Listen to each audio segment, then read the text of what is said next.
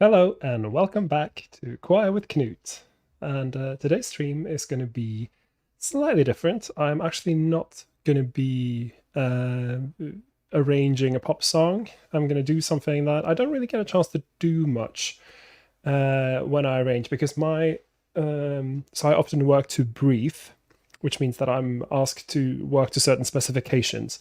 And these almost always include make sure it's really easy and that we can learn it quickly, which of course makes sense because we don't really usually don't have time to rehearse. We don't have time to learn difficult arrangements. And so what I'm going to do today is I am going to do some crazy reharmonization. And if you're not familiar with reharmonization, essentially reharmonization is that you take a song that is kind of where the original has a certain harmony, or there's a certain harmony that's expected of it, and you change that, and you can really do all sorts of crazy things if you're reharmonizing a piece. There are going to be some limitations which I'll talk about, and I am going to be operating within the confines of equal temperament. So you'll have certain artists will kind of step outside our usual tuning system for their reharmonizations, and they will do very, very, very different things. What I'm going to be doing is something that you can play on an equal temperament piano, but of course I'm going to be doing it for choir. So we'll have to think about things like voice leading and making sure the lines are singable and so on. I will have to say, first of all, it is very hot today. I live in Norway. I do live not in the very north, but I do live kind of midway up the country at the moment. Be going back to London in course of the summer, but even where I live now, it is very hot. Not as hot as in certain parts of Canada, fortunately, but it's it is getting it's getting there. And I am sitting in a small closed room. And I did air this room out before I started streaming, but I am a little bit worried that it's going to get really warm in here really quickly.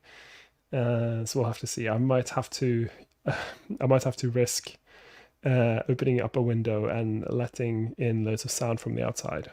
We'll have to see. I'll try not to, but yeah. Once I get going, maybe I won't care so much about the temperature. But okay, reharmonization. As a choir arranger, you will run into this because there are a lot of vocal groups that do this to great effect. So groups like, say, Manhattan Transfer have songs that have been reharmonized to great effect. And in fact, you see when a cappella groups put out really cool recordings of pop songs, they tend to have done significant reharmonization of the original. But then how do you do this? How do you decide what chords to use? And this can be tricky, even kind of when you know what you're doing, because I kind of run into this problem. It's not a problem, but run into the situation when I'm working is that you want to kind of strike a balance between something that's clever and something that sounds, nice. And I, working a lot with pop music, I often find that having really strong functional harmony can end up sounding a little bit too old-fashioned. So you will have to kind of decide on what's the general style. There are certain types of chords that are more commonly used within certain styles. Are you going to be using 5-note chords, 4 or 5-note chords? That will kind of have an implication on the overall kind of sound quality. So now the song I'm going to be using for the first example, I'll have to see how long it takes me. I have picked one song that I'm going to be working on. I might end up working on one more if I find that I just zoom through it really quickly, and also depending on how hot this room gets. But okay, the song, let me get it up on my screen. So the song I picked to start with is called Greensleeves. And for those of you familiar with Greensleeves, which I'm assuming is going to be most of you because it's a very famous song, this is a very old English folk song. I think it's 16th century maybe. there's a persistent rumor that the song was written by Henry VIII, which is probably not true. He did write music, just not most likely not Greensleeves. And you will find this in all sorts of iterations when it comes to the harmony and the structure. It is one of those old songs that has a million verses, and so I probably won't do all of them because it's going to be too long.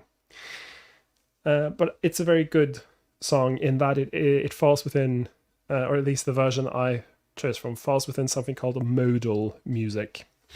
And this is very typical of music from, pre-Baroque music that came before, the mid 1600s, early to mid 1600s. In that it doesn't really use, or originally probably didn't use very strong functional harmony. So this gives you options because you can change it into having strong functional harmony, which a lot of people do, but you can also not. When you're deciding on how advanced you want to do your reharmonization, we were taught in my music college that you can look at it as a scale or as I guess it's a scale. It's a line that you can go this direction, or actually I remember that I actually figured out how to fill in these. There we go. It'll be so. Oh, hang on. We've got to change this. There. You can actually fill these in. I learned how. So broadly speaking, you can go in two directions. You can have, let me make this text just a little bit smaller, fewer notes. Or you can have more notes. Let's get this in a better position. That's what I want to do. Yeah, fewer notes, or you can have more notes. Now this will have some impact on the overall sound. If you have fewer notes, it tends to make it sound bigger. Now what do I mean by bigger? Well, it means that because you have fewer notes interfering with the overtones of each note, if you have something like, say, an open fifth, the overtones of those two notes are going to be strengthening each other very significantly, and there's not going to be a bunch of stuff, up here that's going to be interfering with that. The effect is perhaps not quite as pronounced on the piano while I'm playing it like this, but if you're working with strings or voices, this effect will be very apparent. If you have a big orchestra play in unison or in fifths, it's going to sound really, really big. Whereas if you're using more notes, it's going to get a quality that we tend to refer to as tight. So that is more like the sound of big band horn sections, where it's basically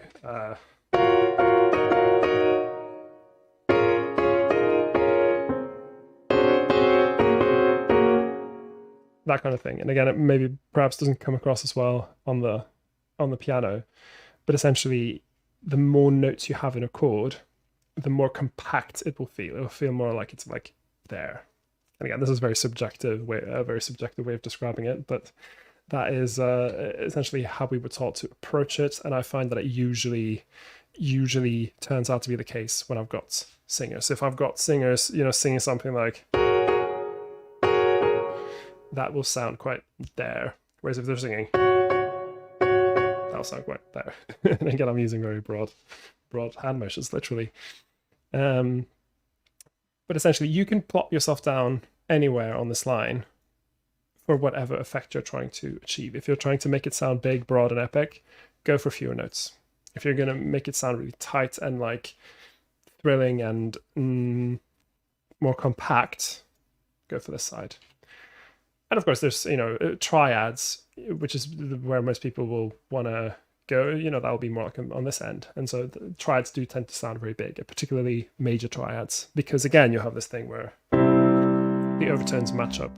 The overtones match up really well. Minor chords will end up sounding slightly more tight because the overtones don't match up quite as well. But it's kind of close enough. There's not like a huge difference, but Anyway, that is just a very brief introduction to choosing how many notes you want to pick. But what about reharmonization? Okay, so let us go to Sibelius, get my song up. Oh, look at all these tabs I've got up. Here we got Sibelius. And I've written in essentially a very common iteration of the song. And you're probably all familiar with this song. It's a very, well-known song. Alas, my love, you do me wrong to cast me off discourteously, for I have loved you well, and long delighting in your company. That's the verse. And again, you'll see that I've chosen to write this in modally. So I've written this in what's called the Dorian mode. So it sticks to those notes.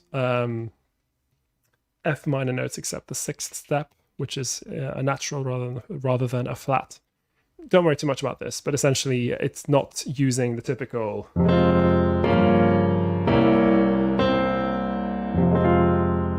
that kind of chord progression. And then it has a chorus. Greensleeves was all my joy, Greensleeves was my delight, Greensleeves was my heart of gold, and who but my lady Greensleeves? That would probably be played by someone, accompanying themselves on a lyre or a guitar or, harp. So there isn't really, I kind of just picked some chords here. There isn't really an accepted chord progression for songs old like this, which means you have a lot of options. You can basically take it anywhere. But of course, what we want to do today is crazy jazz rehum. Well, we'll see if I can make it work. So I've written now. Again, I've got a piano stuff and a choir stuff here. I've just used what you commonly find when it's simplified choir music that you write on two staves. But I'm going to see how many parts I end up using. I might end up using up to 8 for this kind of arrangement, depending on how big and broad I want to make the sound, or rather how big and tight I want to make the sound in terms of if there being those notes. And so when you do these reharmonizations, it's usually a good idea to put the melody in the topmost part, because you can end up going quite far away from the tonic, the key chords that the song kind of is based around. That's, in this case, F minor.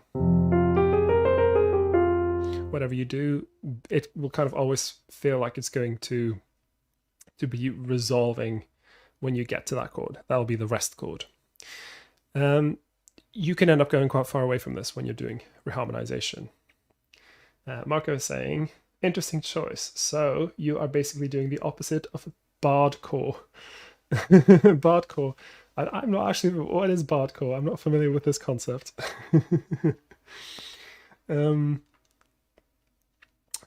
So yeah, if you put the melody in the topmost part, you can do all sorts of stuff underneath there, and the topmost part kind of tends to draw people's attention most anyway, and so it will keep it together no matter how far you stray away from the original key. So that is one thing you should keep in mind. Now, the next thing is to choose a couple of points where you want stuff to kind of come to a rest. And this will typically be the end of phrases. So for instance, I know that for the company is a good place to have a rest chord, because you've gone through this whole verse, and when you get to company, that is a good place to come to a rest chord. So you get ready for the next section. Margo says, it's when you play a modern song with ancient bard style. Oh, okay. Oh, I see. Okay, I think I've heard something like this. I think I actually heard one of these, and it said like, it's in Renaissance style. And then they played it, and the music geek was in me was a bit like, this is not Renaissance style. It uses functional harmony, and the melody, and it's too syncopated. It doesn't have the correct melody shape for a song from this period. I think, but yeah, I guess in broad terms, you could say I'm doing like the opposite. But the thing is, composers have been doing this basically since the Baroque. Like you listen to Bach chorales, what Bach did, and what a lot of church composers did, was they took hymn tunes that were usually just, a line, and they would harmonize it. They would be just taking. Of course, I don't know any hymns. It would be. That's a hymn kind of melody. And they would take that and they would put all sorts of chords underneath. Now, of course, in the Baroque, that would be functional. So it'd be.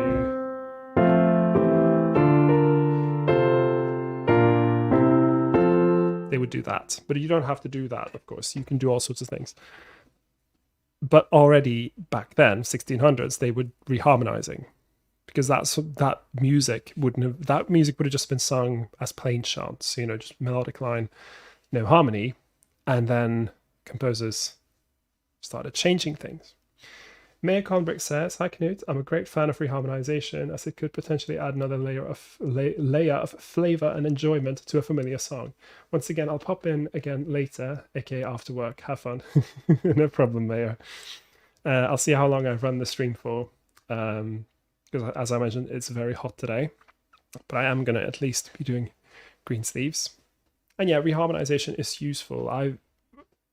Even when I'm doing pop songs and and music that doesn't use complex harmony, I will often change the harmony ever so slightly to accommodate, for some small things. I might add in a leading chord somewhere where I feel that the chord change happens a little bit out of the blue, without really being necessarily out of the blue. But it's not very often that I do these crazy reharmonizations anymore, because it just doesn't very often come up in my job requirements. But I am gonna be doing that. I used to be quite a big jazz guy, and I used to love putting in eighth note chords everywhere. So I'm not completely unfamiliar with this kind of thing. So yeah, reharmonization, much as it kind of seems like a modern thing, where like, oh, you take this old song and you change it up so that it uses crazy harmony, it is actually very much in the vein of what composers have been doing for hundreds of years. In fact, this very song, Greensleeves, the most famous iteration of this song was done by the British composer Vaughan Williams, who did what's called a fantasia, which is more like a free-form composition based on the melody of the song. And then he mashed it up. He mashed it up with a different song. And again, you think mashup, so that's very modern a cappella. But no, mashups are, composers have been doing this for a long time. So you can check this out. It's called Fantasia over the theme of Greensleeves or something to that effect. And it's not a terribly, spicy reharmonization, but there is an element of that happening. Okay, so as I mentioned, you want to pick a couple of points where you have key chords you want to get to. Essentially, the most important thing, apart from making sure that you're constantly aware of what the melody is doing when you're reharmonizing, is to make sure you have a goal. And so I'll, for instance, know that I'll want to end up on this company. I'll probably want to end up on the tonic, so I'll write that in. It'll be an F chord of some sort. Minor, major, open fifth, I don't know. And I'll know that at the end of the chorus, I'll probably also want to end up on some sort of F chord. These are not terribly. These are not loads of key points, but it'll be something just to help me know that I am at some point going to be ending up on this F chord. And I choose this because I'm going to be working backwards. And okay, choosing chords. First of all, when you've got a key, there's a series of chords that are kind of considered to be part of that key. So in this case, when you've got the key of F minor, F Dorian, F minor, it kind of doesn't really matter whether you think of it modally or completely, minor or major. F minor, if you're just taking notes from that chord and just stacking thirds, like so on the F, you stack thirds that are in the key. And then you do the same for the next step. And then for the next step.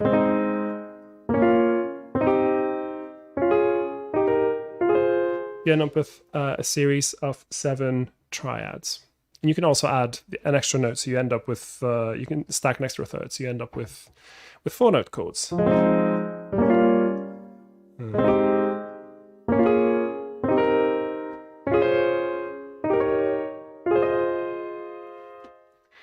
And if you're familiar with music theory, you'll also know that every minor key has a relative major key, which uses the exact same notes. So in this case, for F minor, it's going to be A flat major. And then that key uses the exact same chords, picked out the way I just described. So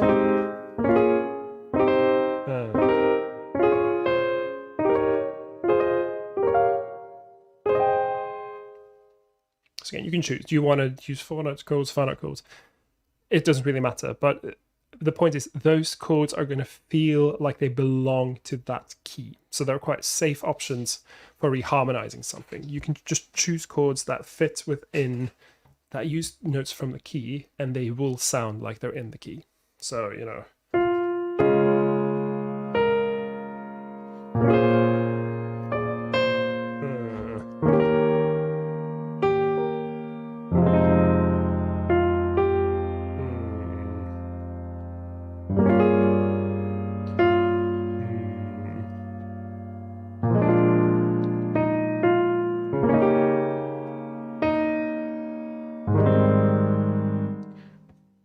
So that is all chords, well, except one of them where I just accidentally picked one with notes outside.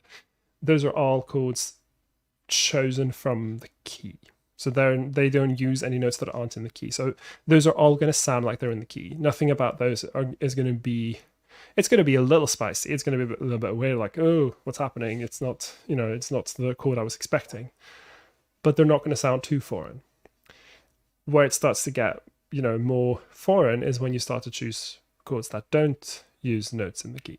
And your best friend when it comes to choosing chords outside of a key is what's called the circle of fifths. And I've got this over here. Circle of fifths. So again, those of you who have studied music theory will be familiar with the circle of fifths. Some of you may not like the circle of fifths very much. It does make sense. I think that you can find all sorts of versions of it, and this one describes everything very, very clearly, I think. Downward force, sharp, then move flat. I'm not sure what this means exactly, but essentially, as you're moving up and down in perfect fifths, you will, using the circle of fifths, you will be able to see what the key signature will be. So if we start on C, which is at the top, you go up a perfect fifth, that will be G, and then you see that you've added 1 sharp, which is always going to be on the step underneath the note you got to. Then you go up another fifth, and you get D, and again you add another sharp, which is the one underneath, etc. But that's just for finding the key, but that's not what we're here for. We're here for reharmonization. You can use the circle of fifths the following way. If you're going counterclockwise, then you will get a leading effect. Because going counterclockwise, the note you're going from to the note you're moving to is going to have what's called a dominant tonic relationship. That means for C going to F, C is going to have a leading effect going into F. And this is just something that's kind of happened should we say, this is something our ears have been accustomed to for the the 400 odd years we've been using functional harmony. We're so used to hearing this kind of thing happen. We're so used to hearing this that we think of that as a resolution kind of movement. It's not, it's not like this is something that should we say, how do I say this in a non-controversial way? It is not predetermined by nature that this is how chords should move from one to another. This is just the way that we've been conditioned into hearing music because composers really liked this movement and they used it and everyone caught onto it and everyone started using it. It is essentially like the fact that we in pop music expect a snare drum on 2 and 4. It is not something that is preordained that has to be, but it is something that someone did, it worked really well, and then someone else copied it, and someone else copied it, and so on and so forth. And so it just became an intrinsic part of the music through people just liking it. But why is this important? Well, because I know that if I'm on C, or rather if I know that I'm on F, or I need to get to F, I know that if I go via a C chord, I want to get here, okay, if I go from here, then that's going to sound like it works. And you can keep going around the circle of fifths counterclockwise indefinitely, and you will keep having this leading, the sense of stuff leading to the next chord.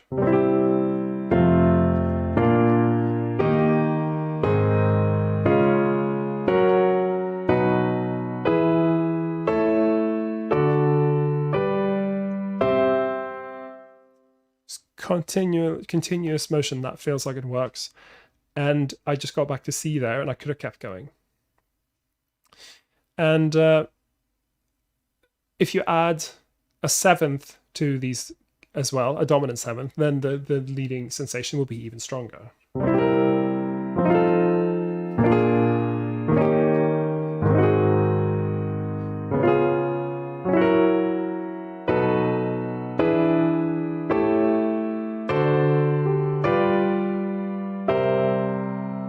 Now I'm back on C. Again, you can just keep going around and it will always feel like it's resolving kind of correctly. You can use this to great effect when you're reharmonizing because it helps you essentially work backwards. So I'll show you now what I mean.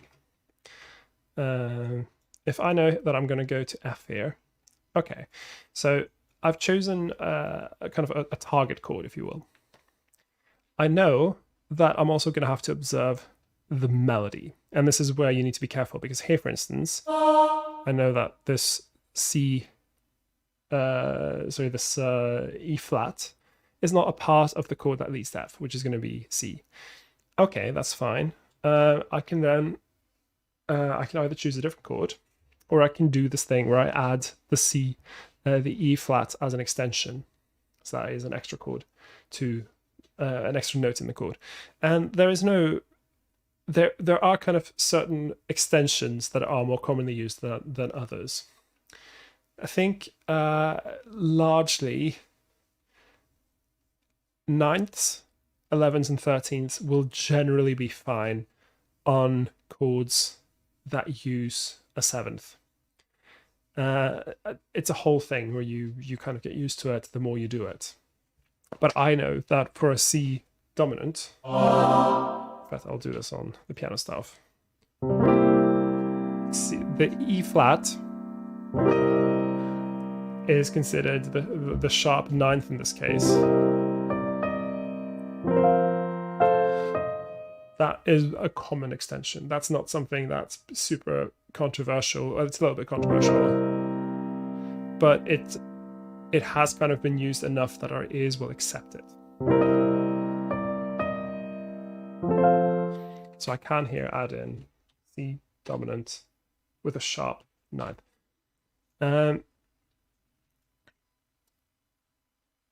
There are a few extensions you might want to avoid. But again, for reharmonizations, it often comes down to what is the kind of the base chord and where is it going towards. Then I'll go back one more step. Then I'll know, okay, well, going to C, well, if I go back to my circle of fifths, sorry, not here, circle of fifths, I'll see that, okay, G, that's the one that leads to C. Okay, try that. Again, we end up with what's a flat 9 here. That's actually going to work quite nice.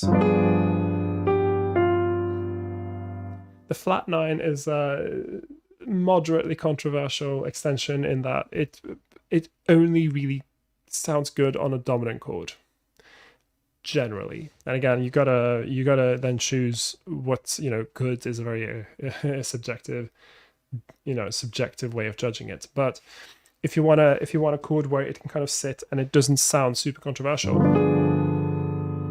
a dominant chord will be fine generally. Okay. G7, flat 9. Okay, and then now I'm just doing it on the actual bar changes. You don't have to do that. You can of course do it on every note. Kind of doesn't really matter. It's a matter of taste and preference. You can go back further. Okay, so now I know that the next one will be D.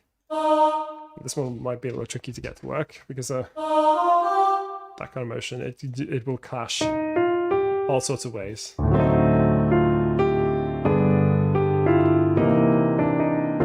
mean, because you keep having this constant leading motion happening in the lower parts, it might well end up working just fine in this case.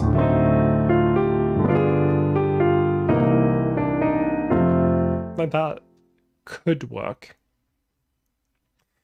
Well, let's just add it in. Again, in this case, we're looking at the E flat and then F natural. We can do this thing called an altered chord. Altered chords are chords where both the ninth and the fifth have been changed. So a chord like, say, that would be an altered chord where I've got the D dominant, where I've added, where I've changed a ninth, and I've also changed the fifth. And these come in all sorts of flavors. So calling it an altered chord is very general, but it is possible to just refer to it as an altered chord. Okay, go on a step back. I'm on D. Okay, I want to get to D. That's from A. And again, we've got an... Oh, that can work quite nice. So we've got a A flat 9.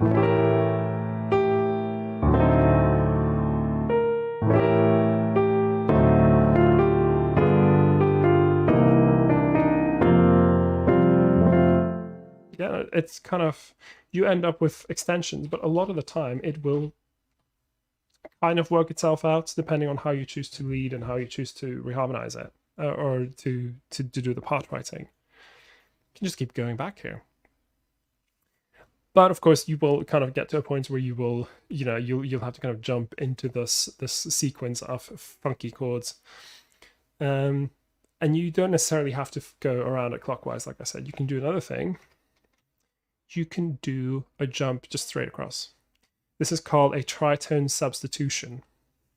So if we take the example of C and F sharp, these notes are 3 whole tones apart. And they form what we call a tritone when played together. The way a tritone substitution works is if you've got a C dominant chord, it contains the notes C, E, G, and D flat. If you've got an F sharp or a G, let's make it a G flat dominant chord in this case. Notice how they sound quite similar, because they have 2 leading notes that are the same. The leading notes for C, leading notes tend to be the 3rd and the 7th usually. On F sharp, so on C, the 3rd is E and the 7th is B flat. On F sharp or G flat, the 3rd is going to be B flat, and the 7th is going to be E. And so they actually have the same leading notes. This might be easier if you work it out on a keyboard. It perhaps it's a little bit hard to just see it on this picture. But what it means then is you can jump across here and it will actually sound fine. You can even so because they have this relationship, you can do like a V shape where you go from F to F sharp and then G. You're going to C, but you're going to F sharp because you've kind of switched them with each other. So you get going from F to from G to F. Sorry, G to F. It'll be, and also the fact that it's the same shape going down helps. So we can use tritone substitutions to kind of make that chord motion a bit smoother. Do let me know if this is very technical. It is very technical, this, but reharmonization is kind of by nature quite technical. So you can use this if you find that it actually, so for instance this one, that's an E flat triad kind of shape. So you can hear A, you'll see on the circular fifths, A is directly opposite E flat, which means I can just replace it with an E flat.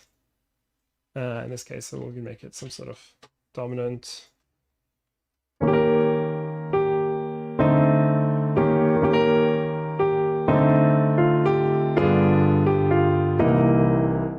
Again, that kind of feels like it's going somewhere, so it's fine. And you can do this to make sure that your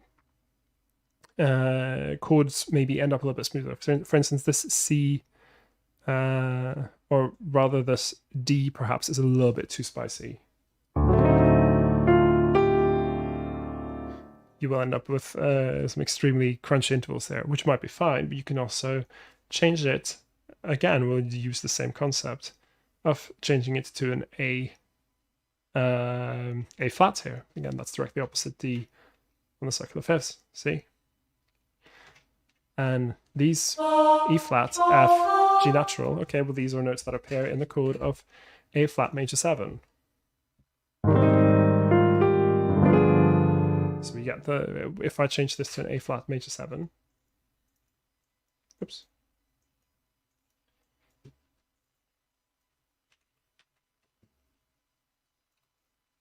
Then you get this.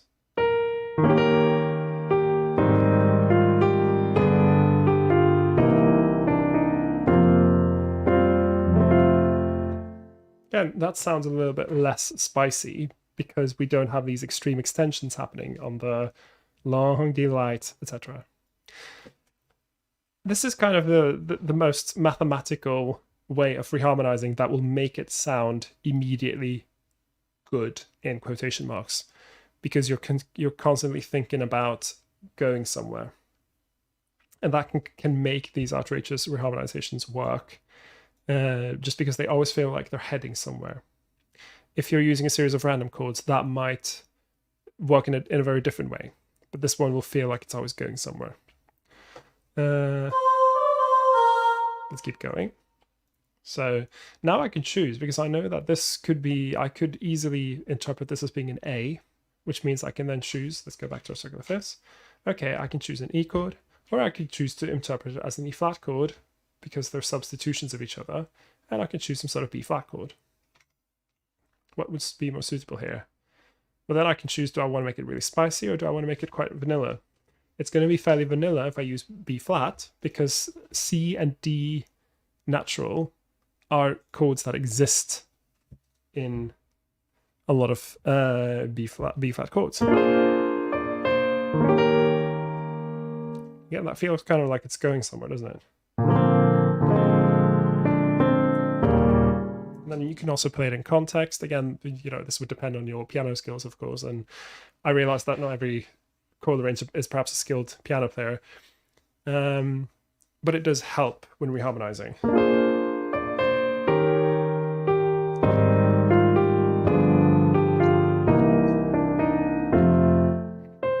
Or I could go for the E dominant solution.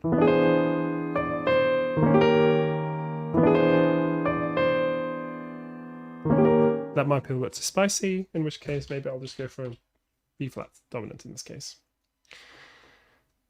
And again, I'm kind of, when it comes to the 7th step, you know, in this case, the A flat, you can also choose here, do you want it to sound like it's leading, very struggling? In that case, a dominant 7 is probably the best.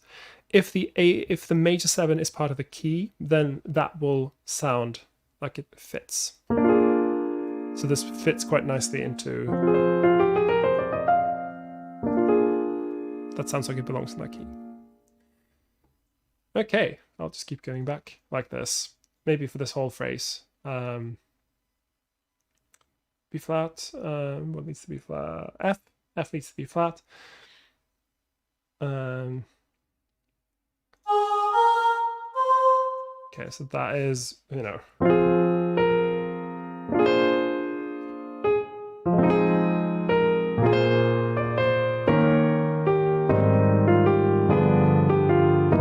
Again, that's going to sound not terribly outrageous, to be honest, if I choose here to do an F minor 7. So this kind of thing, I remember I said that F leads to E flat. F and B flat have that dominant tonic relationship, let's see here. But in jazz music, you tend to essentially operate on 3 of these happening after each other, with the first one being a minor 7, the second one being a dominant, and the last one being a major 7 or a 6 chord. This is called a 2-5-1, and this is the most tried and true way of getting to a chord. I want to get to E flat. Okay, this is my E flat. So I'll go back 2 steps to F, and I'll make it a minor 7. Next step is going to be a dominant, B flat, and then E flat. And you can do this anywhere, and it will always sound like it resolves in a satisfying, in quotation marks, way. So I want to get to E flat. Okay. Cool. I want to get to D. Right. Go back 2 steps. There,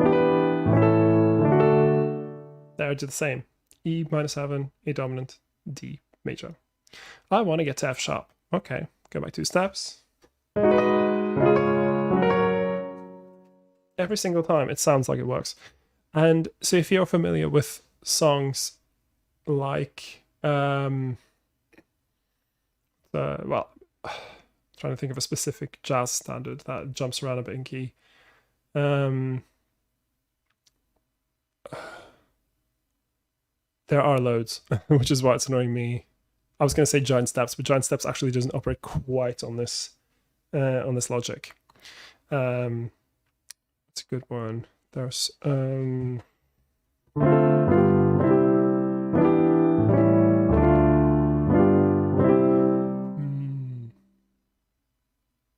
I'll think of an example at some point. But essentially, you go to most jazz standards and they operate on this logic, is that they want to get to a chord, they always use a 2-5-1.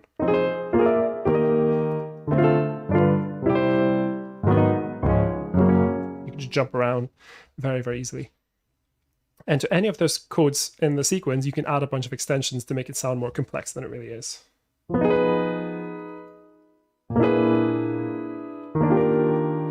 But it is like, you pick it out to the skeleton of what it is, and it is just the 2-5-1.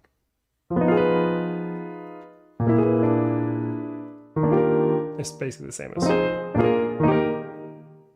And they work in both minor and major. Okay, so let's go back to our song. Now, this is, again, the very functional, simple way. I'll play it again. So,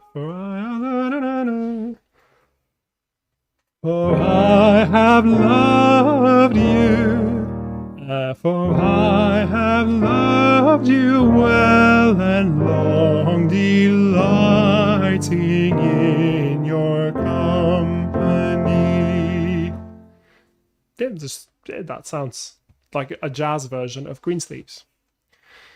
You don't have to do it this way, though. When I was writing out this song, I kind of knew that, at least for the intro, I would want to do this thing called, so you can either call it a stack of fourths or a so what chord. So what chords are very, very useful because you can just move them up and down and they just kind of sound great no matter what you do. So they're called so what chords. I'll just write this into so what chords definitely come on this side. And this type of chord was pioneered by jazz pianist Bill Evans. And everyone loves Bill Evans because he did the so what chords, and he was just he was just a great piano player in general. But the so what chords really gives you so many great options for harmonizing.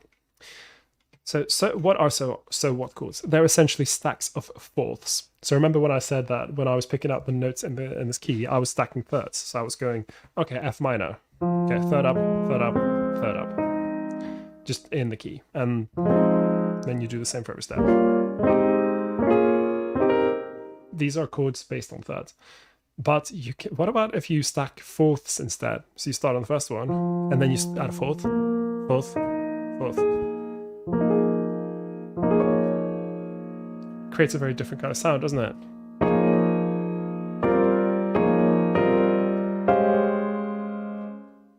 Of course, you'll have to adjust according to key, so sometimes a few of them will be tritones. And so what chords often have a third at the top as well. So in this case, this is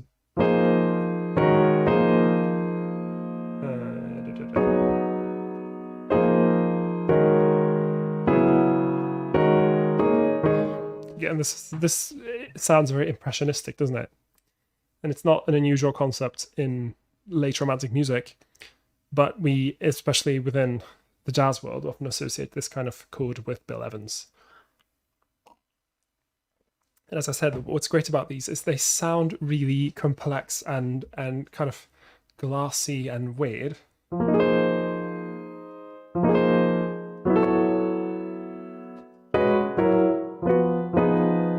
It's been a while since I played this properly. But when I first thought about reharmonizing this, I thought, okay, well, I'll probably want to do it fairly slowly because you really get to feel that effect of those complex chords if you do it slowly. What about if we start with just a series of so what chords where they're just moving, the same shape is kind of moving up to that D chord. So in this case, it would be fairly slowly, and I would change the rhythms just a little bit, and then we would probably do stops on both of these, like so. Maybe add a little stop, a little break here. Oops. Actually, you should probably make that. Just make sure that it gets copied across. So if you want to do so what chords, there's a few different ways of doing them. I will often say top to bottom arranging is your friend. So you look at the top chord and you arrange down. So in this case, that would be literally just fourths going down from F. But as I said, so what chords often have a third at the top, a major third. So this would be more of a true so what chord. And again, I'm kind of just making sure that all of these are definitely in the key of F minor, which they are. In fact, let me write this in. This would be what it looks like. So you have fourth, fourth, fourth, and then third at the top. And they tend to be in 5 notes. And you can, even if you then do that, and then you put the F at the bottom, it's going to be a little bit too low maybe. But I'll just do the same thing over here, and I'll make sure that it's diatonic. So what I mean by diatonic is that it's always using the notes from within F minor in this case. So in this case, I will put a fourth at the top.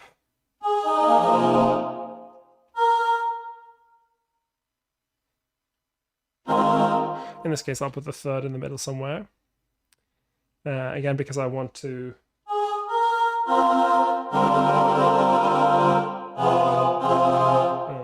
let me just work this out quickly.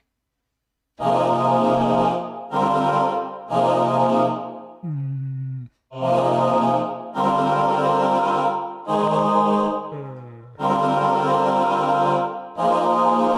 so I'll do the same shape here. And so what chords are really all about shapes. So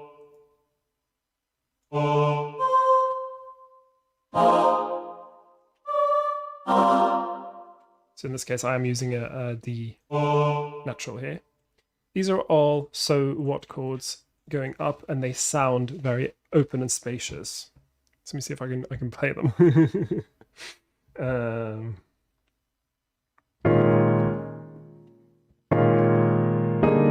Oops. Yeah, this is playing what I just wrote. Do it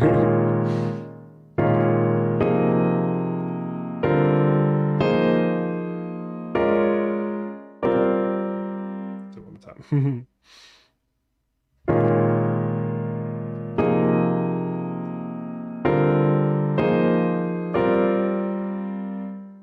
That sounds very complex and strange. And with the voices, if you write this out, if you've voiced this out correctly, it's going to sound very glassy and interesting. And I knew when I started this that this would be a great intro. But if you're just doing so what chords the whole time, it might end up being a little bit, you know.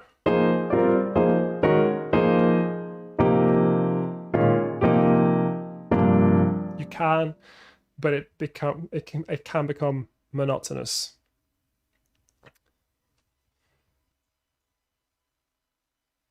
So if I set another goal, my goal is going to be to have this chord in unison or in unison octaves.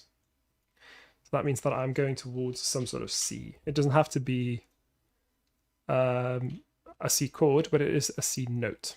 So I'll use my same, and again, we get this great thing where we're going to an F, which means that that's C. Whatever you choose to play it as will kind of feel like it's going towards that F minor 7. And I think a lot of people do render this as a C major chord in their performances of the song. Okay, so we know then, going back to our circle of fifths, C, okay, G. That's what leads to it. Okay. That's a G. E flat. Okay, well we can do a G chord. Why not? We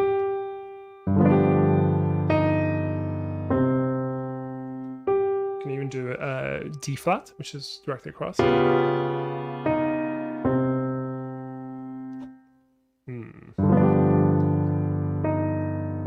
think maybe a G here will feel slightly more like it's resolving. In this case, the flat, the E flat will be a flat 13 note. It's that kind of sound. Then we go back. F, E flat. Okay, we know that. What leads to, well, we already done this over here. And then we know it's D. Okay.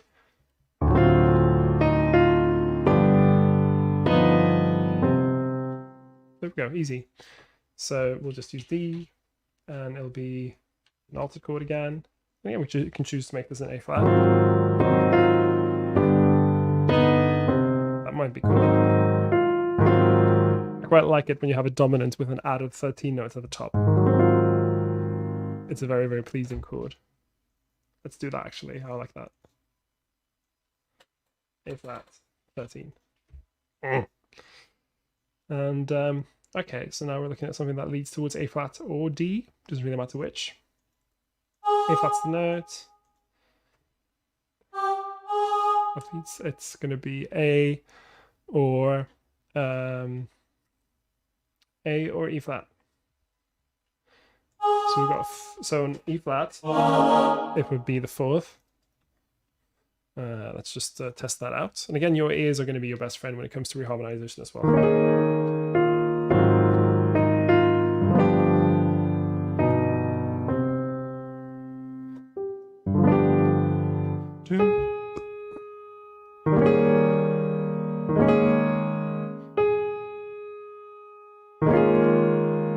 So in this case, so when you have a situation where you want a chord where the note is the fourth, and you kind of want to use a chord that has that as the fourth. In this case, I kind of want to use an E flat, but I can see here that the note here is going to be the fourth, and so I can make it a suspended fourth, of course. That's kind of okay. I can make it a minor chord, so in this case it'll be, that might actually be the best solution.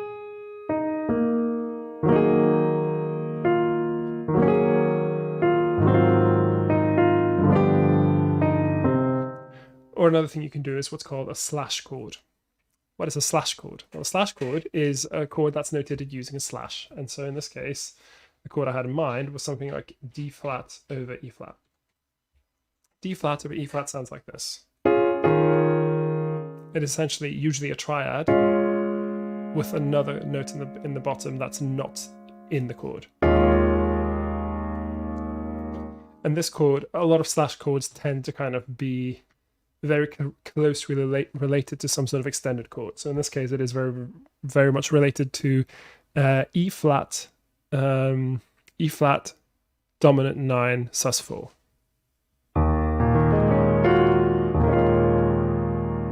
Because it has a 7th, it has the 9th, and it has the suspended 4th. Can resolve that in there. So that is a slash chord. Now slash chords can either be, this one is quite commonly used, so I wouldn't consider it terribly controversial, but it can be something controversial, like say a C chord with the tritone in the bass. Then you get something that's really crunchy. But the advantage of slash chords is that because there's a triad at the top, there is kind of this familiar element. Oh, it's just a C major chord. I know that. Oh, there's something weird about the C major chord. Of course, I know that's because I put an F sharp in the bottom. You know, it's also a matter of how you notate it, of course. But I think I'm going to go with. So I'm going to put E flat minor 11. Okay, then we do the same thing. Just work backwards. Always work backwards. It's the easiest way to reharmonize. Okay, E flat. What leads to E flat? B flat leads to E flat. Okay.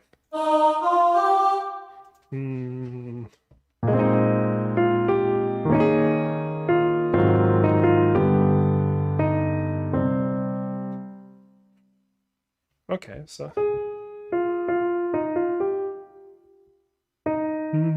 I can also do maybe an E. That would maybe be a little bit too spicy. Then it's like there's chords happening with the melodies in a completely different key.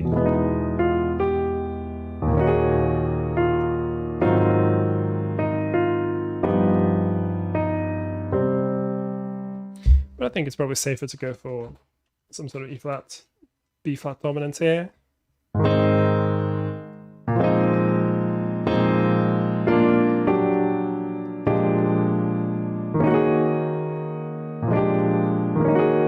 Again, that still feels like it has kind of a pulling motion. Okay, you do me now. We're almost at the start here, and again we got B flat. What leads to B flat? Well, it's F. So we've already established this.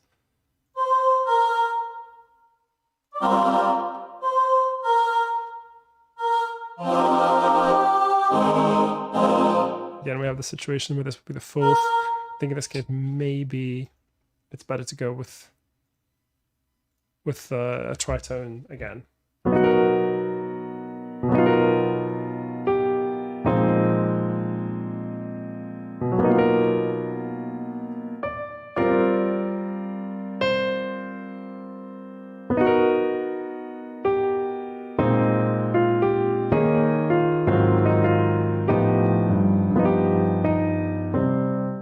Again, this is all very functional and works quite nicely.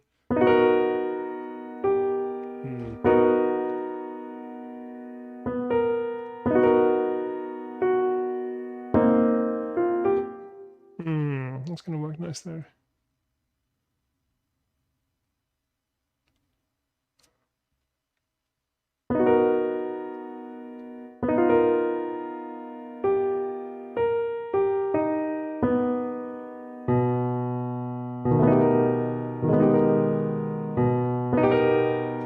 use a slash chord again.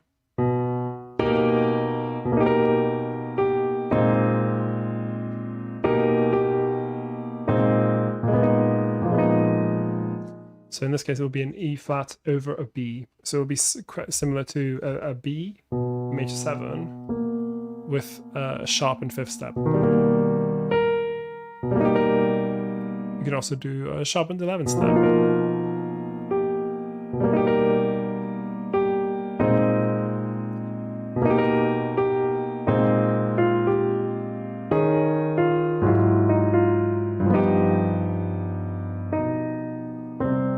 I think let's go for the solution with the E flat over B. So there'll be, as I said, there'll be this. This will technically is also a slash chord because it's a suspended 4th. So in this case, it's an A flat over. And again, it has the same effect of a suspended dominant with a 4th, a suspended dominant with a 9th.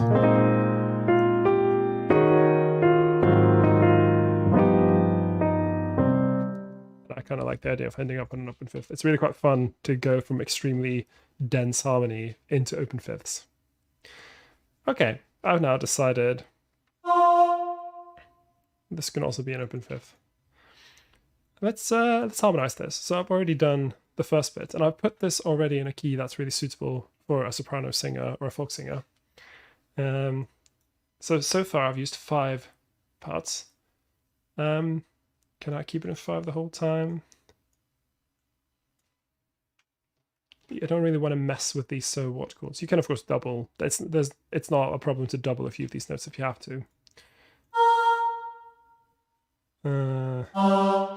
Now it can be tricky here because you have to be very, very careful with the voice leading. But let's assume that we're at least going to be dividing one of the upper parts. So I'm going to cut these out and put these on the stuff because I need to think about how. So I've decided what the harmony is. Now this is going to be so much easier for you. If you already decided what the harmony is, you can choose the appropriate inversion. You can, align it in however you want to make sure that all parts can move logically. And this is really the key to doing choral or a cappella reharmonizations, is that no matter what you do, no matter how crazy you go with the harmony, make sure that the voice leading is always, sound in all the parts, because that is what's going to make it work. You can have, if you have 8-note chords and the singers have to struggle to find their note, then that's a problem. If you've voiced it out cleverly, where they don't actually have to struggle to find their note, then suddenly it's easy. It's not a problem. They can just do it. Because your singers may not even know what's happening in the harmony. They may have no concept of harmony, or they probably have a concept of harmony, but they may not have a concept of what the harmony is at any time. They're just like, well, I'm on this note, I need to get to this note. And sometimes they'll be like, oh, it's crunchy now. Oh, it's kind of consonant now. Dissonance and consonance. But that's only going to work if they have logical motions to what they do. So from the start here, these are all simple lines to sing.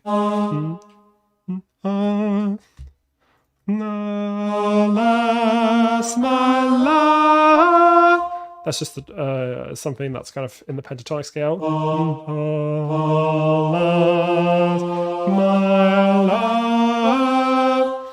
It makes perfect sense. But here, this is where we might need to change the harmony a bit, because maybe, so for instance, getting from that G,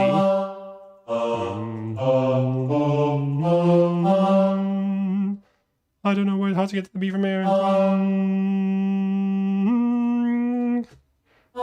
Is there a note? Okay. Can I get there? We might have to use some sort of chord here to get there, because I'm worried that the bass part here is getting to that B might be quite tricky. And also I do actually want the basses down here, because we need more space. We need space for the chords here.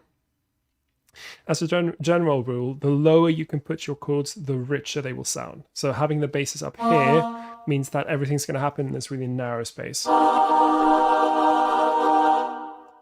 and that could be quite cool here.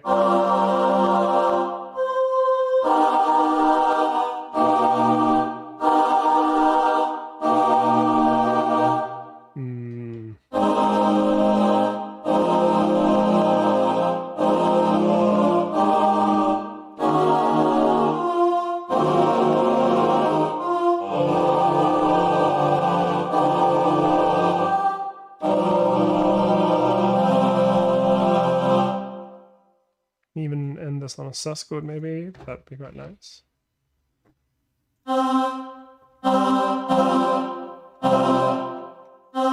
Like so. All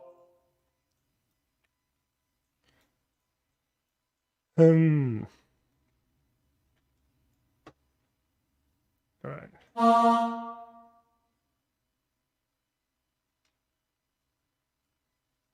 Can attempt this thing. In this case, if we assume that 10 isn't... Okay, so this might be actually an okay solution. So in this case, tenors and basses are in the same, and then they spread out like this. Because then they will help each other find that B, and then basses can just jump down an octave, and tenors will just jump down a semitone to that B. Now, Sibelius is being a little bit weird about it, but let's respell the... yeah, the B should actually... Sorry, I'm writing it wrong. Come on. Back with me. Yeah, if we spell it as a B, sometimes you have to do little respellings like this to make it more clear about the voice leading. Sometimes people will have an aversion to writing stuff like, say, C flat or F flat, because it's just B and E. But for singers, it is actually really useful here because the tenors will be like, okay, I'm going down a semitone, and then another semitone, and there's not loads and loads of accidentals. It's not perfect, but it's a way of doing it. Now we just voice it out in a way that makes sense, and I'll... that's just, you know, finding... again, top to bottom arranging. Top notes in E flat, okay, fill in, going down, A flat, that's an A flat triad, and bass note. And then I could probably put the F, so that'll be a fifth with bass.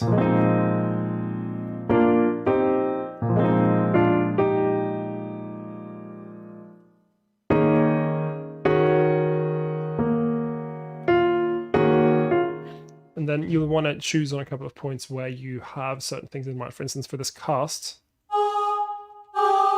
actually, I want this second effect at the top. And then I'll have to adjust everything accordingly. And again, make sure I've covered all the notes. This is probably the best solution. And then I'm writing everything in 5 parts now. I think 5 parts is probably enough. Like it's very rare if you're being very methodical about the way you're arranging. It's very rare that you're going to need more than 5 parts. You know, you could perhaps, if you want a really strong, you know, kind of low chord like this, then this will probably have to be, you know, all male parts, or all the, you know, tenor bass. It's you know, it's perhaps achievable to have the altos there as well, but a lot of the time I find like five notes, if you're being very careful about how you're moving stuff around, like it will usually be enough. For instance here.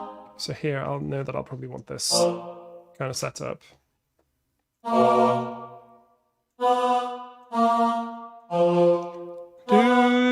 mi vonka to cast. We have this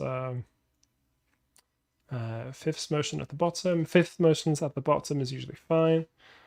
Maybe I could even switch out these. The fifth is usually an optional note anyway.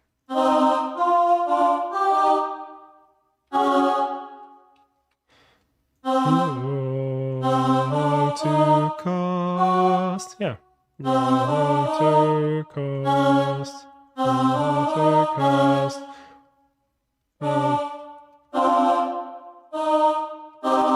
If I can consider that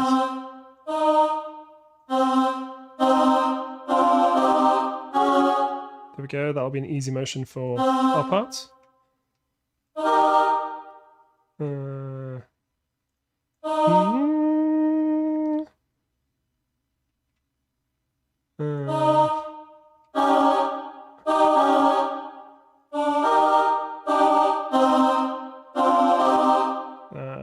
This is probably going to sound a bit too crunchy, maybe.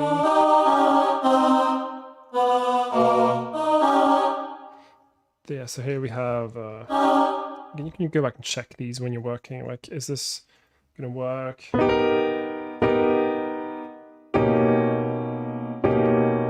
it's fairly crunchy, but it's not the worst.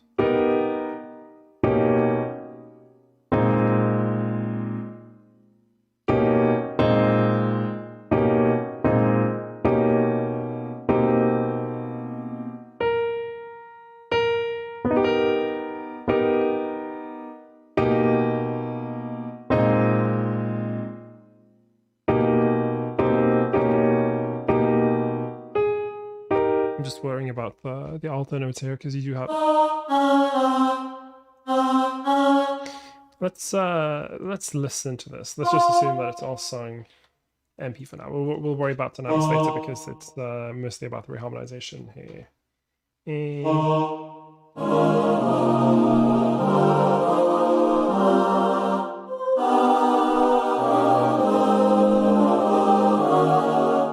You know what? This might actually work quite nicely.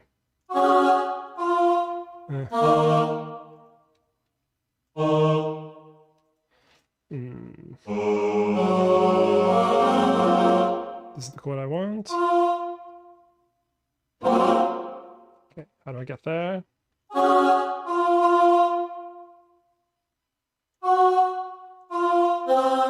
Because the off. Okay.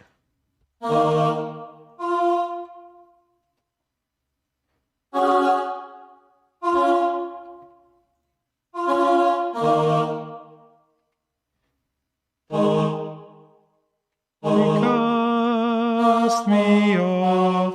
Yeah.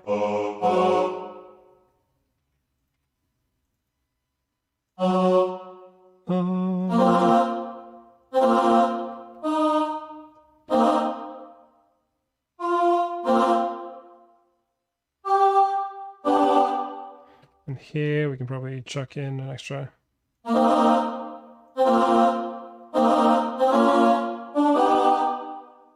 There we go. Then we get that flat 13 I mentioned.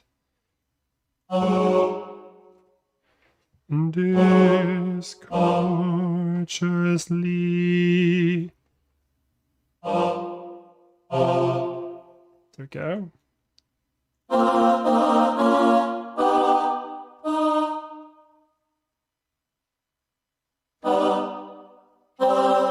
Yeah. So this, I think, is fairly good voice leading throughout. Let's listen to this.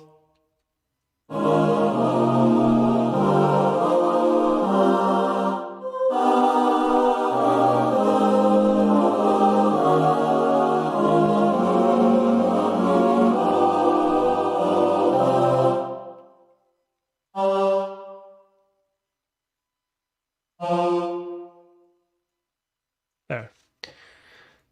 Okay, so small notational thing. I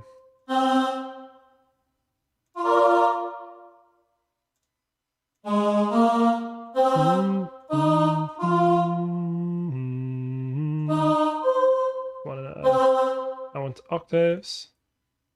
Don't be afraid to switch into octaves sometimes. Last you do me wrong to cast me off discourteously. Like the whole time here, the voice leading works. And this is how you get this kind of funny arrangements to work, is you make sure that the voice leading is working the whole time. Then of course, you know, if it is advanced harmony, you're most likely gonna have to do a bit of rehearsal. But this is still gonna be fairly manageable for a decent group to get within a couple of sing-throughs. So small notational thing, when you write on two staves like this, you want to use voice 1 and voice 2 to indicate where are the basses, where are the tenors. For basses and tenors, this is easy because it's always in two parts. Go to home, filter, and bottom note, like so. Then you just change that to voice 2. There, it just sorted out for me. I tend to delete, when you've got exactly the same rhythm happening, I tend to just delete these extra rests. Now, where do we breathe in the song?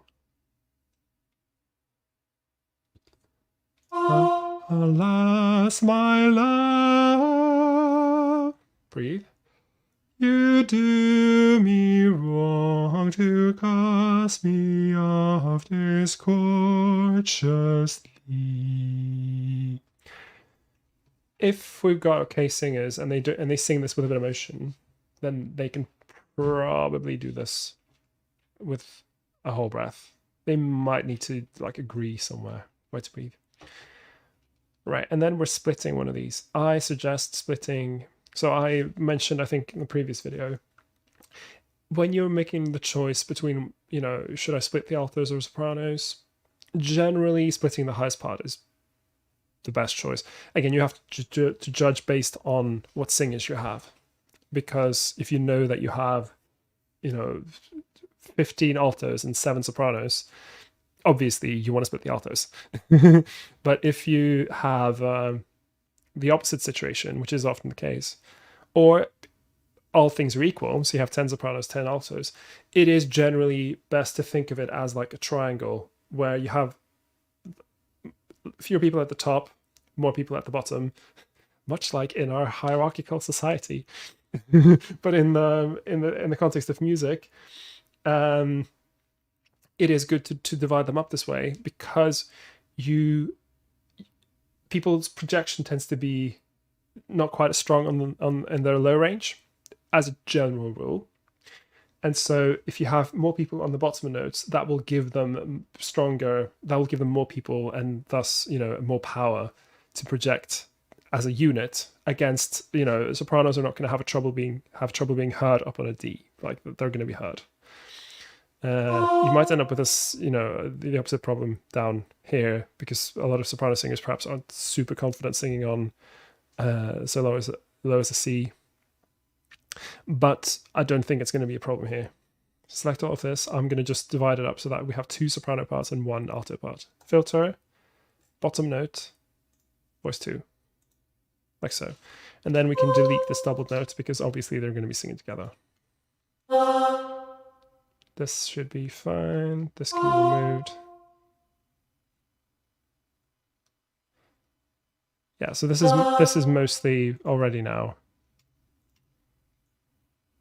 written out more or less the way you want it. I've not written in too many dynamics. Maybe we'll have an F here. And down to P here.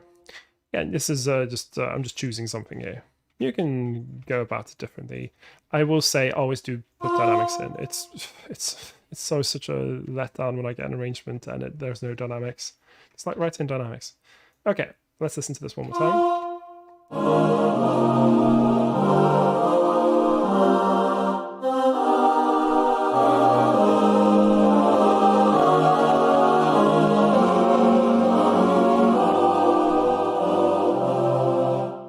There. If you have a group that kind of, they take their time, they milk each harmony a little bit more maybe, then this will sound really quite nice. Cool.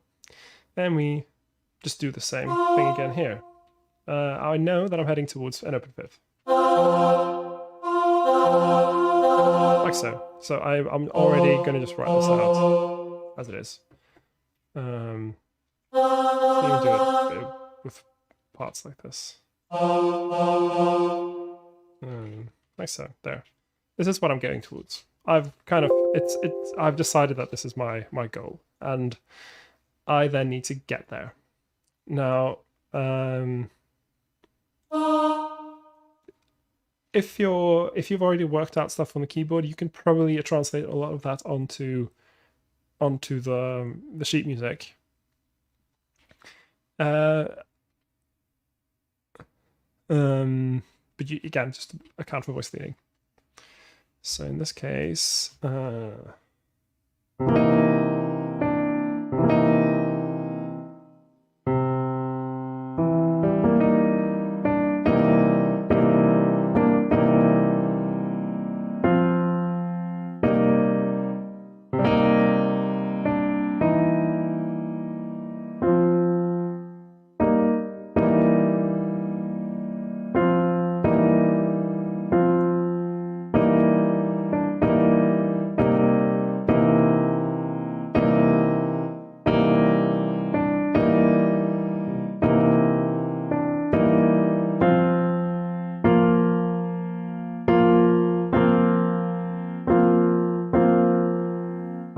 should I add on a sus chord again, maybe? I think I'm just thinking about options. It's kind of nice if you go from something that's quite dense.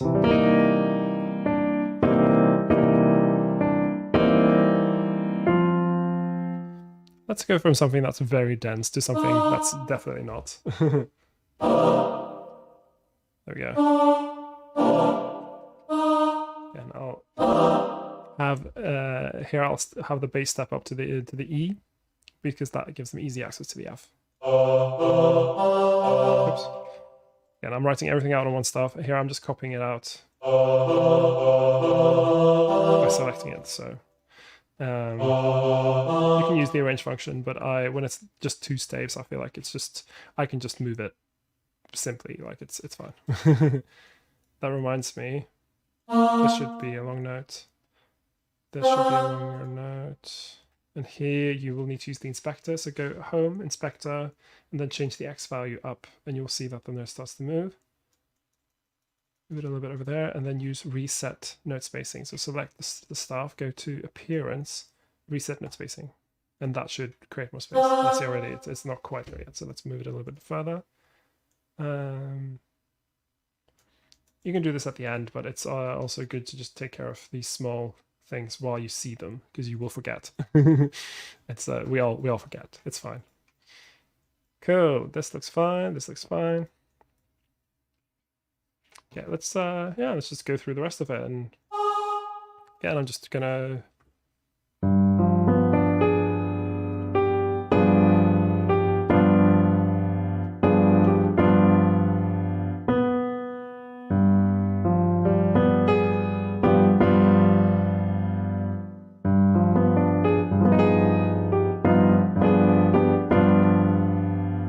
voice leading here will be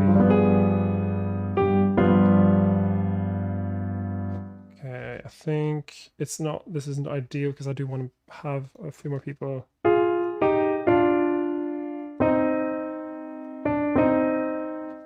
going to change this a little bit.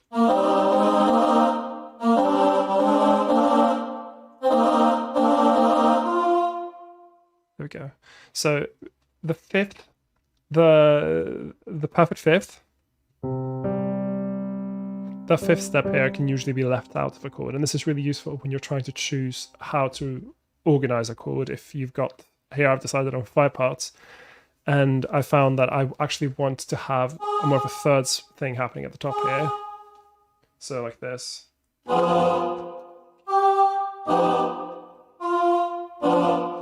There. And then I found that the jump for the second sopranos down to like an E flat a B flat was going to be a little bit awkward, and then the alters would have had to jump down, and it would have been a bit awkward. So I got rid of the G, because the G, perfect fifth in a chord, can generally be left out. And I changed them up so that I'm now doubling the root instead. That is completely fine. And I'm doing it because it accommodates for voice leading. There.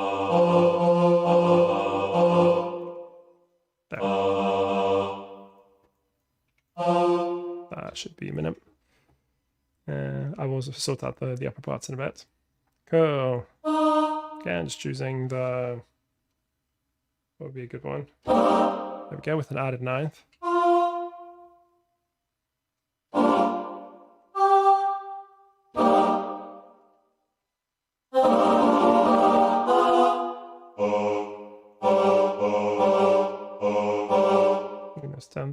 again, lower parts are just moving in sevenths. That should sound quite rich and nice. E flat dominant, okay. I can add in here maybe a ninth.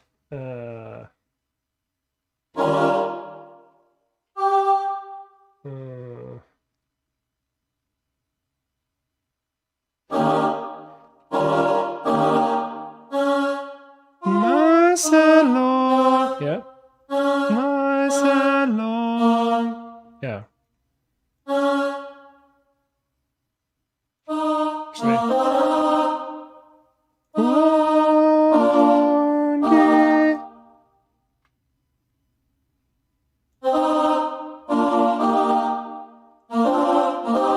Keep them on that C.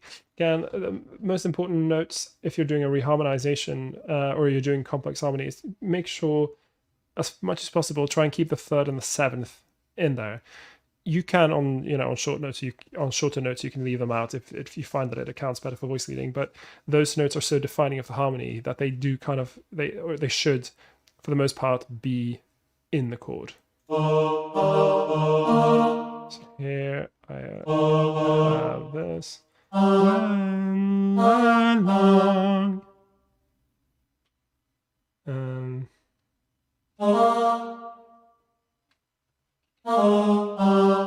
Maybe let's go for this kind of motion. Again, I'm leaving out the seventh here, but that's fine. Let's listen to this.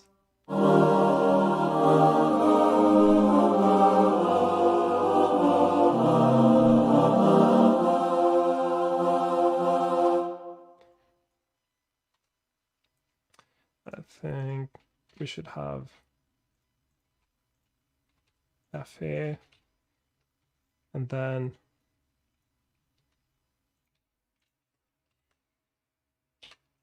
I actually think we need to have some kind of fourth.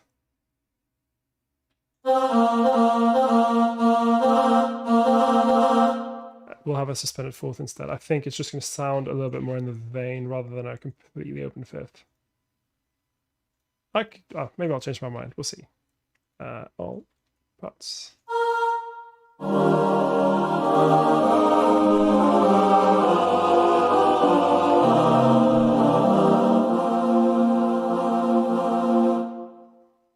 There we go.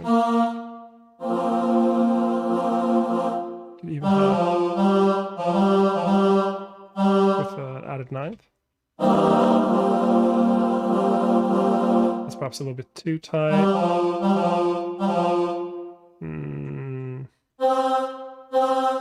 Should be sopranos. Let's spread these out just a little bit. So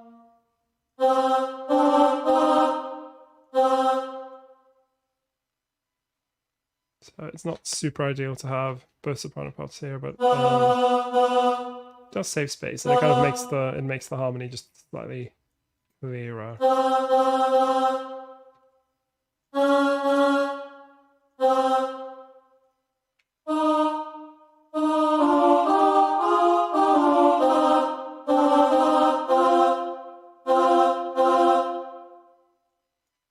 There. Try and clean up this notation a little bit later. Okay, so we've got that. We just have these two bars, or these three bars rather. Let's have a think on this one.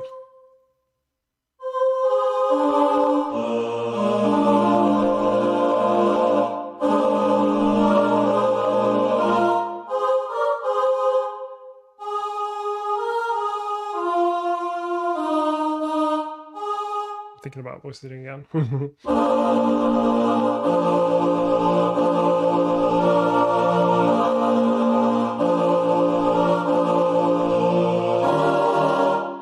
Okay, I'll do it for that one.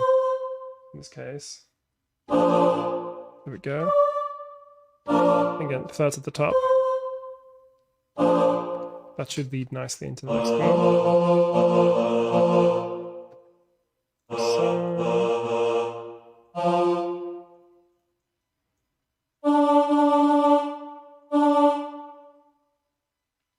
B flat dominant. Can even have a a sharpened fifth here because it wouldn't really conflict with anything up here, and it would lead really nicely to that G.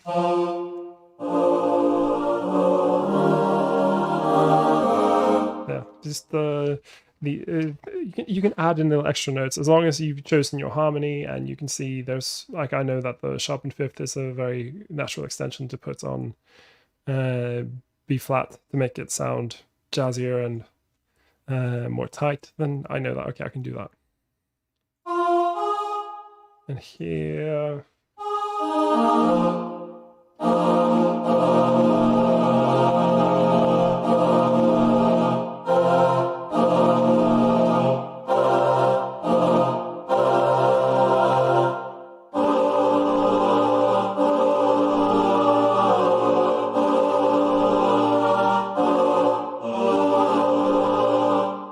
ooh, that could be really crunchy.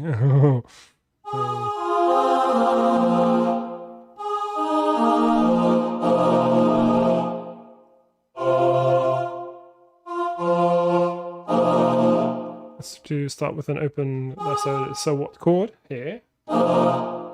That's vaguely F minor 7 with just an F in the bass, like an added 11th and all sorts of extra stuff.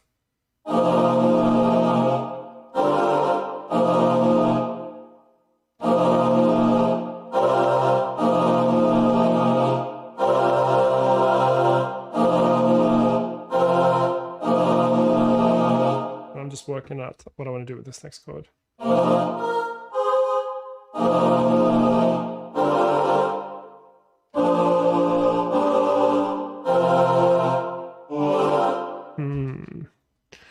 Sometimes you just got to kind of try different things.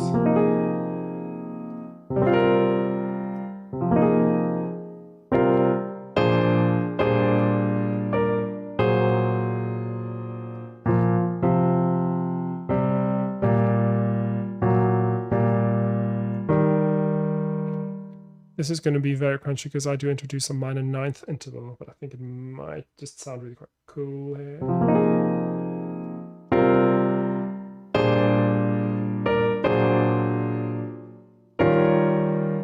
Let's go with that. Why not? So this is just a straight suspended chord.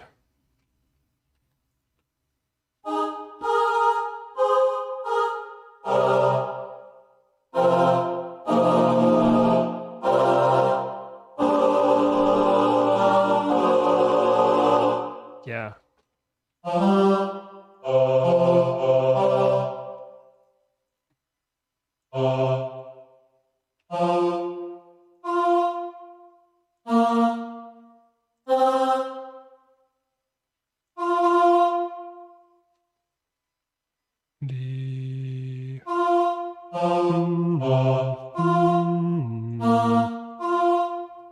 Always testing out the voice thing. Start in unison.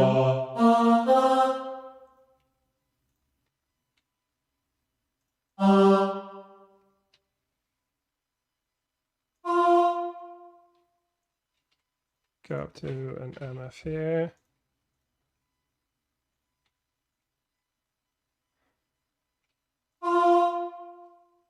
Let's listen to this.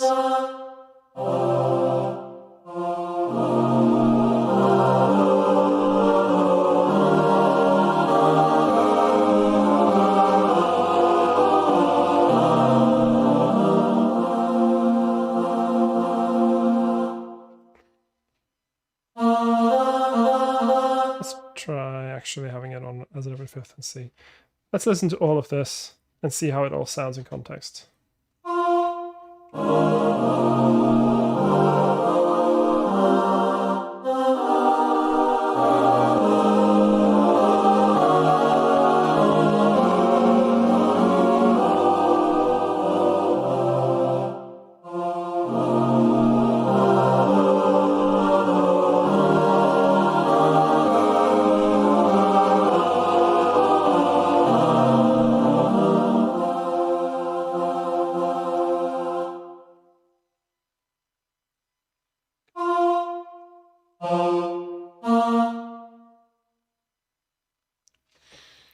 I think that it's kind of okay to finish on open fifth. I could also have some sort of suspended chord. It's kind of a small detail. Maybe I shouldn't really worry too much about it. I am kind of tempted to put this as voice 2. It is going to be sung by sopranos, but it just looks a little bit messy right now. This looks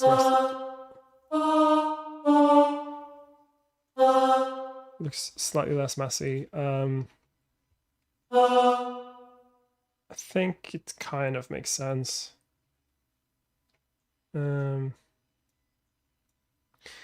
You'll see that Sibelius doesn't like it. So Sibelius treats the top one here as a soprano staff, but altos will be fine the whole way here. It's not a problem. Yeah, this is all good. Oh, we'll listen to it one more time. It's a moderately outrageous reharmonization, but it's not. It doesn't do anything that comes out of nowhere.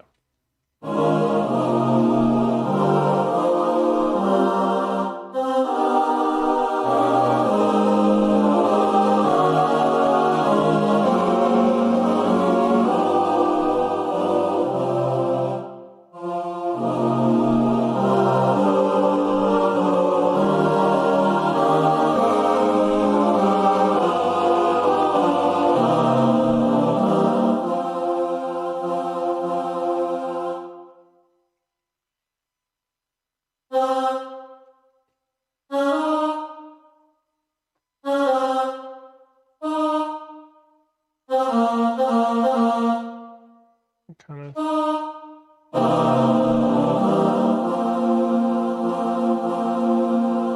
I'm actually more fond of the suspended, so I'm going to keep that. Like so. Okay, so we've got the verse reharmonized using some outrageous chords. Let's talk about the chorus. And again, we can kind of do the same process here. We've stopped on this chord. So most times it is rendered like this.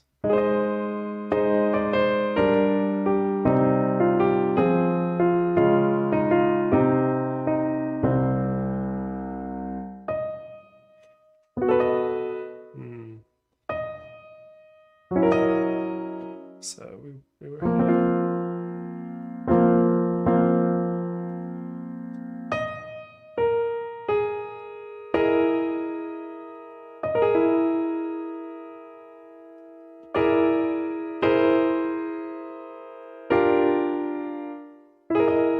I'm kind of tempted to do a little bit of a different effect here. So this is, I want us to end on that. I want us to start on that kind of chord. This is a G flat dominant with a 13 at the top. Essentially, I want us to start on a very foreign chord. It's not the worst because we've just stopped on F. And it's literally just a semitone up.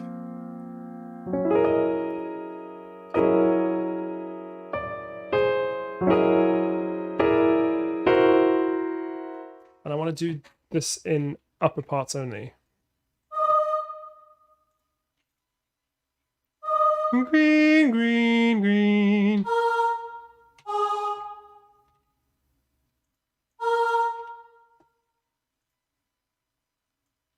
We'll have to do voice 3 in this case. And you just turn the staves around. Like so. Oops. You weren't supposed to, you were supposed to be there.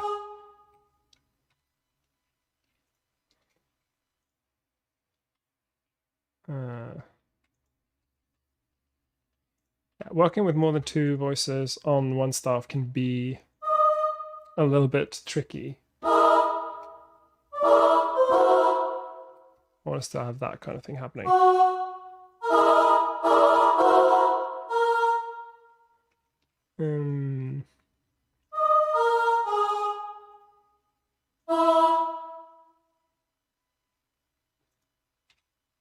Smooth stuff wherever you need to just use. So I use the key command X. You can also use flip, which is over here. Just X.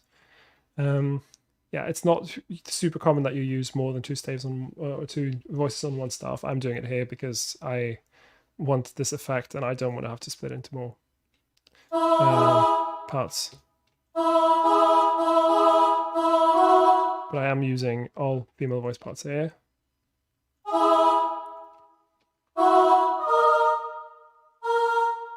Just have this on the lower one.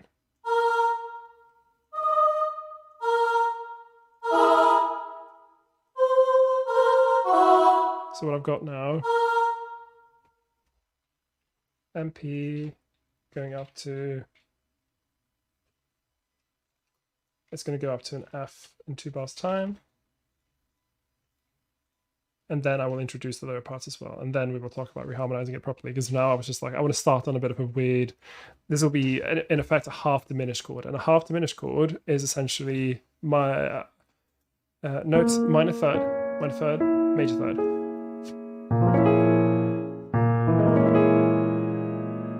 And it's in classical music, it's often referred to as the Tristan chord, because it's one of the, like the starting chord from Wagner's opera Tristan and Isolde. It is just a half diminished chord. In this case, I've changed the top note to the fourth step. That's kind of an acceptable extension, if you will. It's kind of that. Debussy was also a big fan of this chord. Need to indicate better the text here, but we'll deal with that in a moment. So let's say that we are aiming towards maybe but just to make it a little suspended fourth to major here. That's a pretty common way of ending. And again, we're doing this thing where we're starting on something that's rather complex and then resolving to something that's a lot simpler. It is getting very hot in here, I must say. Cool. I will go on with this.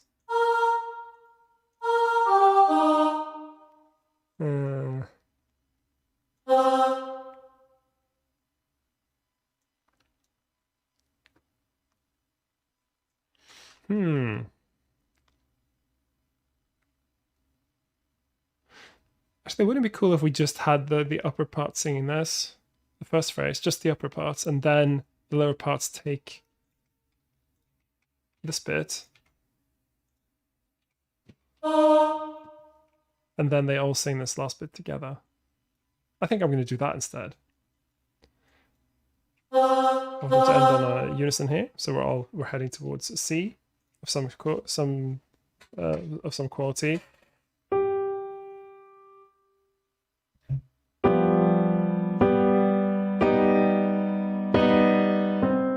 So in this case, of course, I'm now writing only for sopranos altos, which means I need to be observant of what's the lowest note they can do. I think with if it's just sopranos altos, you could probably afford, and especially for this kind of arrangement where it's not going to be for beginners, you could probably afford to put altos down on F.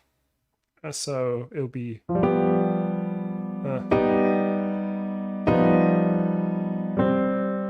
Actually, let's simplify by having this a fourth like this, because that means I can do this. Again, I'm doing a G to C here. I should probably write down what I'm doing here. So we're going to C of some chord of some sort, and I am coming from, again, this is similar to what we did before, from a G7 flat 13. Again, that is what we basically did over here.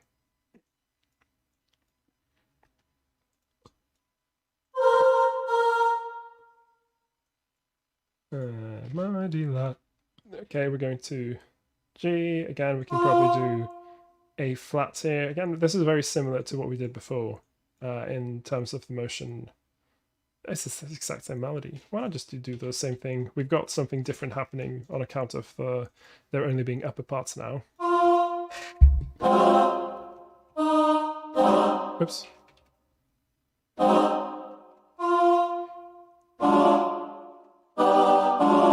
Again, here we're missing the third, but it's okay. We've got the sharp 11. Yes, we're ending up with this really weird altered chord kind of quality.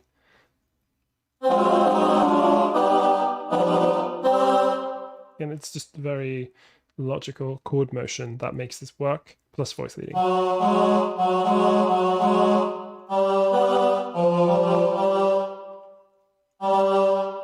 Again, this will be...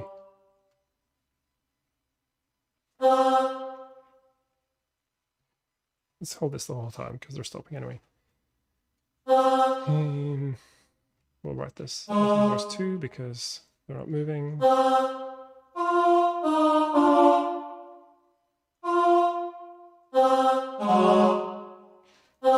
if I write it as voice 3, maybe I can, yeah, because I want to turn around the clef. Okay, we'll do it like this. It is a bit like, it's a little bit dubious notation, this, but it is fine.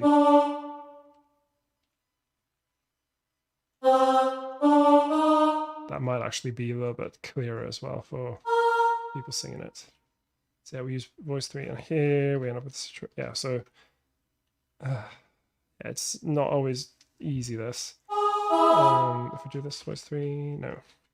So it's not always ideal the way you write stuff out here. Sometimes you just have to, you know, write a little note for them about who sings what.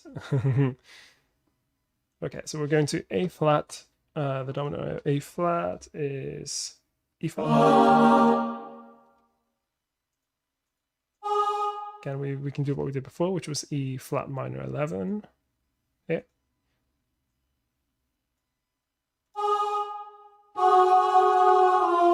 Oops.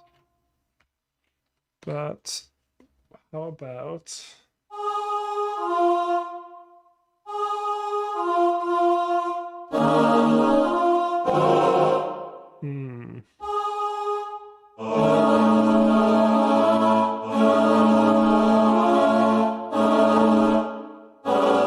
Might be, so we end up with quite a lot of extensions if I go for A here, and they might not necessarily work that well.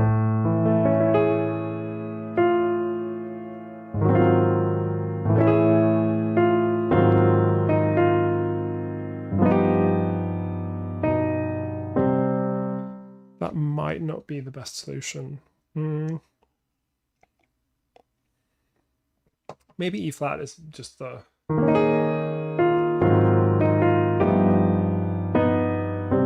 We did this before and it worked fine, so E flat minor 11.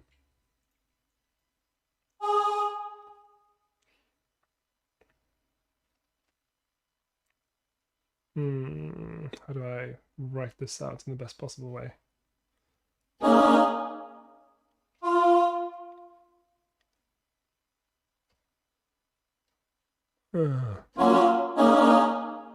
Actually... Okay, so I can do this thing where I do an upper structure. Upper structure is related to slash chords. And it's here it kind of isn't very obvious what I do. Essentially, an upper structure is that you have two chords on top of each other. In the case of this, it'll be the harmony is E flat minor 11, but the chord I'm doing at the top is a B flat minor 7. That's not a very controversial upper structure. But there's no bass note.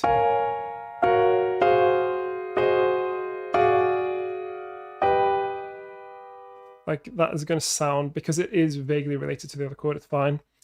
Upper structure is mostly used about chords where it's the chord at the bottom is very different from the one at the top. So for instance, if I have D at the bottom, D major, and then A flat major at the top,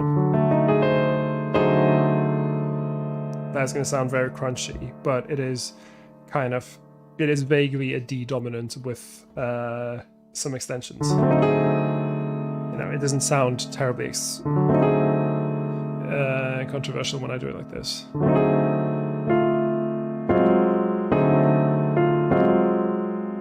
Actually, that maybe that will be a good solution.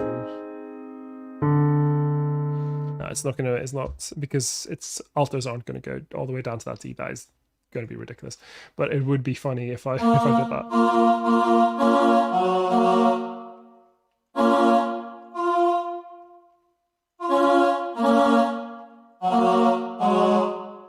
So far what we have is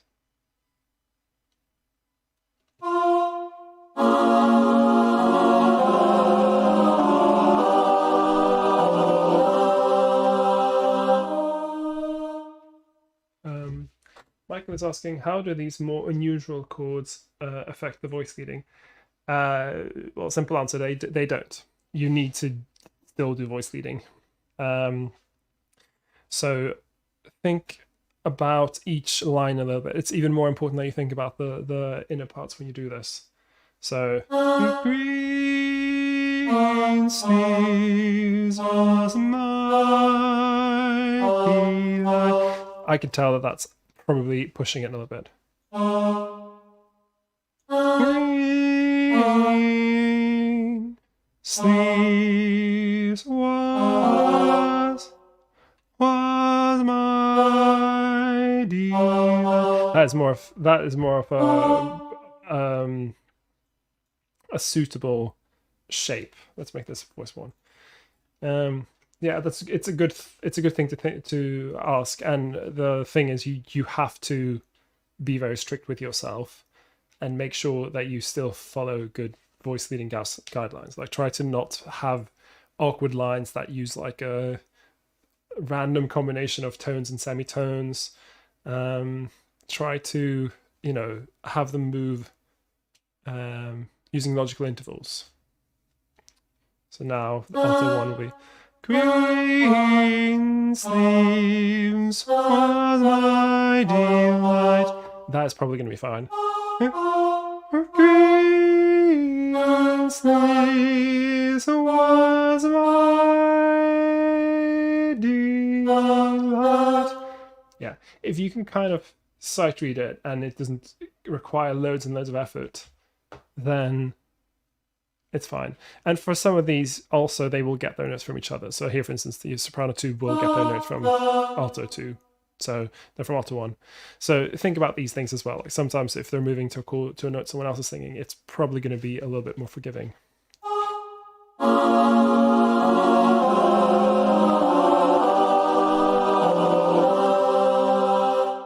There we go. And so we're in E flat minus 11.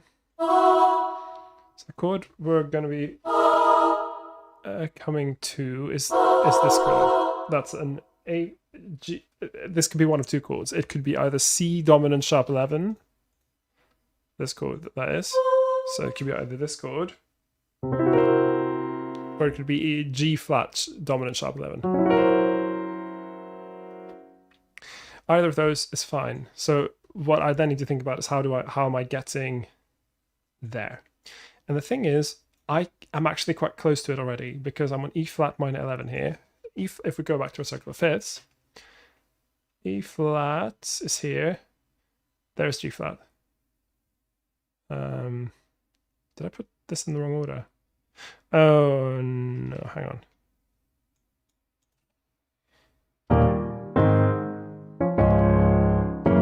No, I'm right. Okay.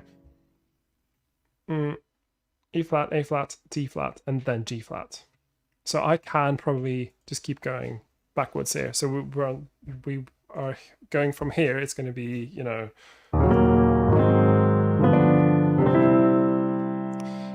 but going further back, what leads to this? It's going to be B flat, F. Oh, actually, I'm kind of going in the wrong. Okay, I can make this work. E flat.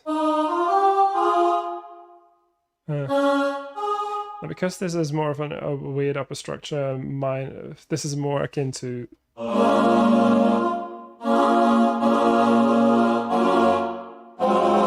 It's more akin to that. That means this is more of a B flat chord, which means I should probably lead to a B flat.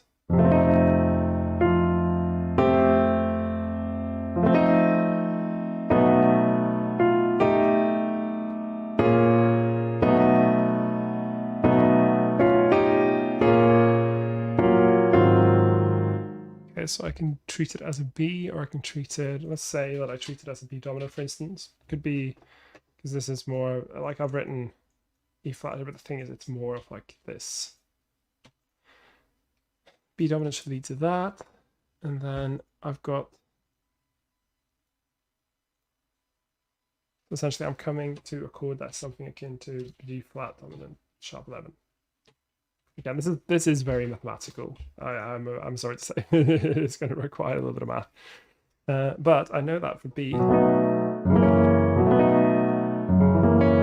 G flat 7 is actually the dominant of B, which means I could actually, through a series of intelligent chord changes, get this to work. So.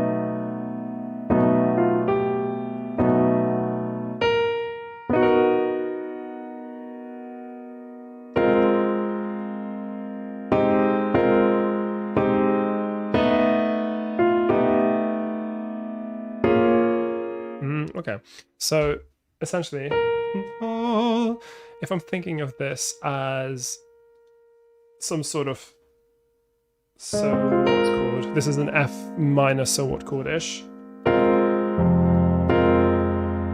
Because we got the fourth structure, but the third is down here. So it looks like this. And then I just kind of shift part of that down.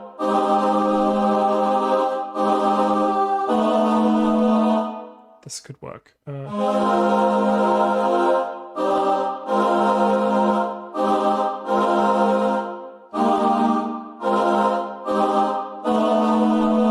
go. Yeah, okay. So I'm doing something that is a little bit of a cheat. I'm using a so what chord. It's going to be something akin to F minor 11. I briefly steps into an A flat major 7. This chord, A flat major 7, is very closely related to F minor. So if you've got F minor 7 that is, and then you've got A flat major 7. It's basically, it shares 3 notes.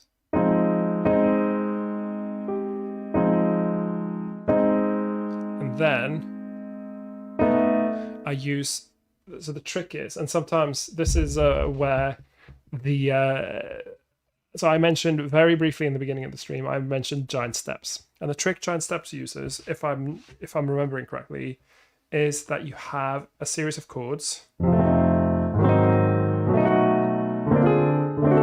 that are placed apart by a minor third. So if I'm starting on F dominant, let's make them all major 7 chords actually. F major 7, and then you go up a minor third. And then you go up another minor third, sorry. Minor third up from F.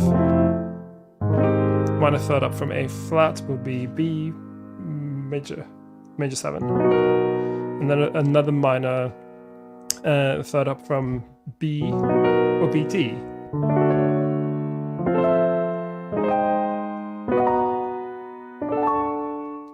Notice how that they don't actually sound that doesn't actually sound too foreign. That sounds, I think it actually does it in reverse direction. How would that be?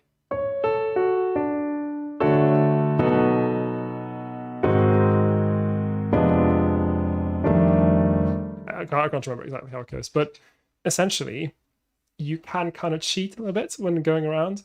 If you've got a shape, in this case I've got A major 7, I can jump up to B and that will kind of work.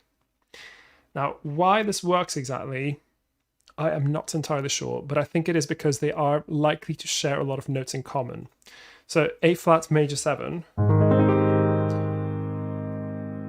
if I go up to, if I put the root up a minor third, in this case we need to change one of the notes, the C. Those chords are very similar. then I changed it to just a major chord. Notice how they sound very similar. It's a little trick, this. It doesn't, again, this is not strictly functional harmony, but it is a trick you can use if you need to move and there is, you know, and you don't want to get a strongly, like, dominant tonic kind of move.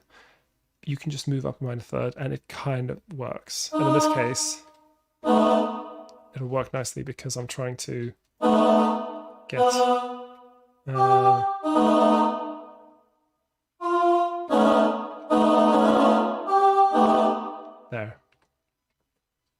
So let's see how this sounds.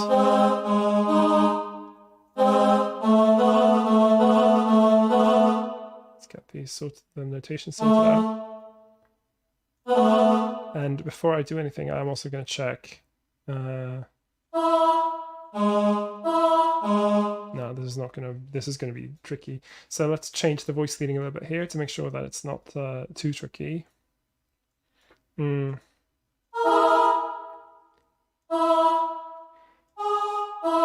This was all.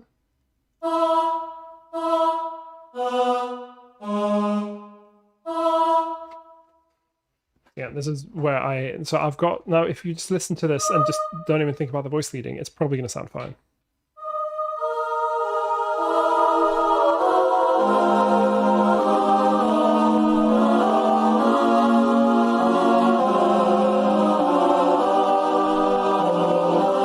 Like that sounds mostly fine, but there is a big jump here and we need to sort this jump out. So for the upper parts, it's not a huge problem. Love, love, sleeves was all my joy. That's fine. Sorry,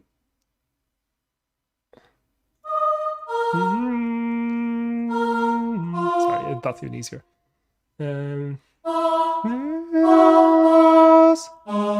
That is going to be tricky dicky. So let's change this around.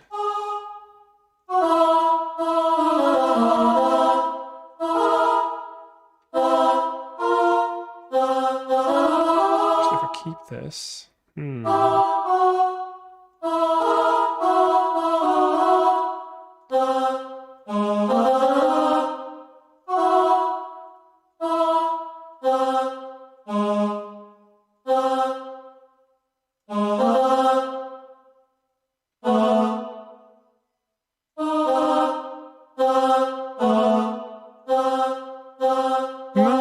joy, sleep was all my joy.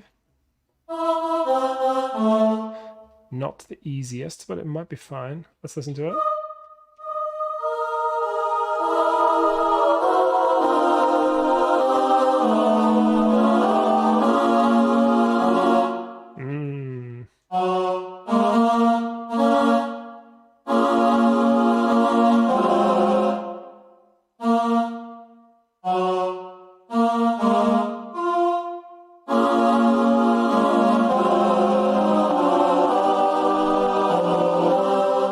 Okay, yeah, I think it's gonna work.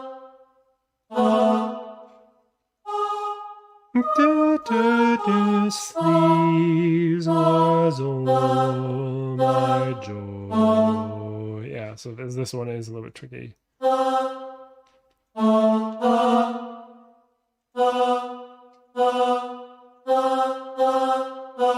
Maybe we just have I'm going to respell this.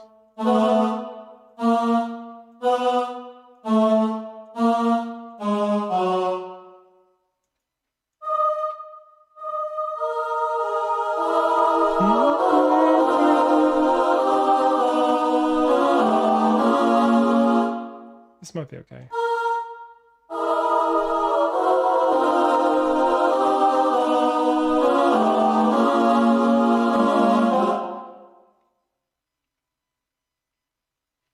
So let's move this over here.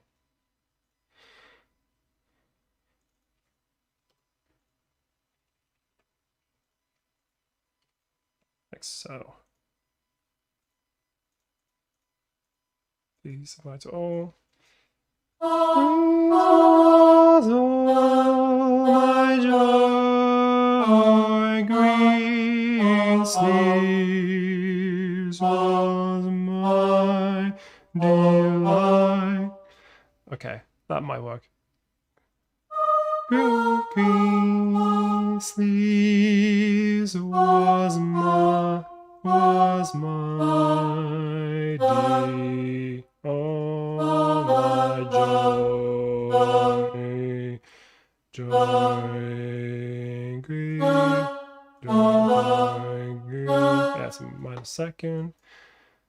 Greensleeves was all my joy. Again, it's being sung by the second octaves. It's not the worst. My joy, joy, green. So what's the? Okay, so it's a tone. You see, so it's always a danger sign if you're having trouble sight reading it yourself. So I'm wondering if this needs to be changed a little bit. Listen to it again.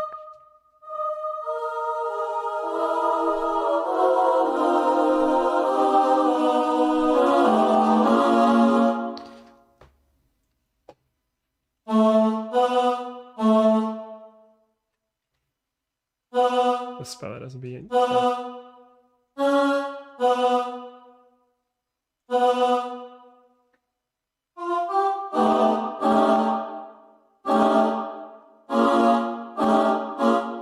I can have them step up a little bit early.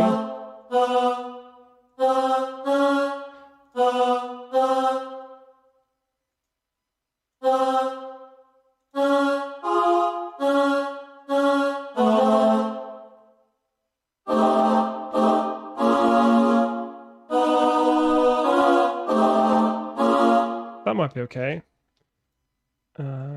Again, a lot of the time when you're doing reharmonization, it will take a little bit of this. So here I'm trying to do one thing, and then I find that I need to account for voice leading, so I need to change it.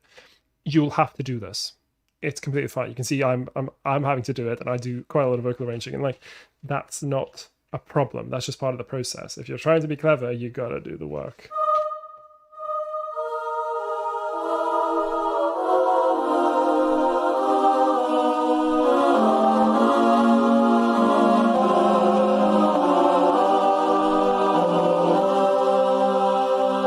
There. Now that's, you know, a little bit of rehearsal is probably needed, but that isn't going to be, your singers aren't going to be struggling for hours. Alto 2s do have a bit of a task here because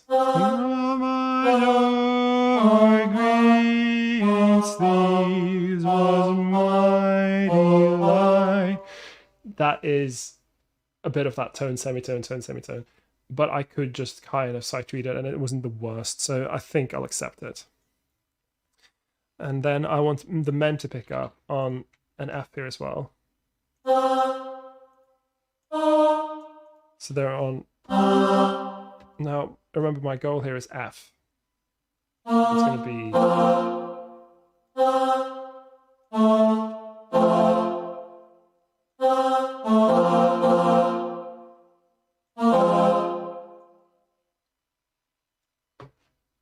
There we go. So my goal is F. Let's try and approach it differently from before, because now we've done this line. That can kind of... I think it's best to not use... not to use C here. Sorry. It is pollen season also. I have taken the tablets, but we shall see if I manage to make it through the whole thing. Okay, so here I suspect, because we've used C to F quite a lot, I'm going to use G flat sharp 11. Or 13 rather. So you do flat 13.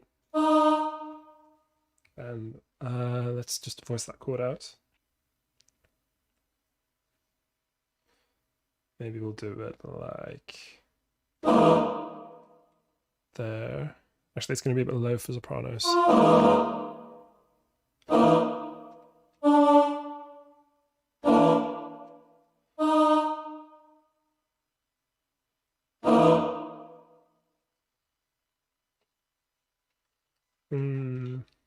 let's see here. So I want to end up on this chord.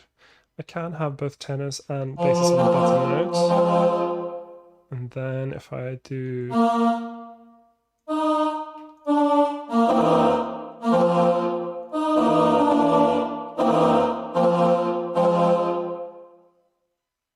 if we have some strong basses, they can be on the low F. So let's get the bottom parts. So like, even though I made the call here that I'm going to start with just the men here, I am still thinking of where I'm going. Always think of where you're going, then it's a lot easier to get there.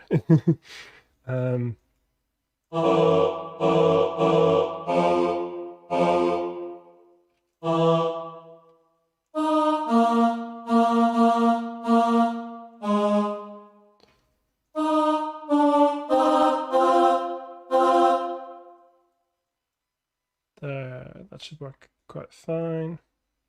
G flat. What goes to G flat? It's oh, but that's going to be a very easy. No, that's not. Yeah, that is the dominant.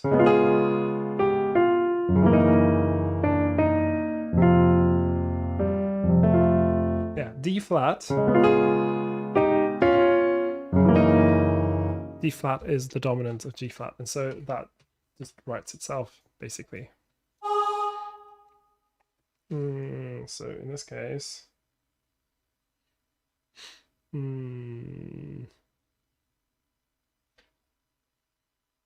let's do. I'm trying to just work out the chord in my head.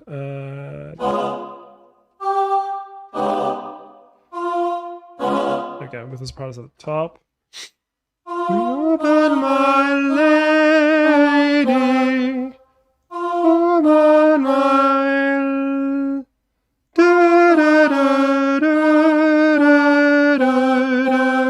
yeah, that'll be fine. They are that's probably not no. So here the issue is that is a bit nasty. I want them instead.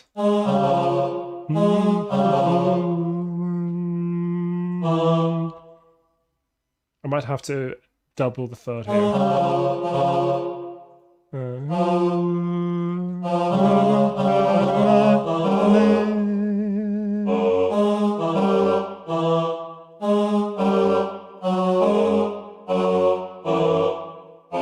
Okay, so we can have a bit of a line. So this is called contrary motion. Sopranos and melodies going down, la, da, da, but tenors are going up. Da, da, da, da.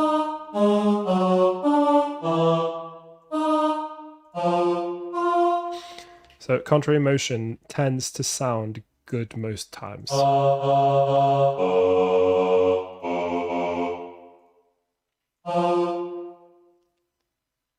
Can even have an optional. Again, here we're dividing into 6 parts. I think that's fine. We've already divided the other parts in each of them in 2 here. Why not have, again, not all basses are gonna be able to project well in F. And again, with a good ensemble, it's probably not gonna be a problem. But you can do it here to just get that ringing, nice, having a low chord like this. Sounds quite rich and nice, and especially with voices.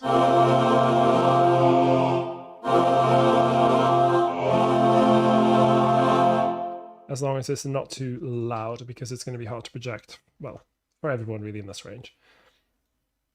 Actually, if they're all low, then writing them F is not a problem, because everyone's going to be kind of faced with the same thing where they're projecting in a low range. That might not be the worst. Okay. Fixed notation. My lady Greensleeves. That is a common phrasing in music, so that's not going to be a problem.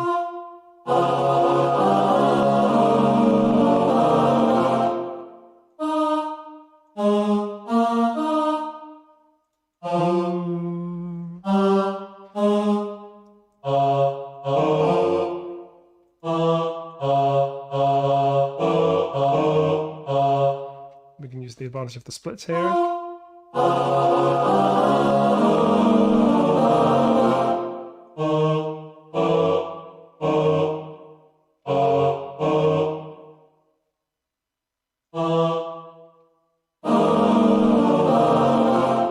It might be a bit much.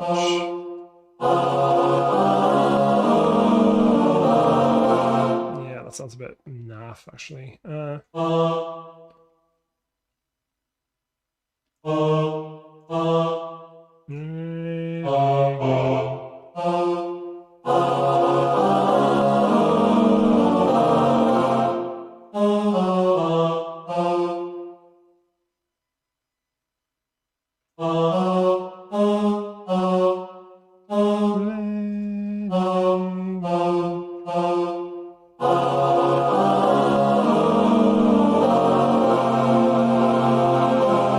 Yeah, that might be okay.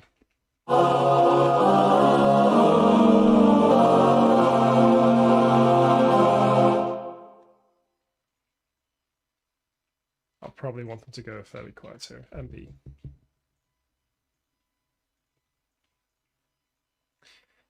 Okay, so we're going towards D flat dominant. So we are coming from C. Oops, sorry. Yeah, let's work this out. Oops,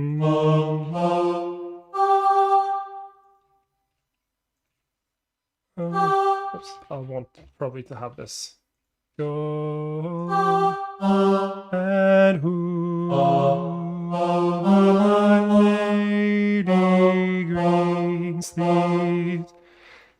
That will be easy. So here again, we'll do the same thing where we'll have the melody in the highest part probably. A lot of the time when you're working with all male groups, the melody is not going to be in the highest part because you end up in situations like this where the melody is on, it's on E flat and there's not a lot of space to put stuff under here. So you then have a harmony above. So in this case, I could have one tenor part just going to stay behind on that E flat. And we'll work this out as we go backwards. So now we're going to D flat, the dominant D flat.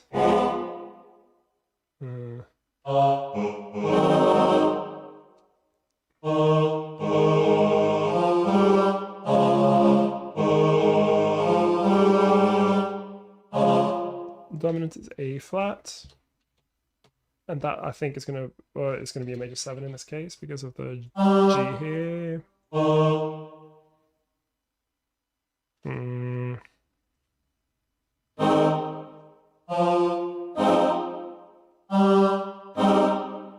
In this case, I think this will be the best voicing.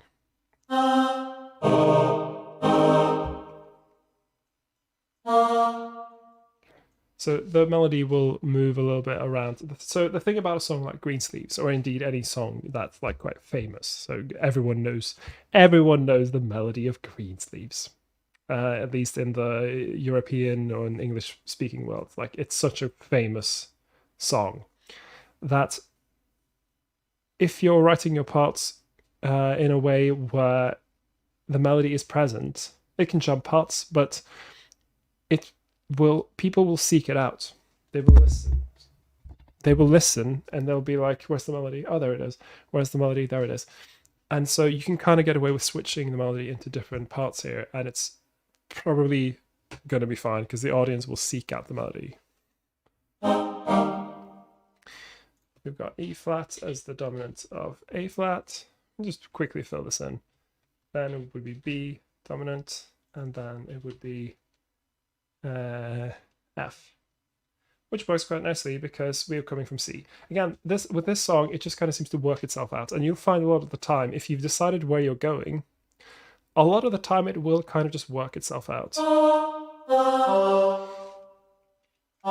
fact, we can even have these ladies carry out in here because they will then add some extensions to this chord.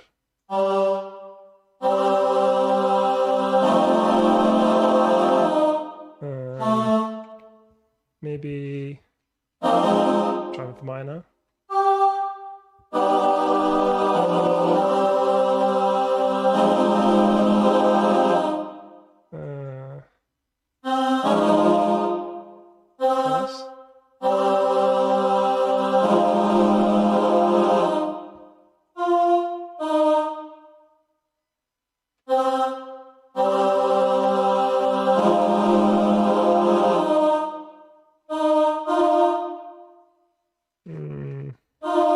case, I'm putting a second at the top, and I'm actually putting the melody in the second highest part, much like you do in barbershop music. Sorry, I'm kicking my microphone a lot today. I'm sorry about the about the kicking of the microphone.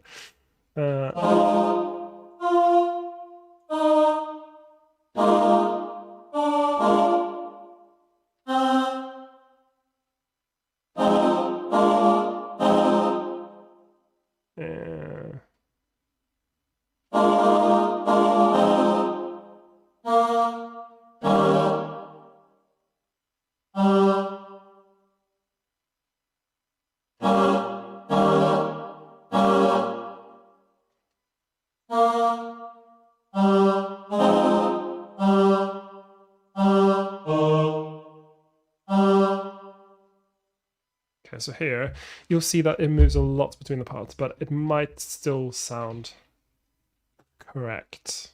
Let's have a listen.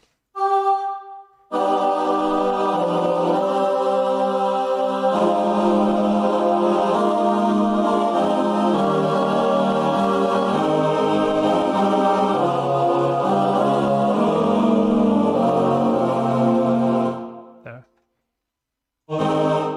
And here we'll have to have the upper parts go downwards, otherwise it's going to sound a little bit weak.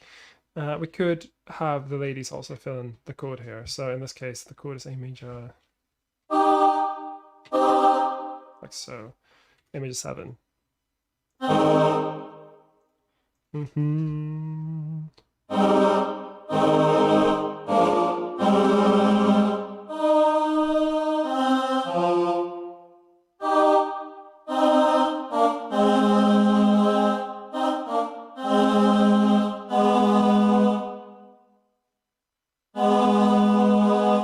Okay, I'll do this.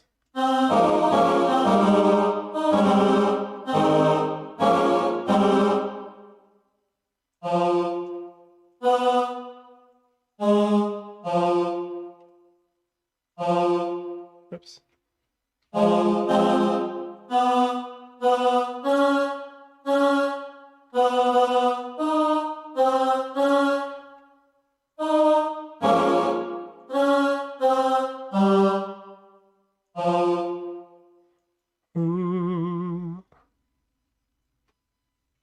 Okay.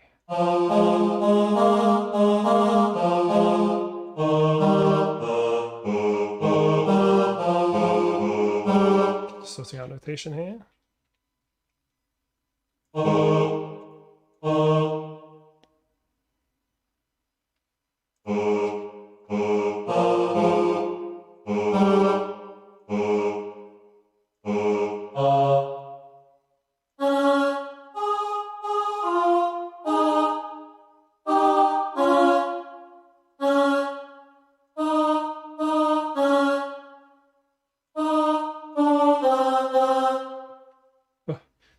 You do ask me questions if I just kind of get into it and I just stop talking, because I'm thinking the whole time about voice leading and harmony, and it's probably stuff that will be interesting to you, but you do have to ask, otherwise I don't know that you're whether you're getting it or not. It's very advanced stuff, this, I will admit.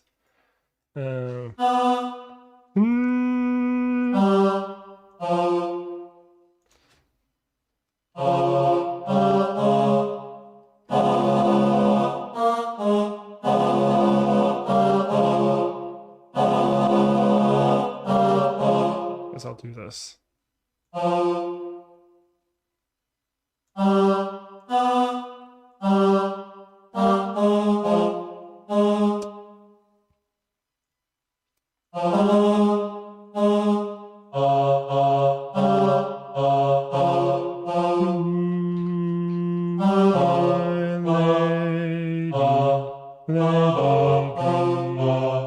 Okay, look at this. We're in 8-part harmony a lot of the time. This is just, well, I guess maximum 7 at any time, but there's a lot of doubling as well. So it's not, you know, not like I'm doing true 8-part harmony. You can even put them on a 4.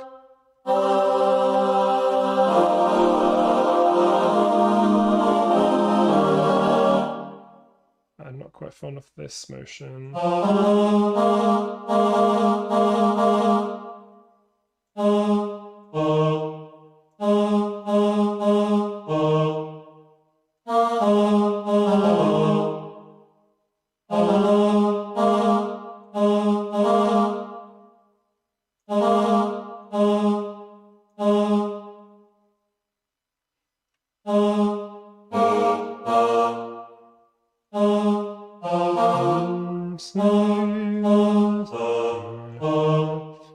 That'll be a seventh.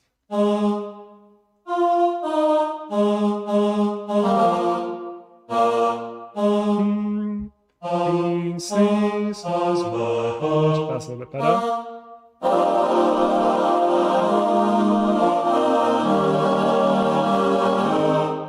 And then your dominance.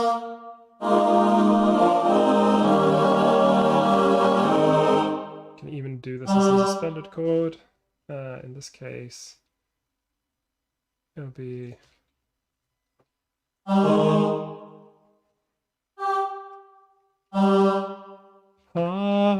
of gold.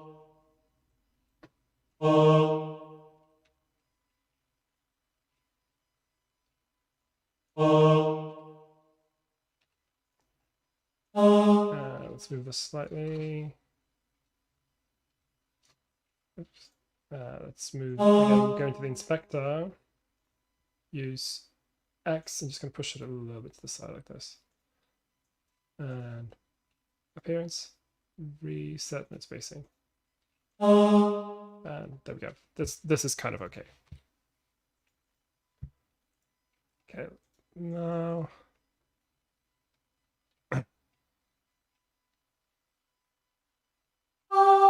they were coming on F. There. Let's listen to this whole section.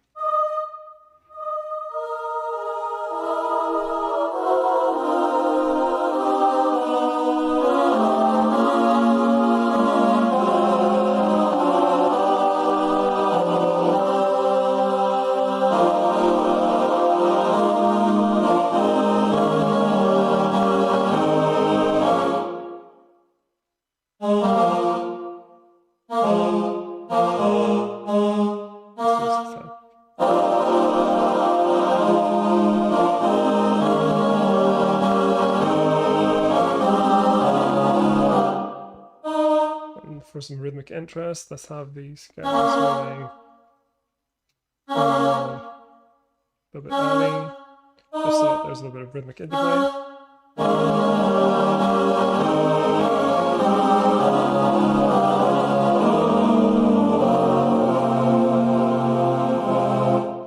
There we go. Cool, let's listen to what we have so far. This is, yeah, I think it is actually... Before we do that, let's actually, so the way you do it in this case, let's get rid of this hyphen.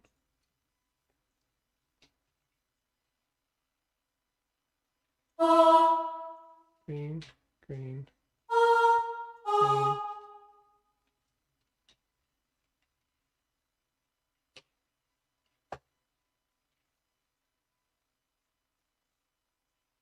Oops, let's just drag that hyphen into the right place. Ah, okay. Never mind. Let's write this in, but let's make it voice 1. So sometimes when you do lyrics, they will also account for voice, and in this case, you kind of want it to just kind of go to the next note. So I'll just do it like this. Green.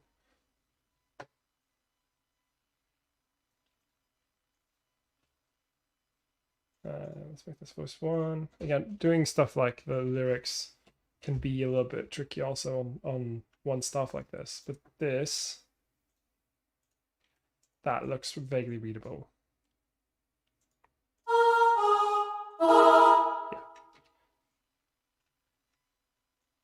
Yeah. That there are repeats, and I need to restate that. Cool, let's listen to all of this. Like this.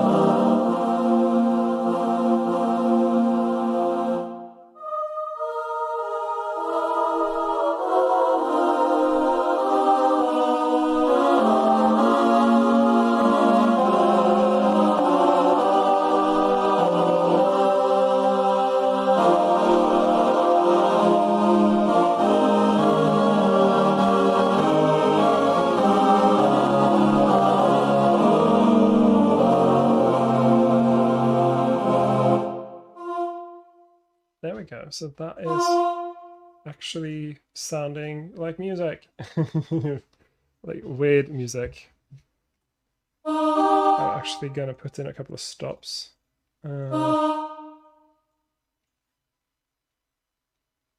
Actually, should I?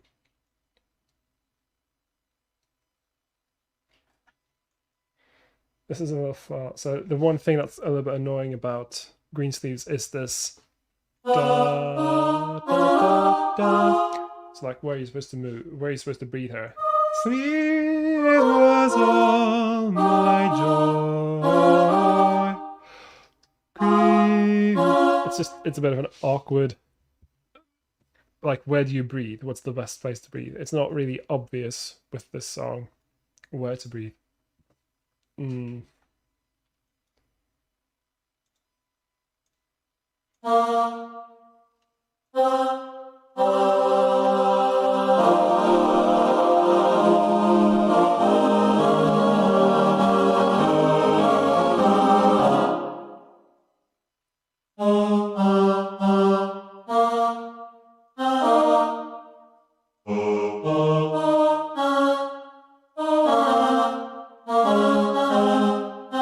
do this instead, actually. Yeah,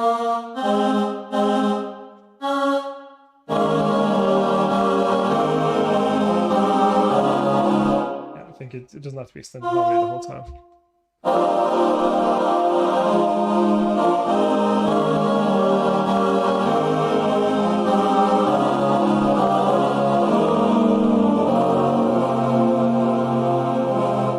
I think also ending on a suspended chord here is probably better. Ooh. Okay. So you will work out little details as you go along. So how far in are we now? Just a minute. I'm wondering if I should. How much more should I do? We are at 2,500.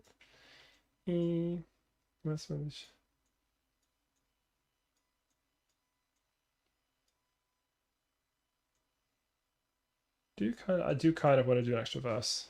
So I'm wondering if I should actually do another verse. Let's see if I can try a little different approach for the next one.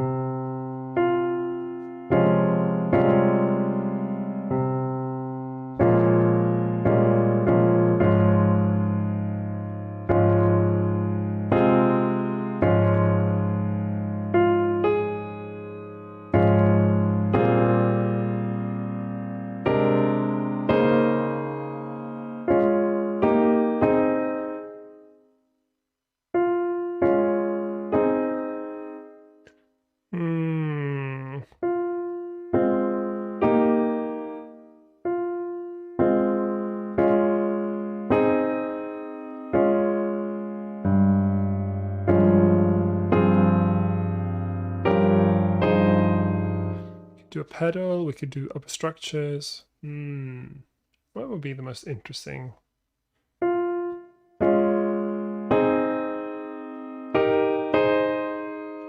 Upper structures, I think, is going to be the most interesting thing here. So essentially, I'm going to harmonize the upper parts very simply using triads. This will be just triads from the key, and they will be basically whatever. So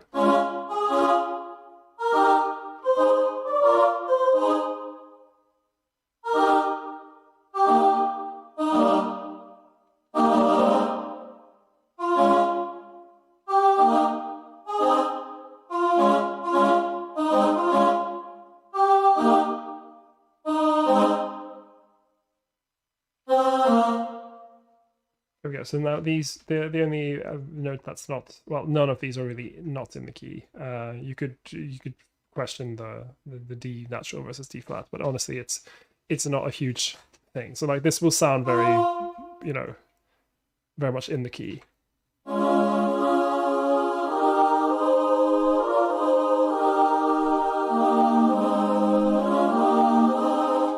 Could even do this so that it's very, very strictly. So it's very strictly functional as well.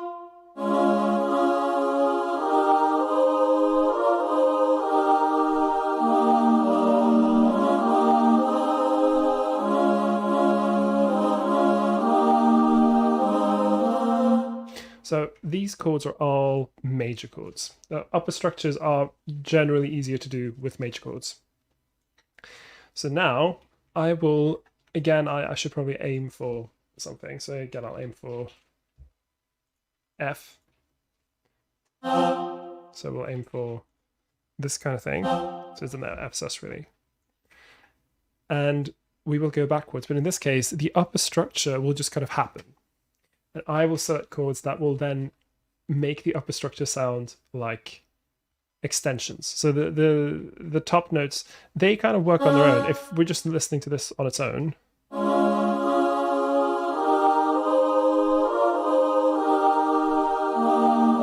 that just sounds like a normal SSA arrangement. But we will trick the audience here by having stuff happening underneath. Now some of this will sound fairly simple, some of it will sound crunchy. So here I have an option. I now have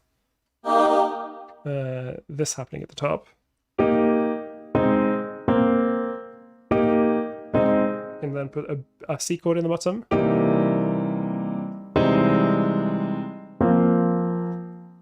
Let's actually change.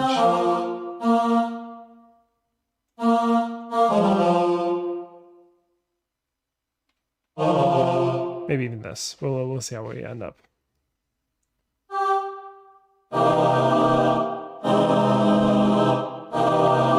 We could do this, or we could do this.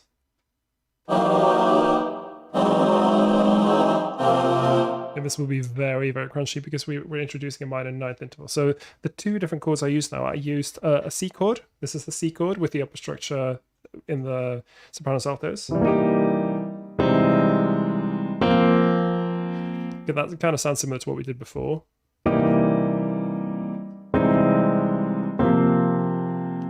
But essentially it's a C chord with an E flat chord at the top.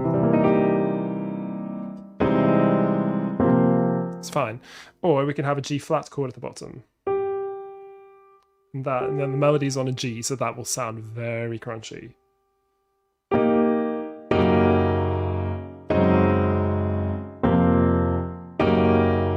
Like this is that.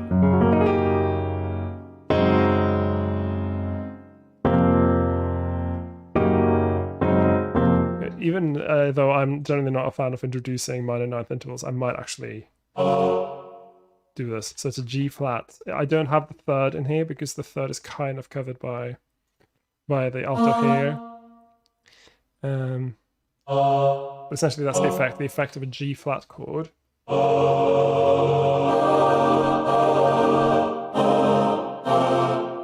Like that is weird and dissonant, but it kind of sounds like it's working, doesn't it? Because the upper structure is major chords. So major chords tend to kind of, they tend to sound strong together no matter what's happening around them.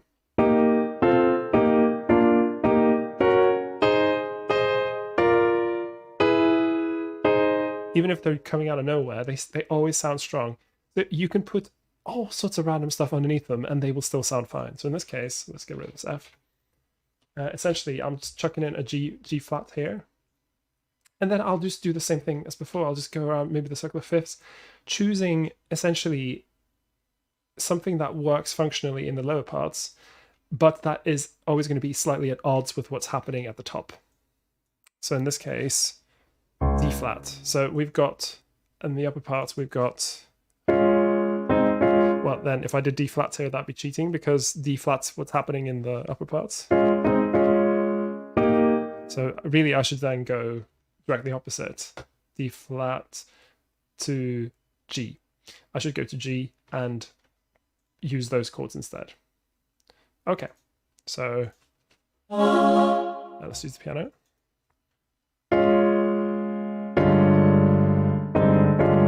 Oh, listen to that. Oh. Let's see if we can put the third in there. Oh, really, really crunchy. And what that will go into?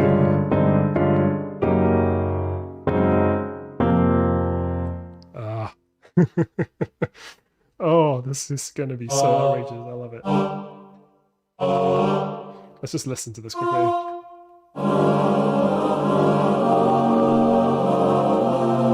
It's like you've got these dissonant chords happening, and then boom, it goes into something that's more open. So the reason why it sounds so dissonant is because we have, again, a minor ninth interval happening with the alto 2 here.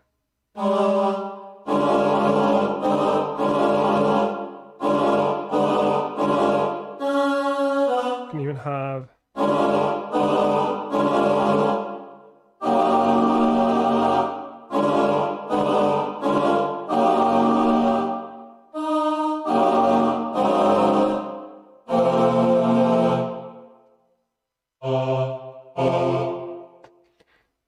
we can even throw in a minor chord here.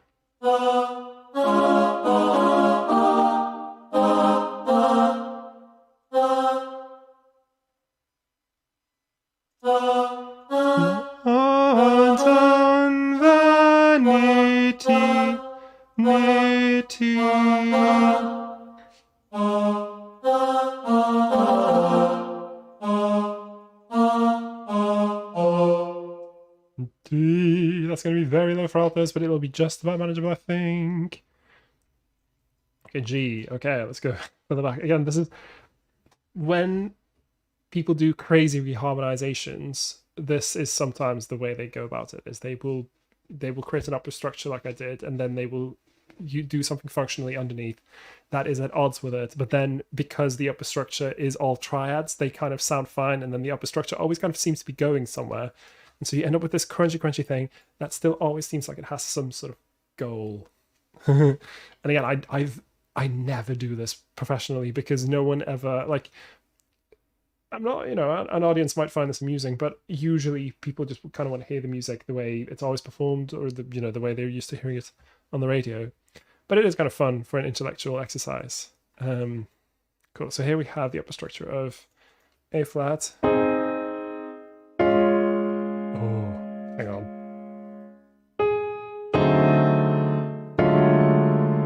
Oh god. How can I not do this?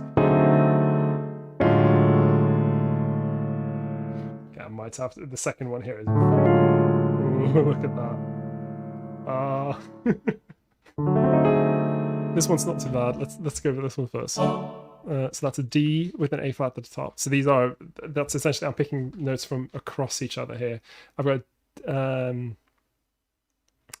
what is it? Yeah, I'm doing A flat is the upper structure, and then D flat is the bottom. So essentially you're ending up with chords that are as far removed from each other as possible on the cycle of fifths, which is going to sound super crunchy, but because they share some of the same leading tones, that's not too bad. It's not the worst. But I might have to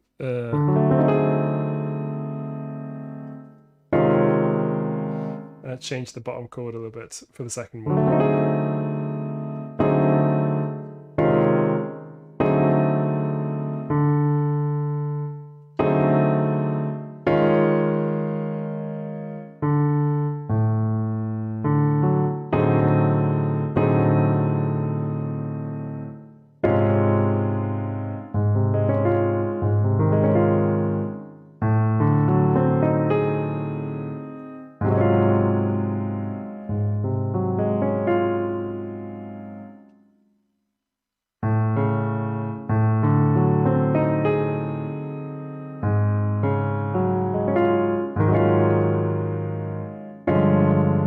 So because we need to also think of voice leading, and it's really quite dangerous when you do this, that you will forget about the voice leading, and then suddenly one of the parts just becomes unperformable. I'm going to do it as an inversion here, and we will change into more of an A flat without the third, because the third is going to be up here somewhere. So now we have essentially a D and then an A flat here. This can, yes, this will be crunchy, but it will kind of work.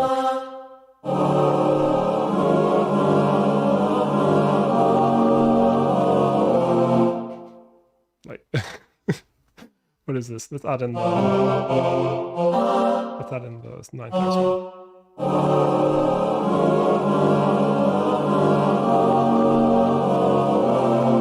And now,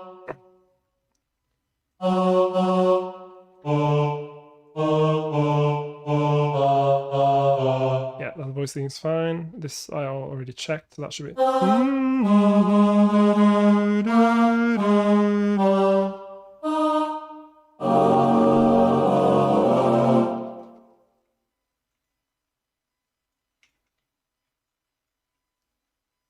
Cool, let's keep going back. This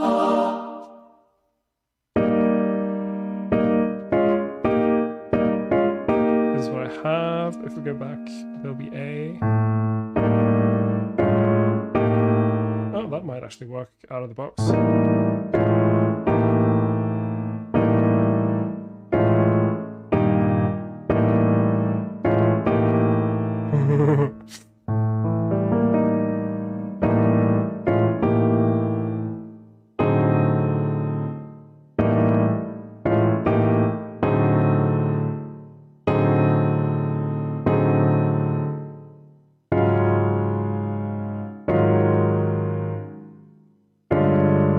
So we just put essentially an A underneath.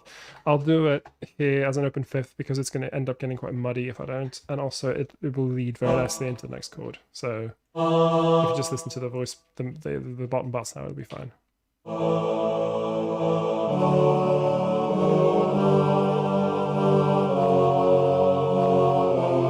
Okay, it's weird and out there, but the voice thing is fine. So very crunchy. Double the top note.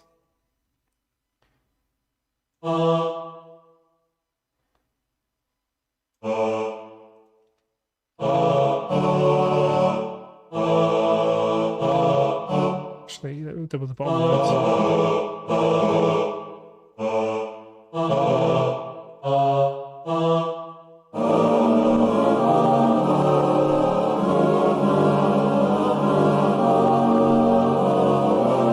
Sounds like nightmare music. I think this is fun, but I very rarely ever do this professionally because it is really far out there. We're not doing it atonally, but it's, we're about one step removed from just doing a completely atonal interpretation of this song. Okay, so now the chord we're using in the bottom here is A. Oh, we'll keep going. So now in the we cannot use E here because come on.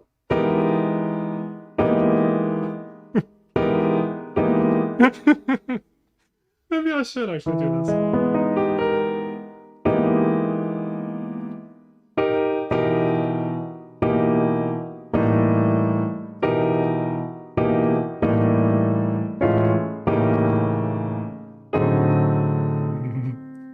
Okay, if we maybe hold it back a little bit and we'll go we'll go B flat instead, maybe.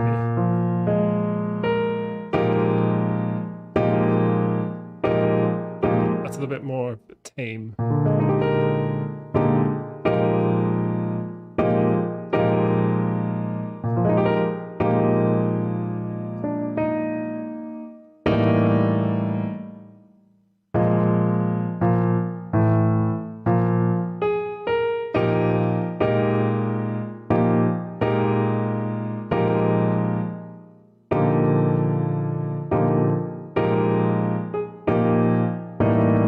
Do that, so we'll do E flat instead.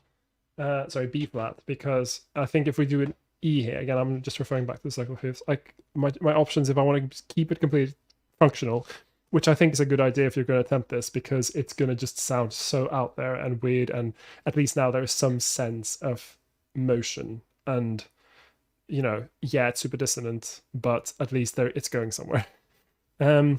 E flat and B flat are essentially the best options I have for getting to A. B flats, of course, being the tritone substitution in this case. So I will go for something akin to dominant, and for voice leading, I'll jump up the top part down to the third.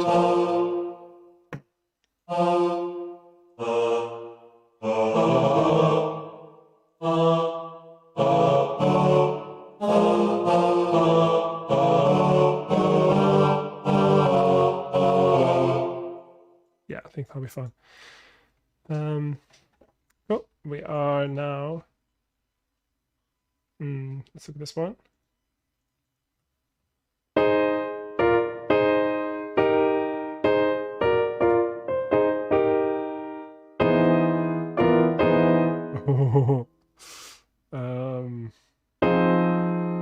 Let's try to sub.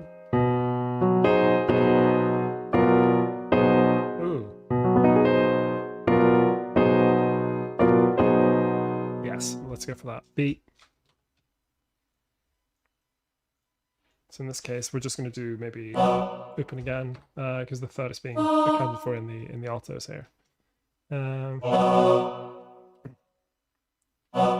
And this will you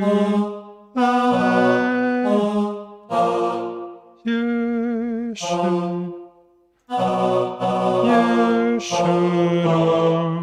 Okay, so now I'm softening this second one for voice leading.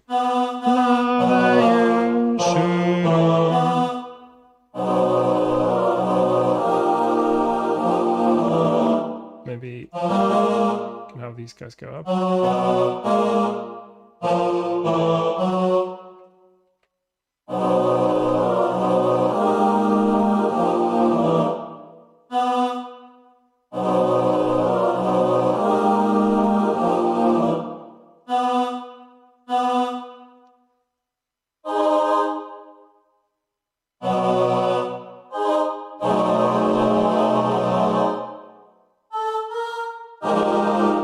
So I think maybe first.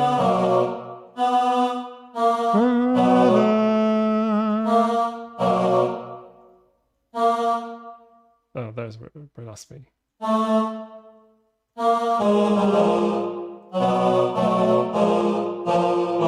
There we go. So now essentially I'm turning this into a dominance. A lot of this I am doing for for voice leading. Marco says, my brain continuously tries to mentally resolve into classical cadences, definitely not used in this harmony, which makes it even more interesting to watch. Well, you see, you say that, but the fact is that it's actually, this is all classical cadences, but it's kind of taken to its extreme where I do have, the bottom structure I have here, that's not too foreign to classical music.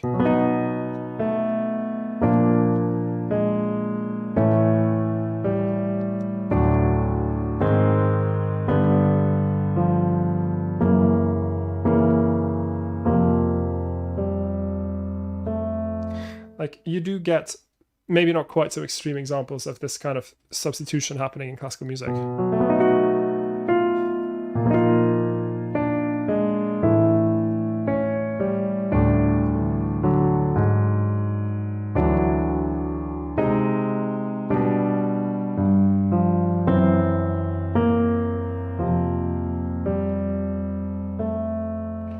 If you listen to, towards the end of his life, Bach wrote a lot of fugues that uses very complex harmony, like to the point where it's not this, but it's getting there. And I know Beethoven also, of course, with Beethoven, he was also going deaf. So he, maybe was doing it for slightly different reasons, but like this is, it is kind of this is an extreme version of something that isn't too far removed from, say, romantic harmony or even kind of Baroque harmony. It is functional. It is designed to go someplace, but it is also extremely dissonant.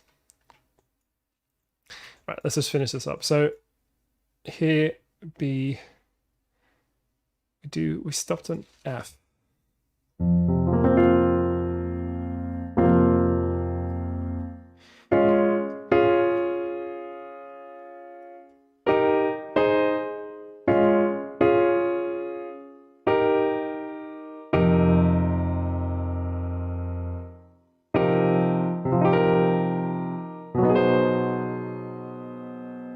I think maybe it's better to start on a dominant here. Again, because of the minor, there's a minor note clash if I have this on C flat. In that case, it's safer to make it a dominant because then you avoid that clash. It's not that, so it's not as strong.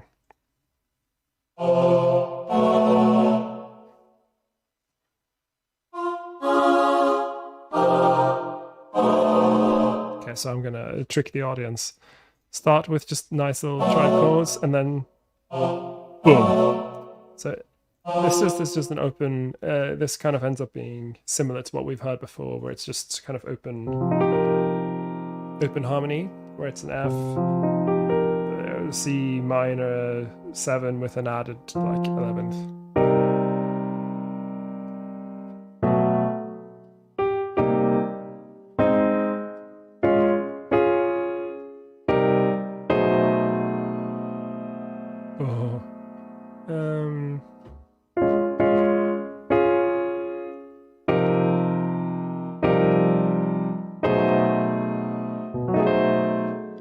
Let's make it a suspension.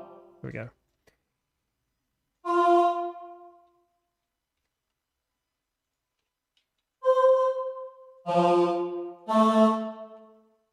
Make it MF perhaps.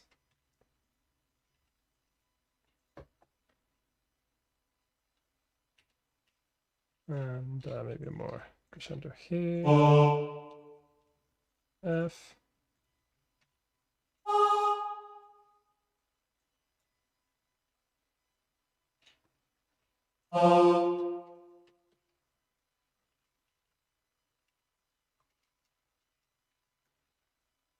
There we go. So they all start with an LS. There, and then let's just divide this up properly.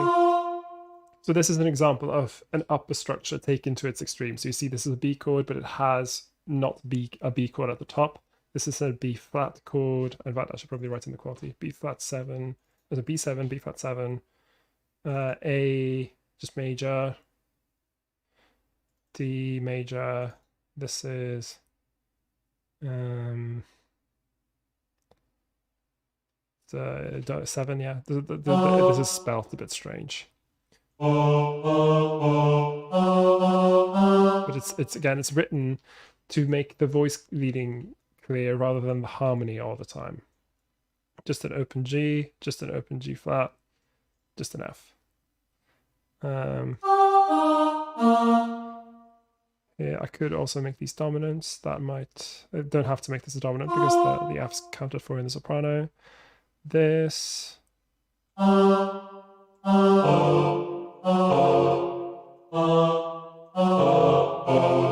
try this. I'm just going to quickly divide up so that we have the parts correctly spaced. Filter bottom note. And voice 2. So, and same for sopranos altos. Voice 2. Bottom note.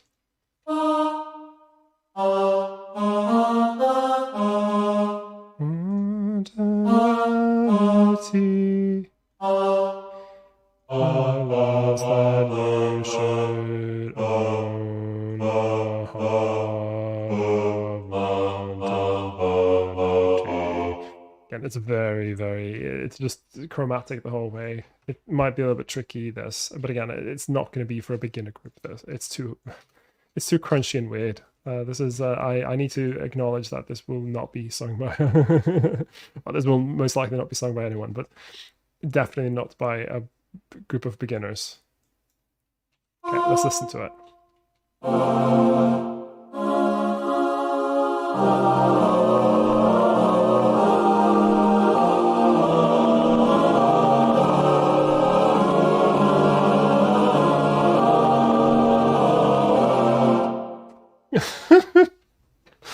Oh, the audience will cry. Okay, I'm using this is a sort of music that will get you into university, but will probably not get you work. But it is mostly just an intellectual exercise. I'm wondering if maybe I can start on a stronger chord though.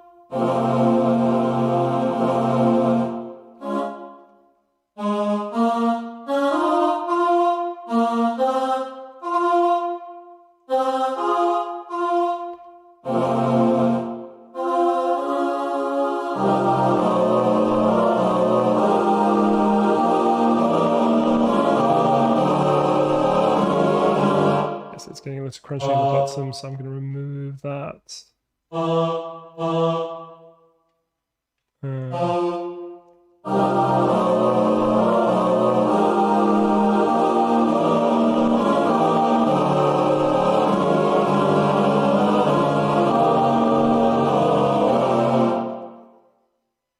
I can't get over this. Okay, so if you're wondering where is a good point to take out or to not do harmonies, essentially when you get below this note on the bass clef, you probably don't want to have any harmonies lower than this. So like this chord will, so this is just a B flat major chord. This will generally sound fine. Or just not the extra stuff at the top. That will generally sound fine. You go any lower than this,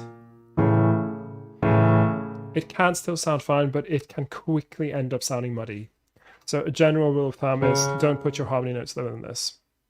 One exception is if it's the fifth you can generally put quite low. So like this will still sound very, strong and fine. You're gonna have to just gauge this. But it is very it is trickier to get it to sound nice when you're harmonizing all the way down. Like this, in my opinion, it's a bit too muddy. So yeah, in general, you want to keep larger intervals at the bottom and bigger intervals at the top. Right, let's listen to this monstrosity from the start. In fact, I should probably put in rehearsal marks. I've not done that yet.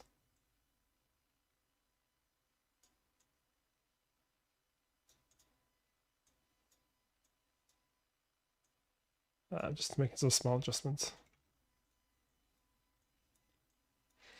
I think I'm probably going to start. Okay, so I'm just going to fix up the start of it because I know. Let's not worry about it. I think I'm probably just going to have them start directly on this. You might want to write an intro of some sort, but let's see.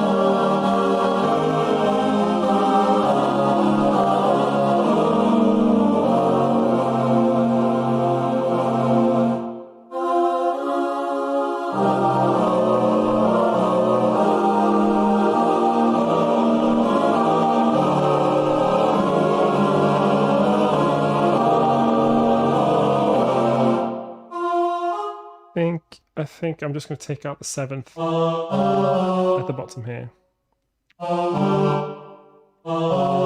Because it is getting a little bit too crunchy, I think. It should be crunchy, but not that crunchy.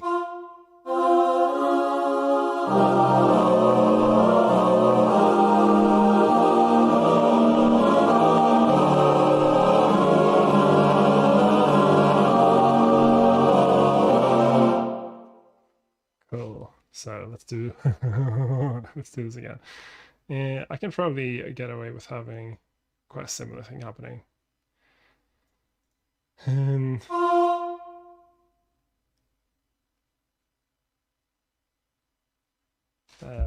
So let's see. It's okay to repeat things, so I might just...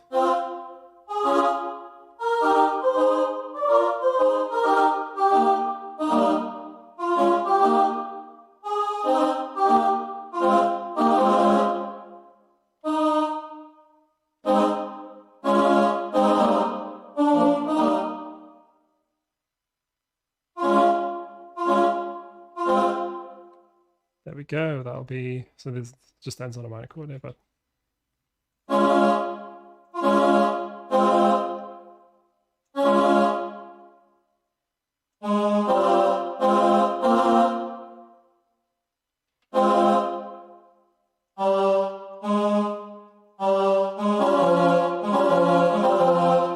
It is very low for altos, but if I make sure that everything's fairly quiet there, that'll be fine.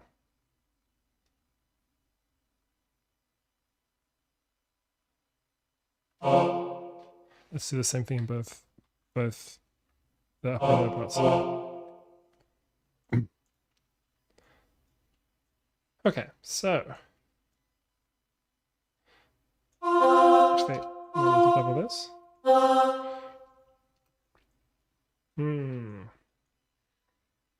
Yeah, if anyone's watching who's not watched my channel before, this is not normally what I do. This is very much unusual for me. Mostly I arrange Britney Spears music and within a very simple kind of harmony.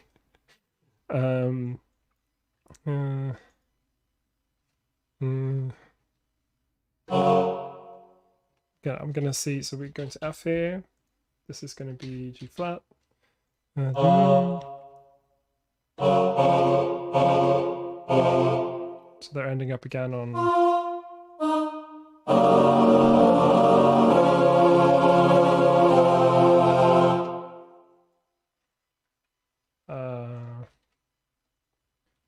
I guess it kind of works with the text of the song. Alas, my love, that you should own a heart of wanton vanity, so I must meditate alone upon your insincerity. It is. It sounds a little bit like he's being, you know, when someone is making like it sounds like euphemism. I must meditate upon your insincerity, when what he means to, or what they mean to say is, you know, something way worse, but they're like, I must meditate alone upon your insincerity, you know, which could be, you know, code for you're a lying, you know, bastard. I don't know. The song is quite strange. I guess it's you do me wrong to cast me off, for I have loved you and longed to light in your company. Like, it could be, it sounds a little bit almost like it could be a song sung by someone who like figures themselves for like a nice guy, and you know, oh, why doesn't she love me back? I'm such a nice guy. I'm such a catch. Why doesn't she love me back? And actually, the person singing could be, you know, not a terribly nice person at all. So maybe this is why. I guess the song's kind of been, you know, popular for so long because it is a very beautiful melody. But the text is, well, I mean, it's from the 16th century. You know, it sounds like music from the 16th century. But it is a bit like, why are you refusing me? Why aren't you being receptive to my romantic advances? It's slightly problematic. I'm going to change this because I think it's going to be better to have it as a dominant here. So let's like this.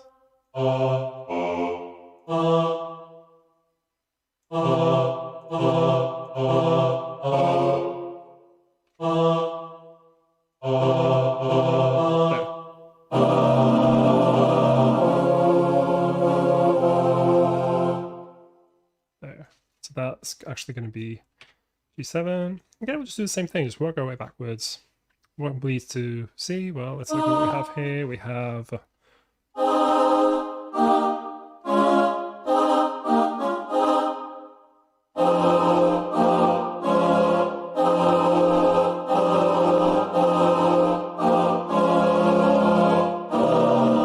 just G dominant.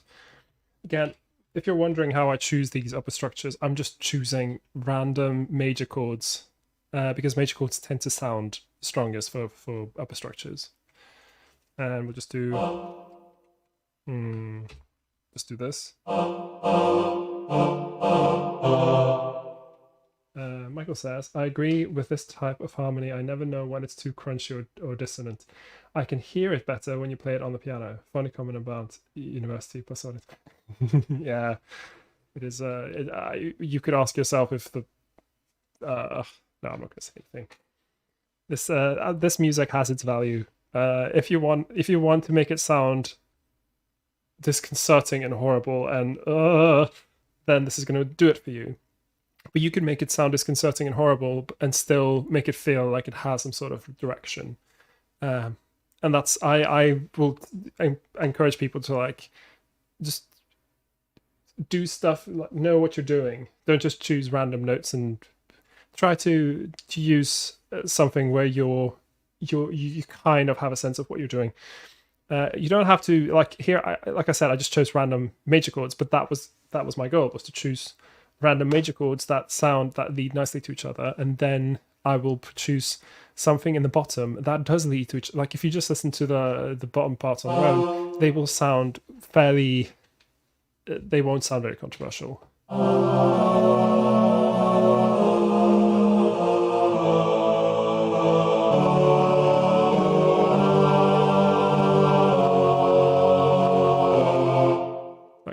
I mean, there's maybe a moment or two, but like that is it's very open and stuff, but it doesn't sound controversial on its own. And this doesn't sound controversial on its own.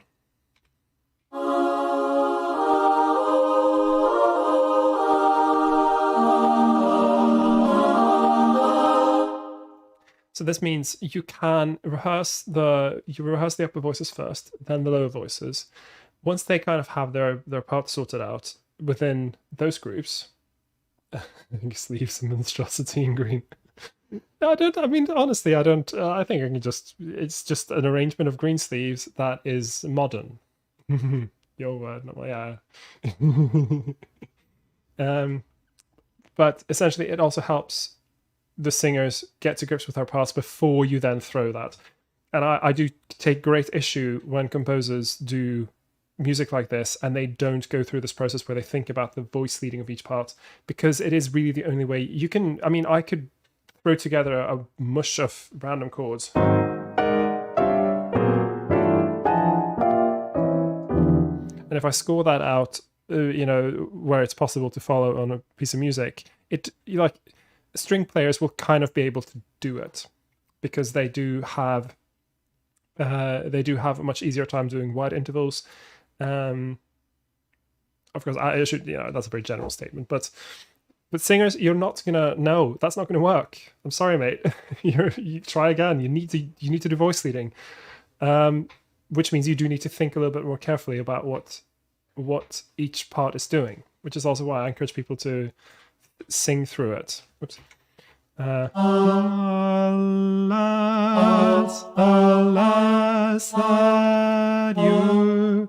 Alas, that you should own a heart of wanton vanity. If I'm sort of able to do it, then it's probably fine. It's probably gonna have to be rehearsed, but like just think about the voice leading, and then you can kind of do this kind of stuff if it's appropriate. And you know what? Maybe we should have this kind of interpretation of Greensleeves. Maybe I can. I don't know.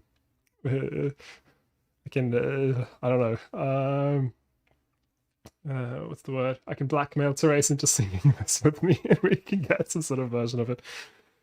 Because the truth is, like harmonies like these can actually sound quite good on a choir. That blends well. So it's it will sound better than the MIDI voices for sure. Okay, anyway, that was a distraction. Let's move on. Okay.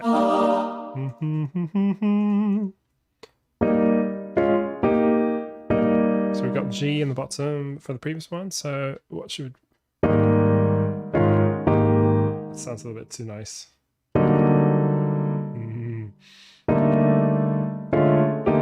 Now, the other parts are quite low.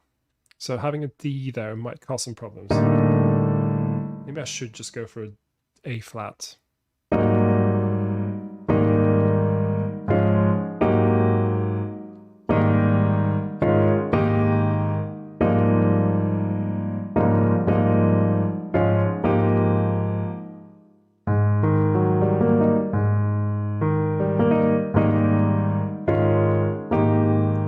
This sounds nice.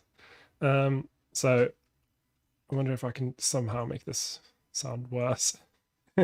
So essentially I'm going to G flat. We go back to our circular fifths. G, we get there from D, or we get there maybe via A flat, which is the tritone sub. I might have to do a little trick where I do the thing with moving in minor thirds maybe. So we're moving for this.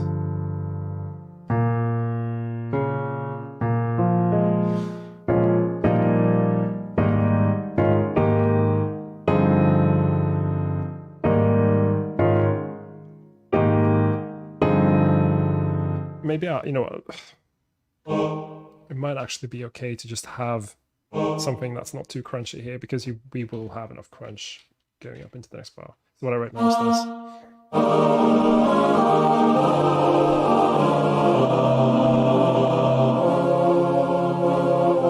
And then let's get the crescendo here, and let's divide it. Like so.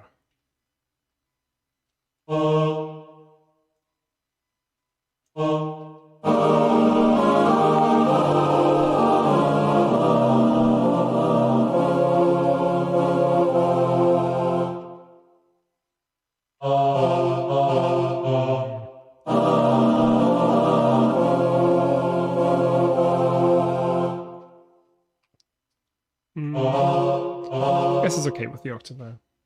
Okay, so we got A flat. Next one. It sounds so nice when I just do the upper ones. The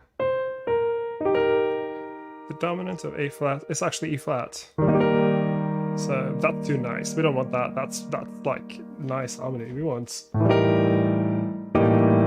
So what I'm doing is essentially I'm looking. I've got E flat, and I'm essentially jumping across here to the tritone, which is A. So that means that it will have the same leading quality, like this. That does lead kind of down there. Because it shares... This is an E flat dominant. This is an A flat dominant. Notice how it has two notes in common. So it will lead quite nicely if I do an A here. And I will... I'll leave out the third. I'm just wondering, I often leave out the third here just because it will end up sounding very muddy down in this low range.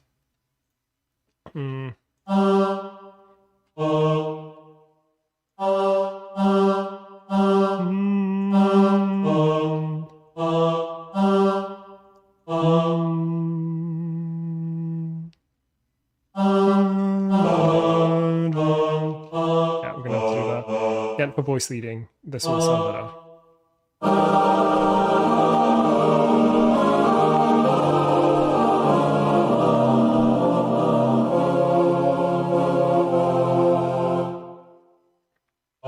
We'll have them go all the way down to double P here, and then we'll have a little stop.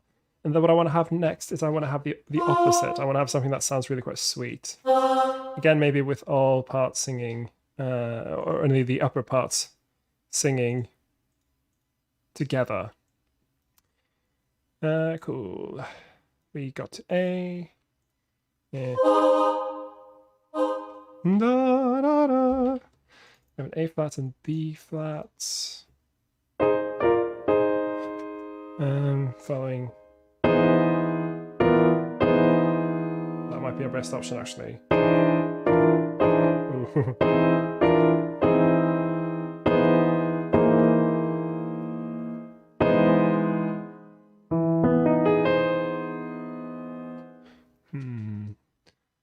So the other option is B flat, but that sounds too nice, and we don't want too nice. We want crunchy and awful, so let's go with E. I feel like I'm doing the opposite of what one should do when you're doing music.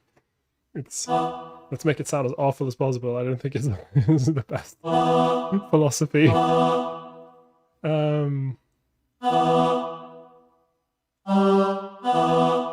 I think we're okay to double the third here, because it's going to help with the voice lead.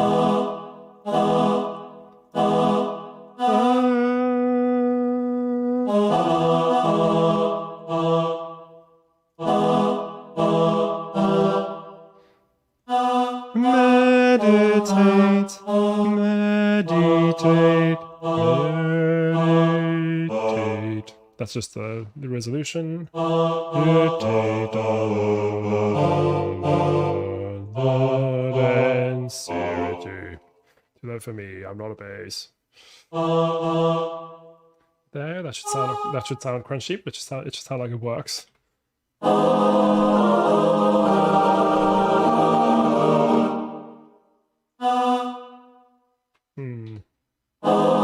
Then we have a situation where there's a C here and a B here, so that's what sounds extra crunchy. Minor ninth intervals is generally what causes harmony to sound really crunchy. Minor seconds to a certain extent, but minor ninths is what can make it sound like it's just like, whoa. I can't do I want to keep that? I could change it to a flattened fifth instead. That might kind of be a little bit nicer. I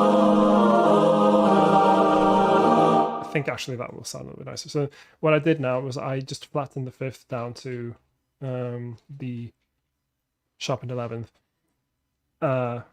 It's not exactly correct notation, sorry.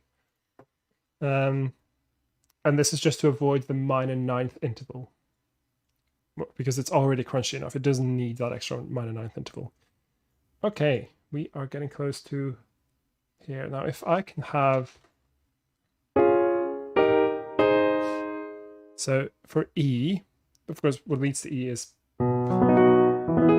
B. We are coming from F, which is very closely related to B. This is F dominant. This is B dominant. Sounds very similar. So I'm wondering if we can kind of stay on that F here. That's what also allow me to just stick them up. If we have them all start on an open fifth. So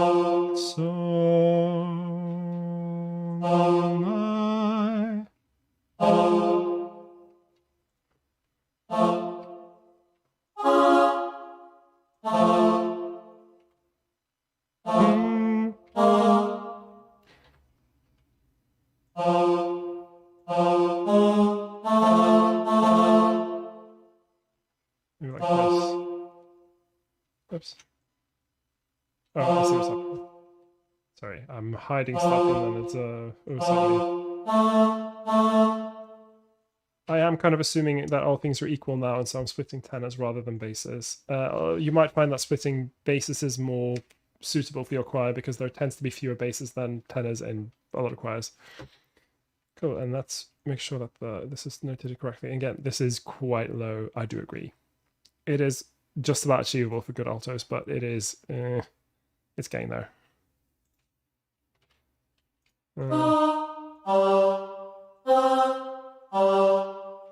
There. Let's listen to this Sleeves a Monstrosity in Green. Oh, that wasn't too bad, was it?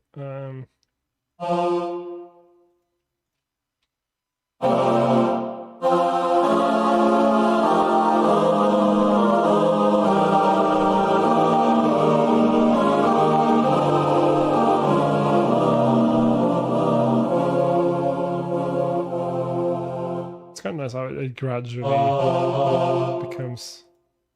becomes less and less dissonant as we go along. Okay, let's listen to this whole B section as I've called it here.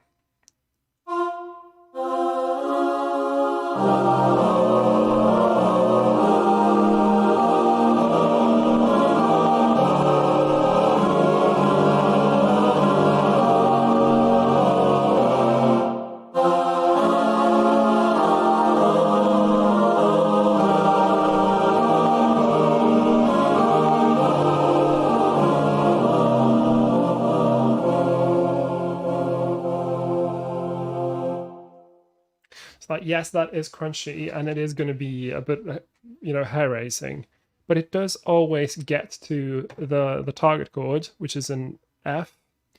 And I do also complement this by having the Fs as open chords so that they are very uncontroversial. Voice leading should always be working here. Alas, you should on a heart of wanton vanity, so I must meditate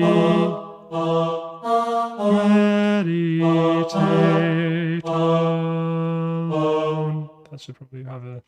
So sometimes it doesn't show in this kind of music when it gets almost to the point of atonality. You should probably have cautionary accidentals. So go into appearance, engraving rules, accidental dots, and show cautionary accidentals. I usually do them in parentheses, like so, because then that will restate so that people are definitely sure of what's happening. If you're moving really far away from the key chord, F minor in this case, which we are.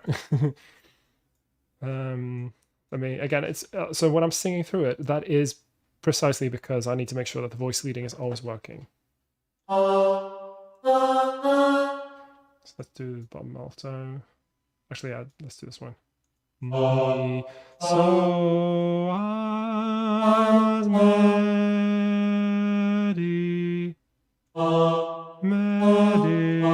So I think that'll be okay with meditate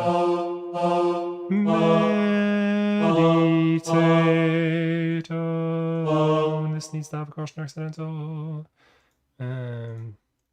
Upon your insincerity.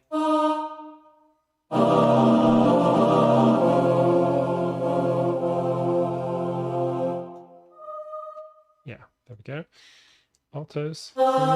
Alas, my love, that you should own a heart of wanton vanity. I'm not bass, so for me this is all very, very low. For altos it'll be fine. Let's have them go up to, why not? Let's have them go up to an F, double F here. So use your dynamics. This will also make the music more exciting, especially when it is really crunchy and loud. That'll make people be like, "Ooh, it's impressive, it's loud and stuff." Cool. We have one more chorus left to do. I'm going to do this because I feel like I'm actually written a very okay, something that I am not always a super fan of listening to myself, but let's bring it in with something that's maybe not quite as crunchy at the end.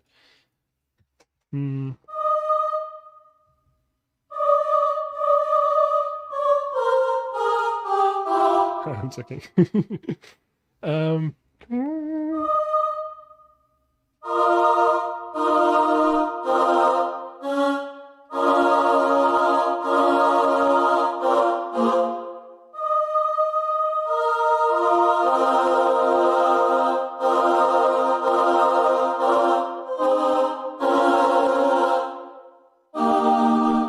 Okay, we can do something like this.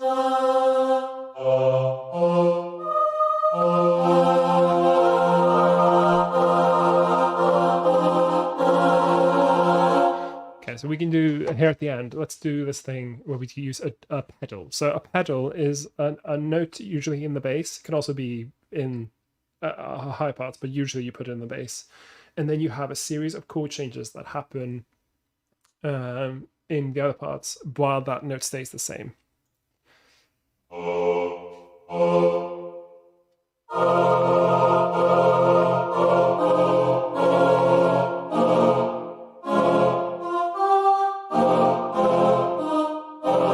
So what we do here then is we have the pedal happening in the bottom parts, like so.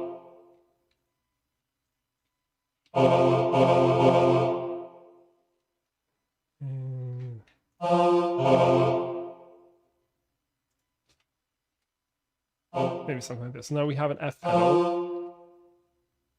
Let's just write it in. Green leaves are my joy. Like so. And then the top parts, you can kind of get away with outrageous chords here because the pedal is always keeping them kind of in line, if you will. P, P, if I divide them in 4, then I guess it'll probably be fine.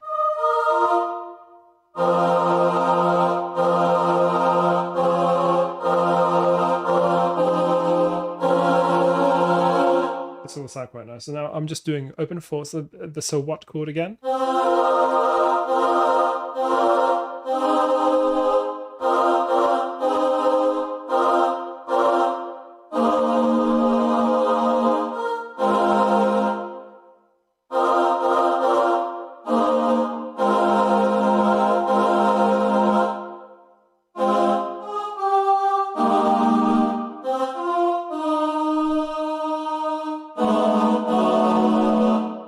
So now I'm kind of doing a combination of so what chords and also chords that are a little bit more into the key, because that will play off the F dominant, the F happening in the bottom. So we'll start with that. You see it's all fourths.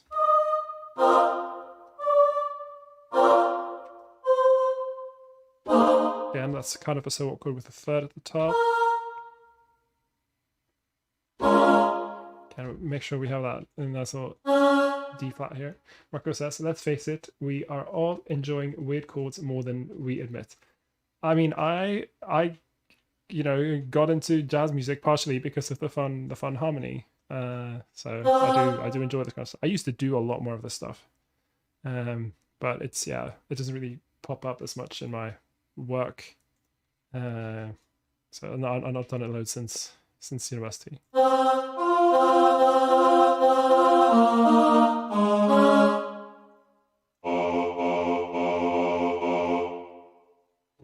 We go. So this is, I'm going to keep it as PP.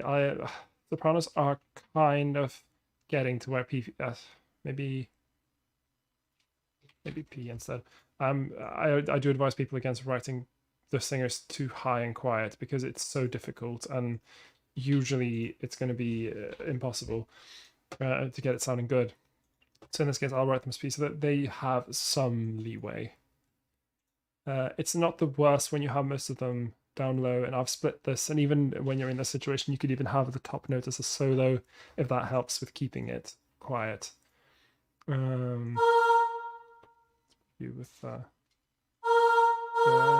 actually, let's put it on the third. So.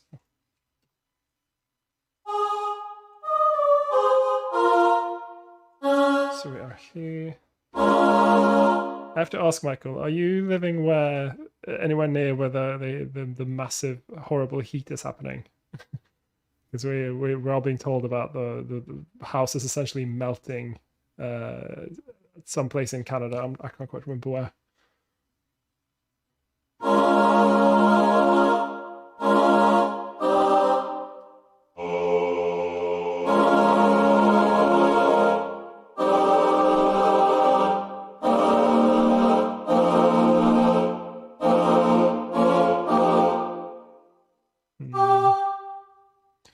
What did I do?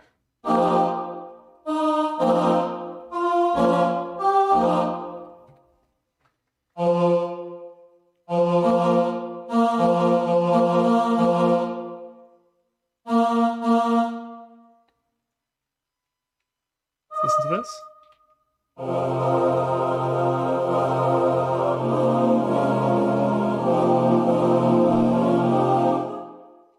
There we go. So now you see that the stuff happening on the top. It's not super weird, but it changes the character a bit. Between 35 and 37 during the afternoon. Oh, God. I think it's bad enough here, and we only have like 30 degrees, I think, and that's in the middle of the day. Like, again, I have to restate, this room is starting to get to me a little bit.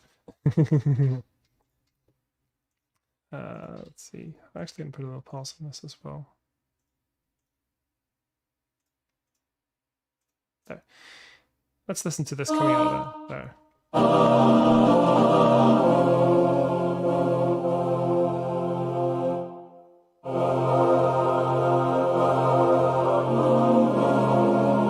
the reason why the top part's so weird is because I moved this. Sometimes I move it because it intersects with rehearsal marking, but yeah, Marco, you're in Italy, aren't you? And maybe you're slightly more used to to those kinds of temperatures. I know that if things got much warmer here, I would just stop functioning.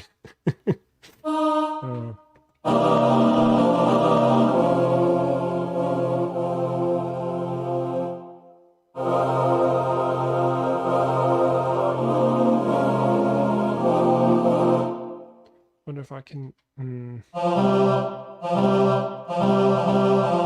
So essentially, I'm doing a huge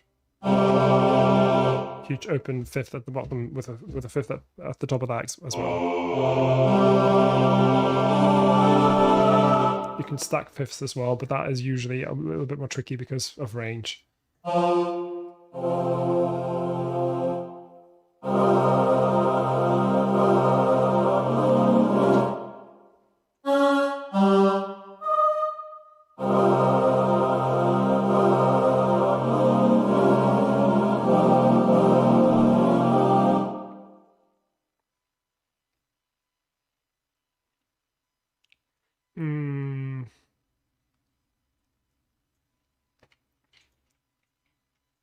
Let's continue with this.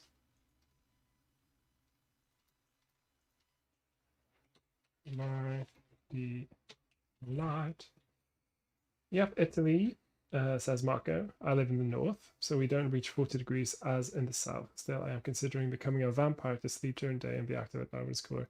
You know what? When I'm in London during the summers, same, because it's not quite gotten to 40 there.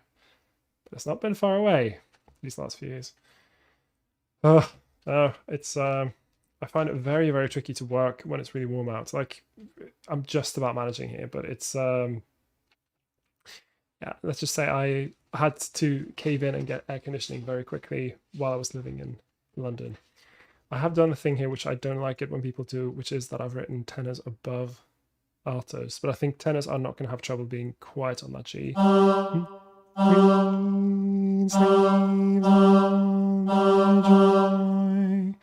And so with their alto twos, they are probably going to be okay. And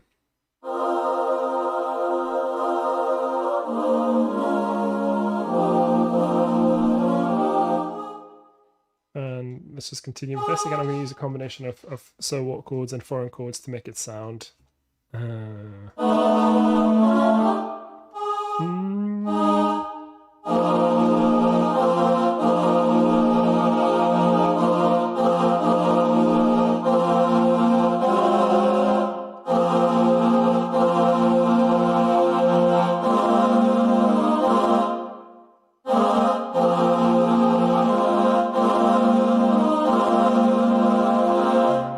That's a bit more foreign.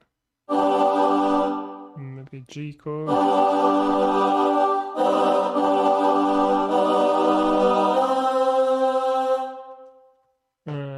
Let's see, so what chord first?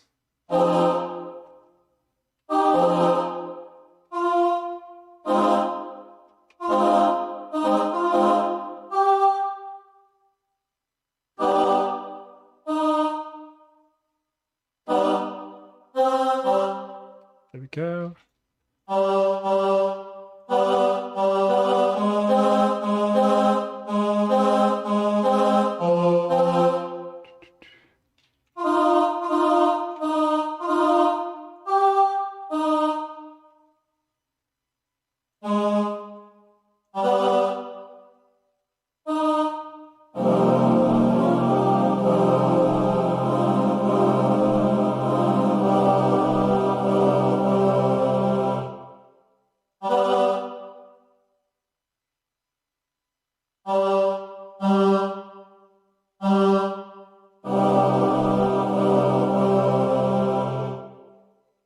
There. I think that's about as far as I want to go with the drone here. So let's listen to all of that.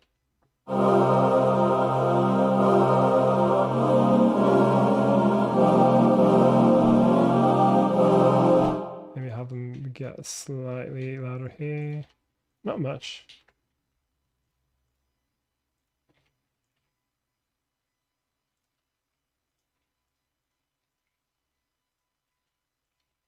And back to quiet.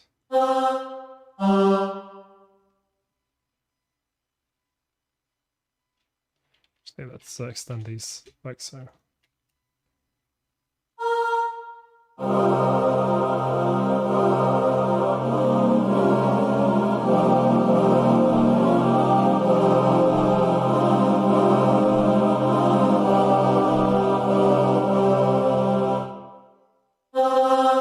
we go.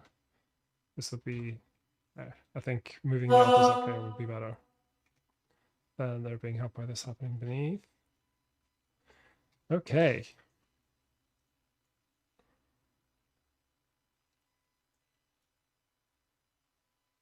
So now we are approaching, I'm probably going to end the arrangement after this last phrase here, but I'm going to repeat it once. So I'm going to take something from barbershop music, which is, I think it's called tag, and it's a thing at the end where they essentially have, so barbershop arrangements don't tend to be very outrageous in their harmony until the very end, and that's when they really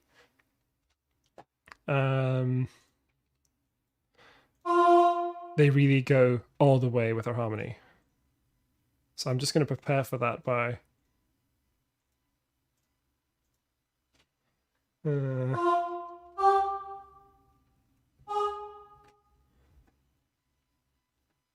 this happening, and then there'll be and who, and I have an idea about what I'm going to do there, but I'm going to wait until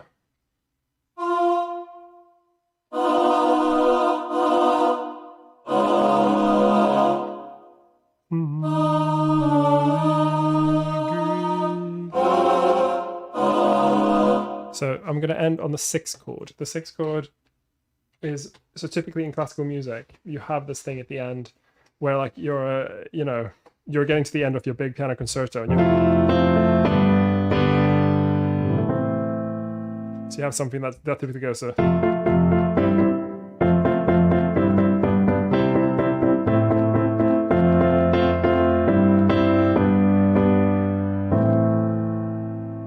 And then you have your big cadenza, and then you finish off with a series of like that. So I'm gonna do the same where I finish on the 6th chord. So the 5 chord here is, that would have been,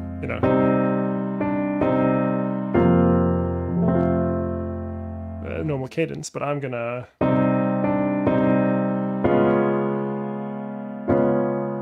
and I'm probably going to finish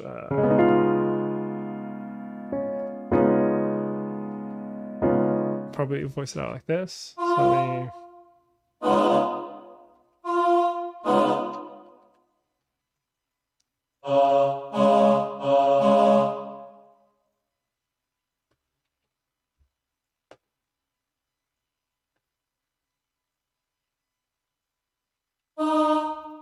there.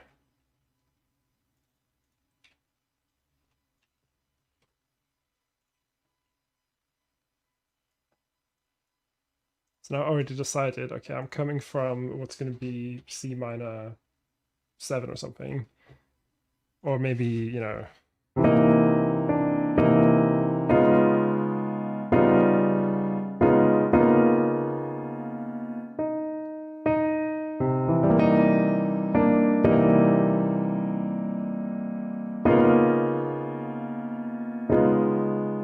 maybe even throwing this. So again, I'm working backwards.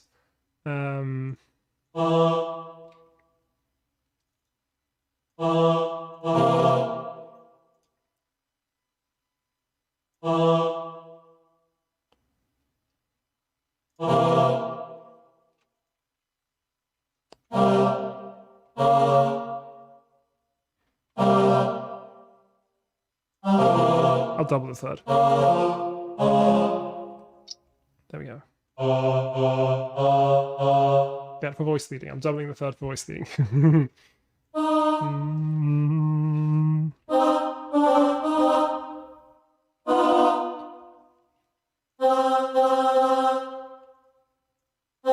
Lady Greensleeves.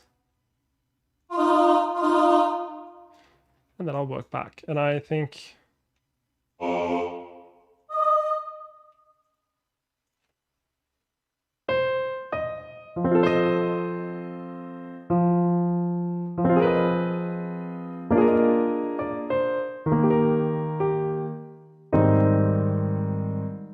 So I've just finished on this.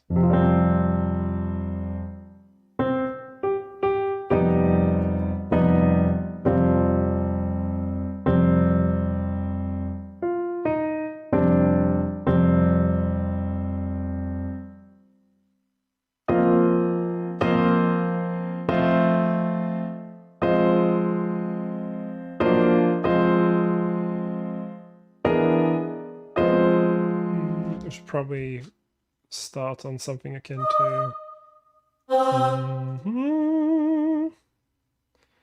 Says Vince Guaraldi would be most pleased. Well, maybe. Let me just see if I can remember where I was coming from.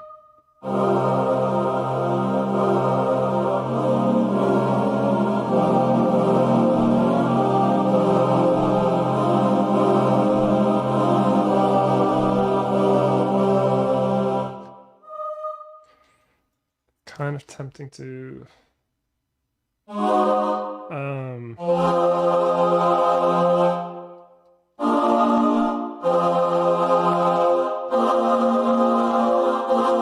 maybe have something a little bit more functional towards the end. We've gone through all this crazy harmony. Maybe I'll be kind to the audience and give them something that's a bit more predictable. So F minor 7, B 7 with a suspended at the top, which gets resolved.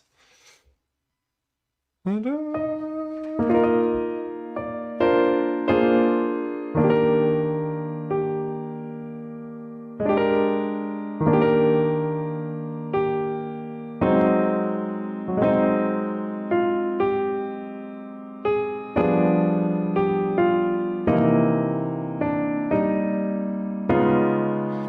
think so. Earlier in the song, we already figured out kind of a functional way of getting around here. So if we go for this kind of chord progression, let me mention some actually.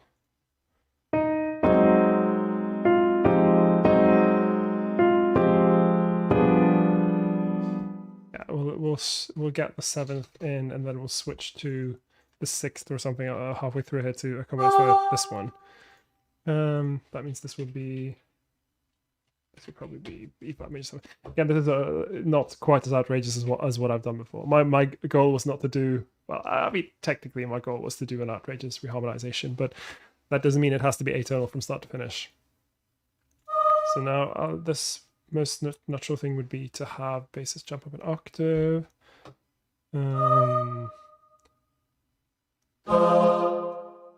This would be... That's an okay jump.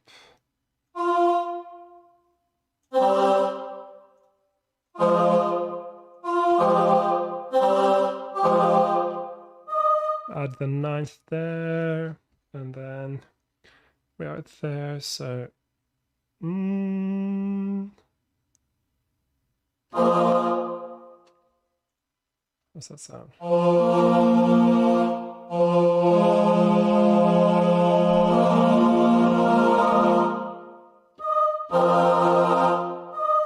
Just gonna voice this out correctly.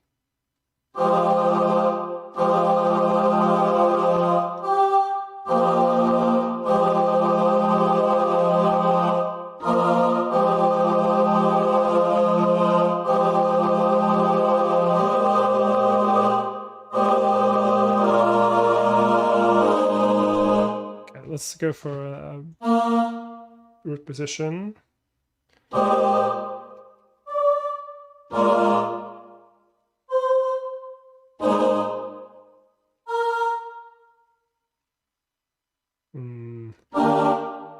Go. Da, da, da, da. There we go. I'm just doing it in. Let's get rid of that.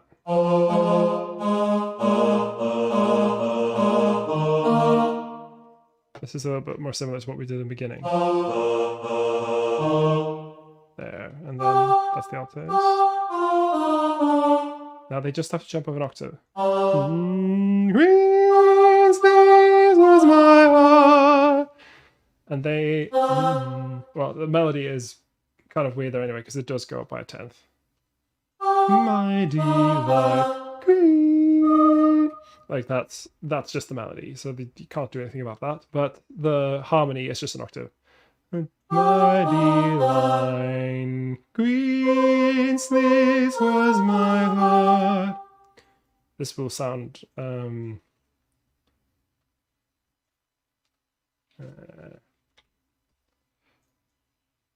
it's just about manageable.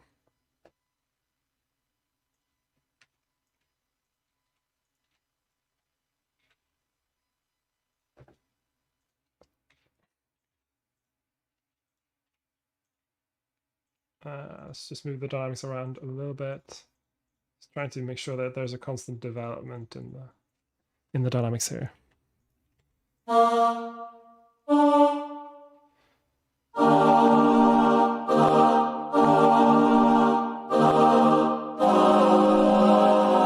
Go there.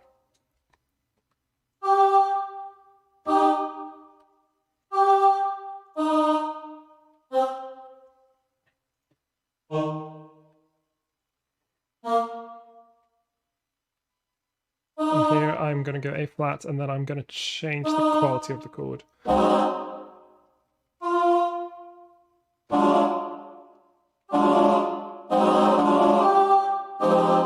So it's now an F minus 7 with a ninth.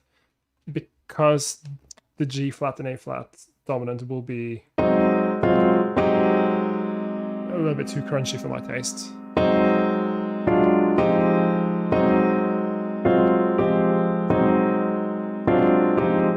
Let's keep that C on the altos. So that is soprano.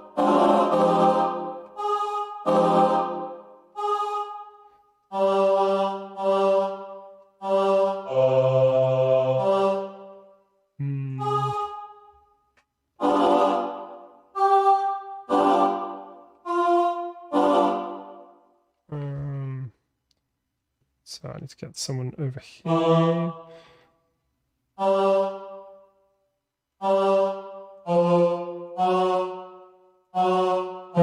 And whom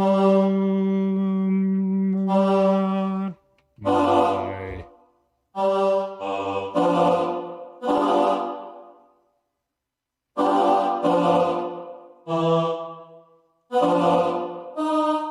just thinking of voice leading the whole time. Yeah, and then we're in we're there.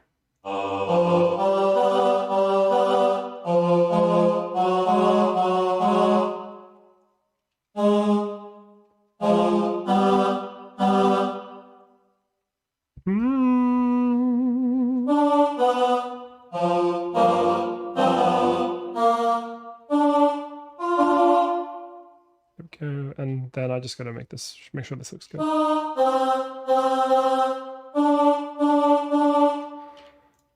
Golden woman, my lady green. That'll work. Golden woman, my lady green. Yeah.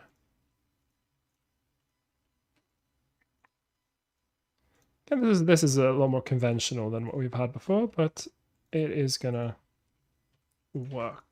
Let's do this up properly.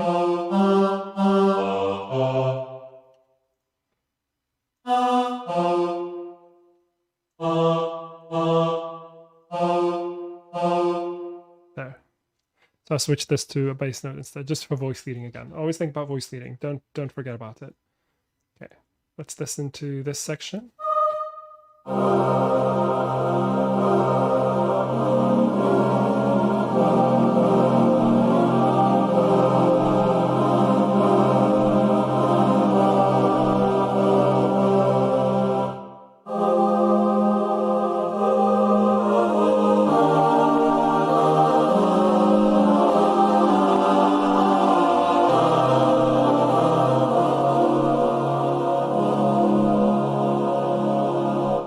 Yeah, this is like a pleasant surprise after all the horribleness we've gone through. We have Nick in the chat. Hello, Nick. How are you? I hope everything's okay in India between the heat wave and COVID and everything. Yeah, I hope everything's okay. Good as can be, anyway. Right, we're going to do the tag now. So the idea I had was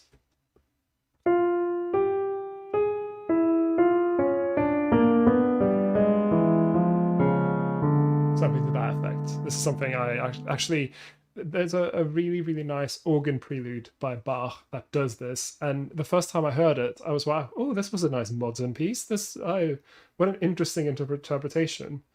And then, no, it was written by J.S. Bach.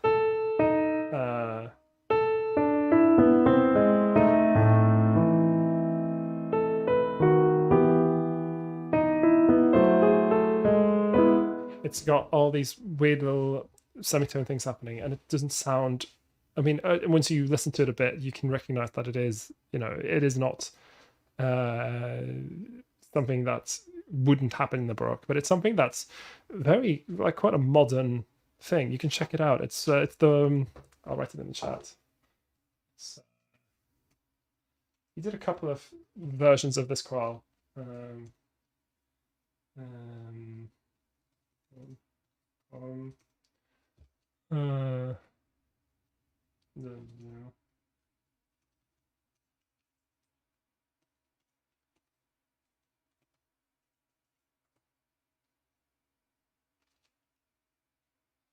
I think it's this one, and there's two of them. Both of them are really good, but there's one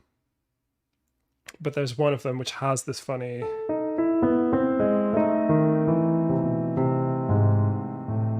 And I thought that'd be quite a nice thing to do at the end of this piece. So, but we need to finish on a bunch of crazy chords, essentially.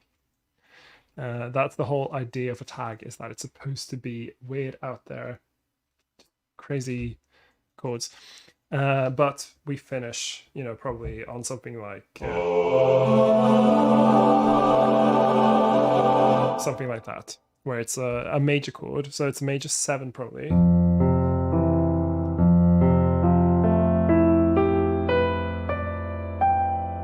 It's a major 7 chord with a major triad that's a tone above. So essentially what you end up with is a major chord with an added 9th, 13th, and sharp 11. And it's a very typical chord to finish on in jazz music.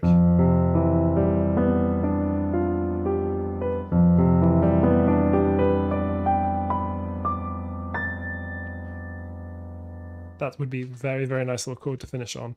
We can just finish on like a open 5th, but I think let's aim for the huge chord first, and then we'll see how we get there.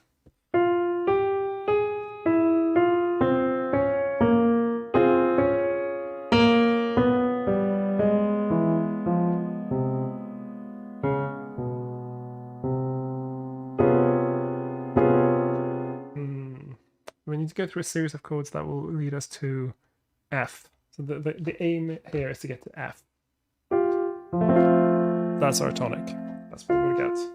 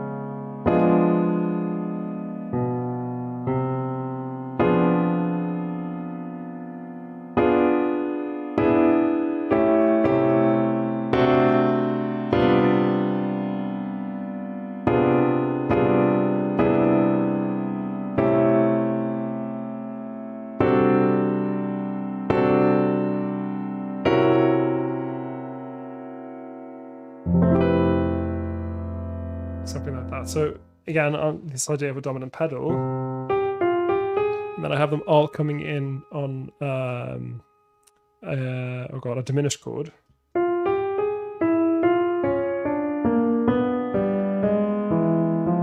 This is a diminished chord. This is very classical, but then we change it up by having.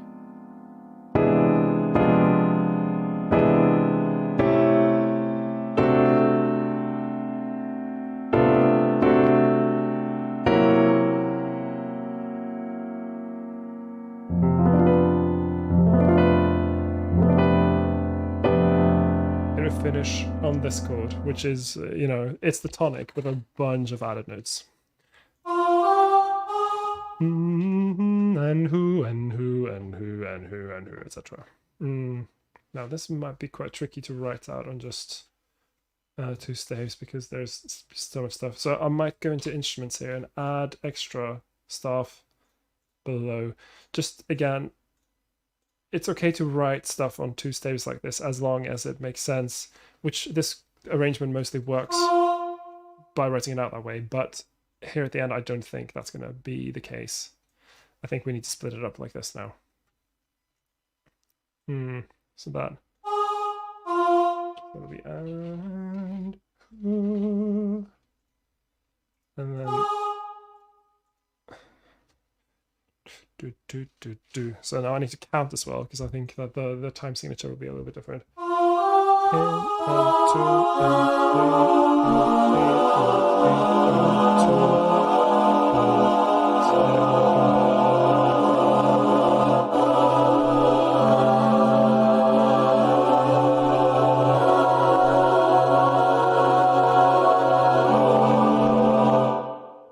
Okay, I'll work this out so it's so it's not quite as out there. It's going to be a little bit more magical. Let's see. So 2 and who and who and who, and then these guys come in on Jan, who and who. And who, and who, oops. Who.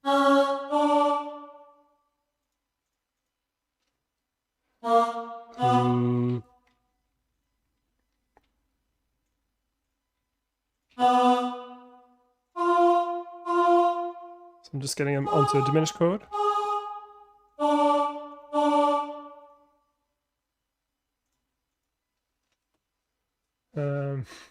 Raldini.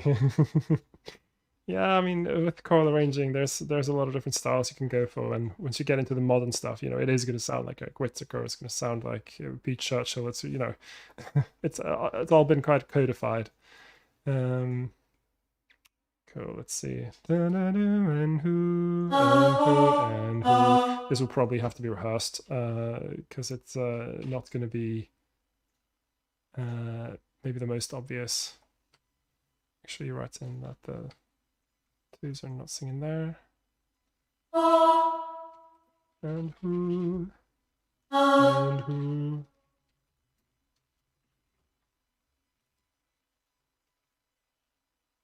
And who. And we continue with and who.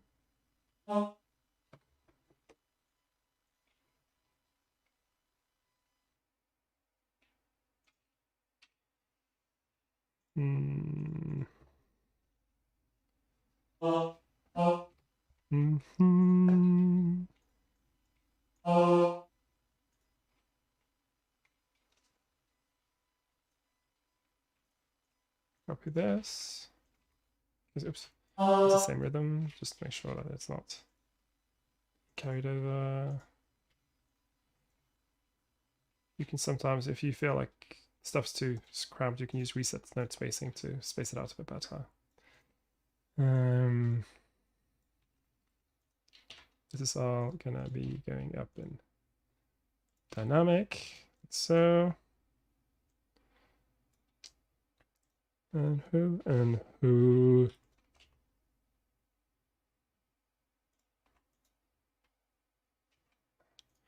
And who.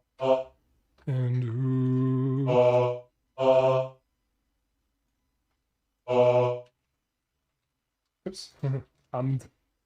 and who. And now the series of weird chords I'm going to have are essentially going to happen over a C pedal that will keep it all kind of in check until we get to the end. So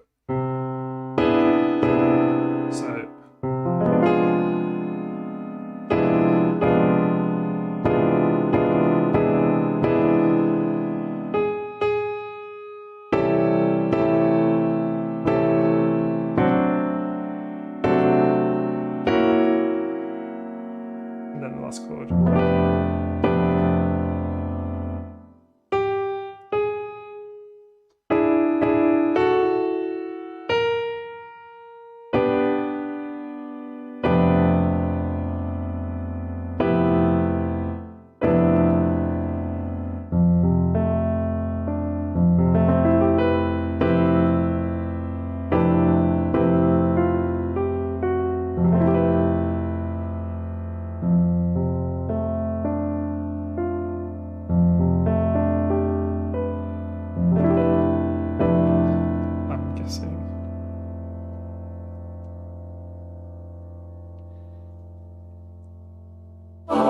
This will be my final chord.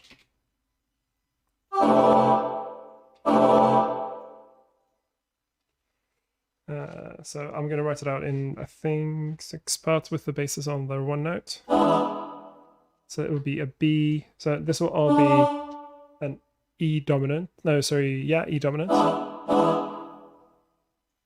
Going to an A dominant. And then D dominant.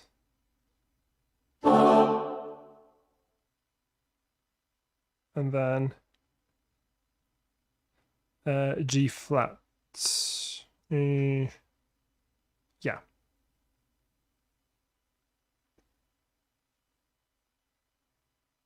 How am I going to miss that?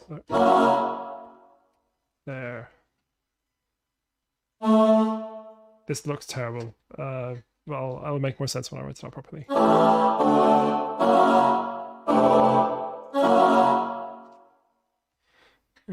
What was this?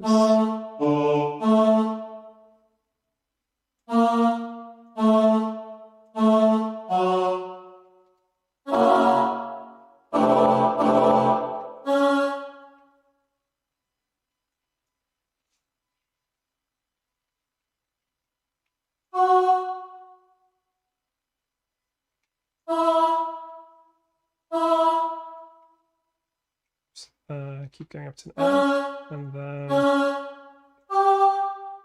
B down to BB. Might even be able to spread this out just using arrange mode. Actually, it's going to think that the altos are too low. Okay, let's just spread it out manually.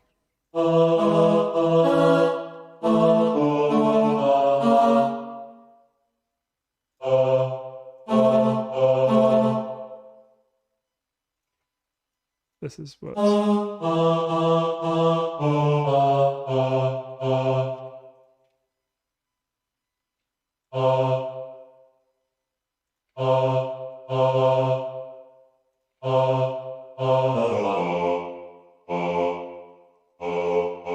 It's a series of chords that vaguely lead to each other, vaguely, with one exception being I'm going from D dominant up to what will be like G flat or F sharp dominant. Those are separated by a third, so it's a bit like what I said earlier, where you can kind of go up a minor third and it will kind of work. Like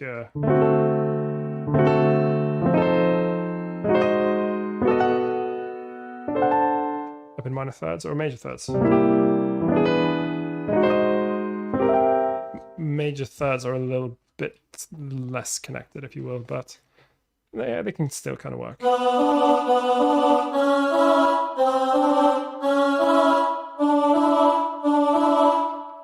Now voice leading is going to be super important because I'm seeing a lot of seconds.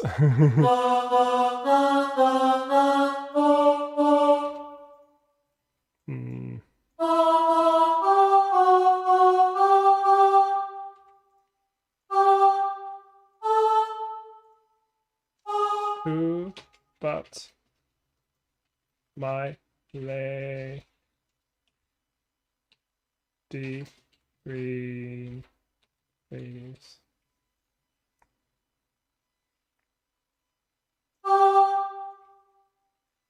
Stop on the last chord.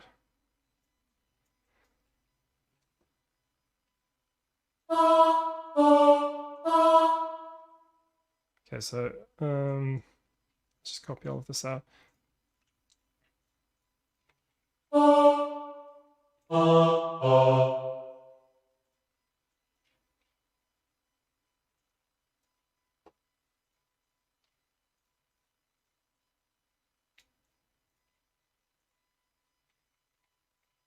First, let me play it so I can hear that this actually does make sense within itself. So we'll go back to the before the stop.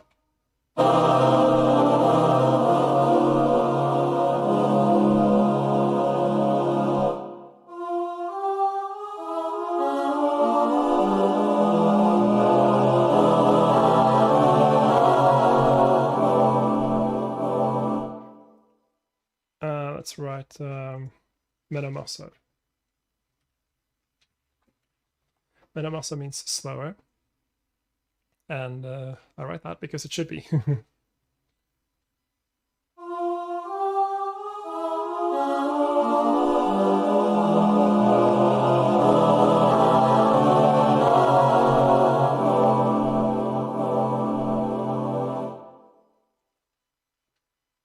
This should be a proper ret.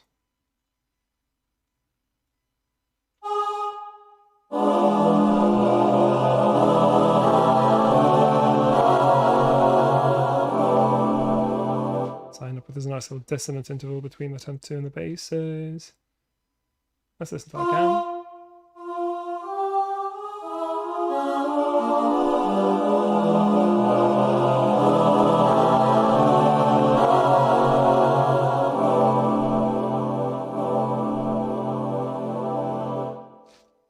Probably afford a multi-ritter actually. So slows down quite a lot is what that means.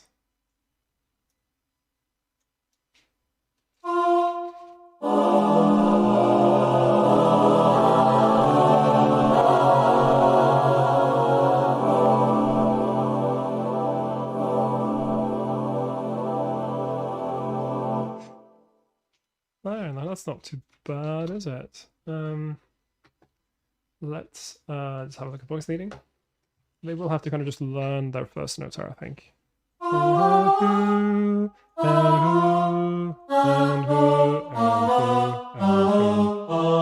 who, but my lady green. That's fine.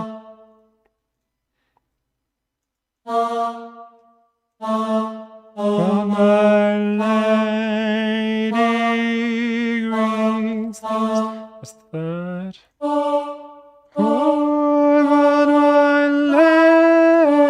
lady Greensleeves.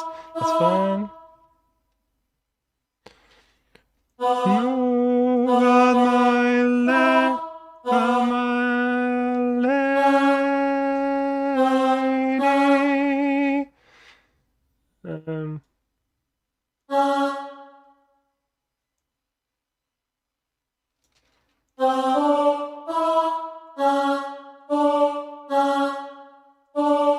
That might be nicer voice leading wise. But my lady Greensleeves feels very perfect cadency.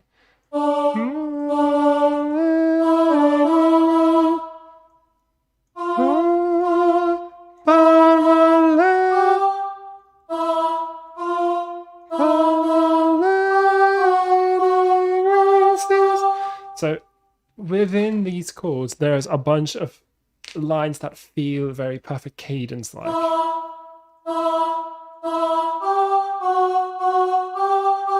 That feels like, you know, the perfect cadence of a G major chord. Sorry. And same with the alto here.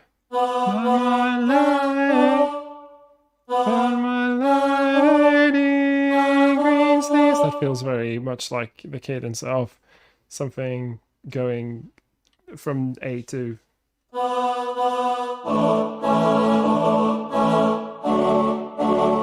So all of these lines will make a little bit of sense, within themselves. But of course, the whole will sound quite dissonant and weird, and depending on how much they want to milk it at the end, they could also like drag it out, and yeah, we'll see. Let's listen to it again from here.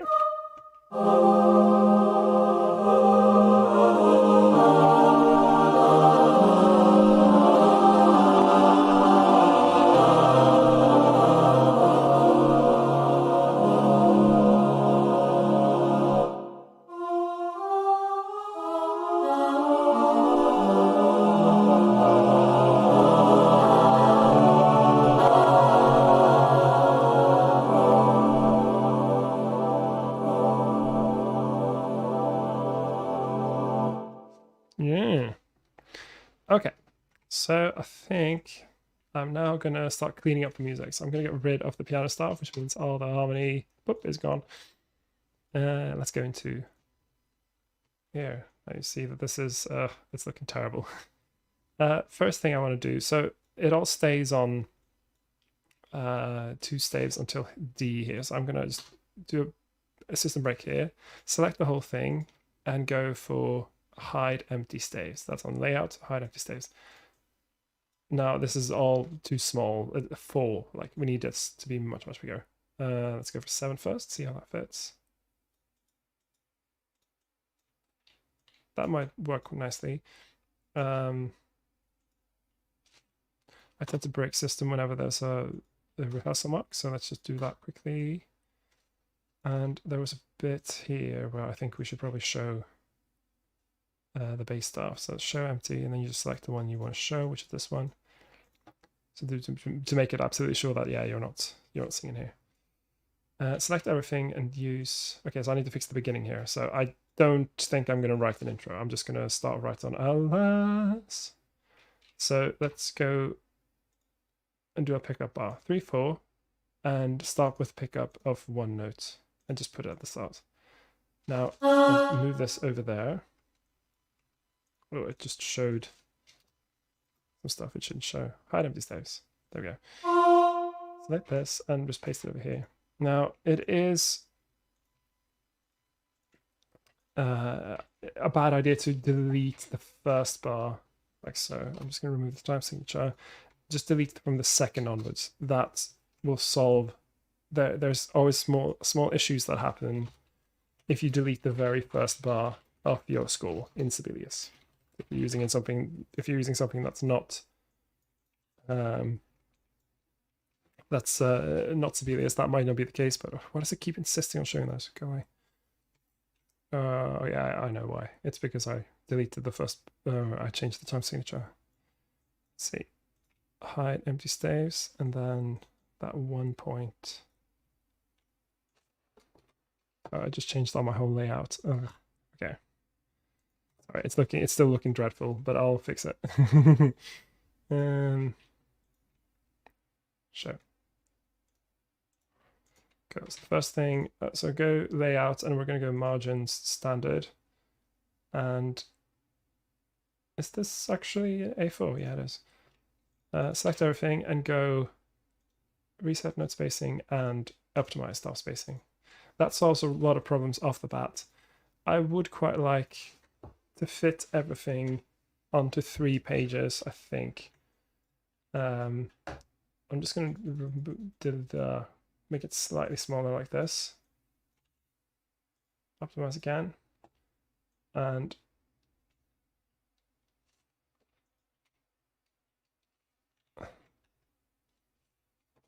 let's see if we can get this to work. This is annoying when it nearly works, but not quite. I feel like the margins on the first page are all out of whack. 14, maybe 32.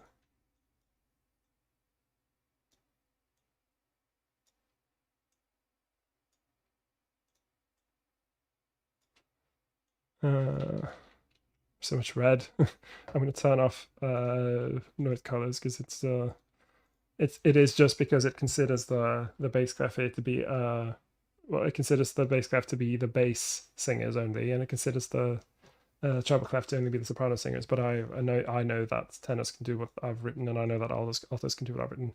So it's sometimes Sibelius and I will disagree on things. Can I not? See if can I fit this together? I really want to fit this together. Layout. Is it going to be too? It might be fine. Let's lock format, and I think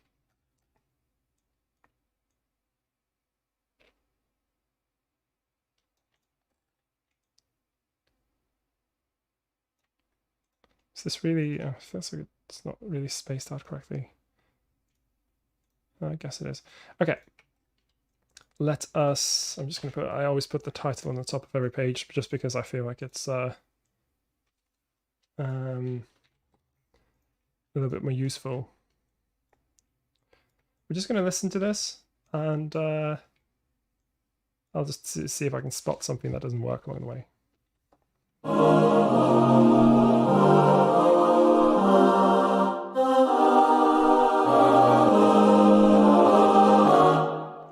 Moderately. Let's write moderato, molto rubato. So moderately, but with a lot of flexible tempos, what that means essentially. I think it's just ever so slightly fast. Let's make it 92.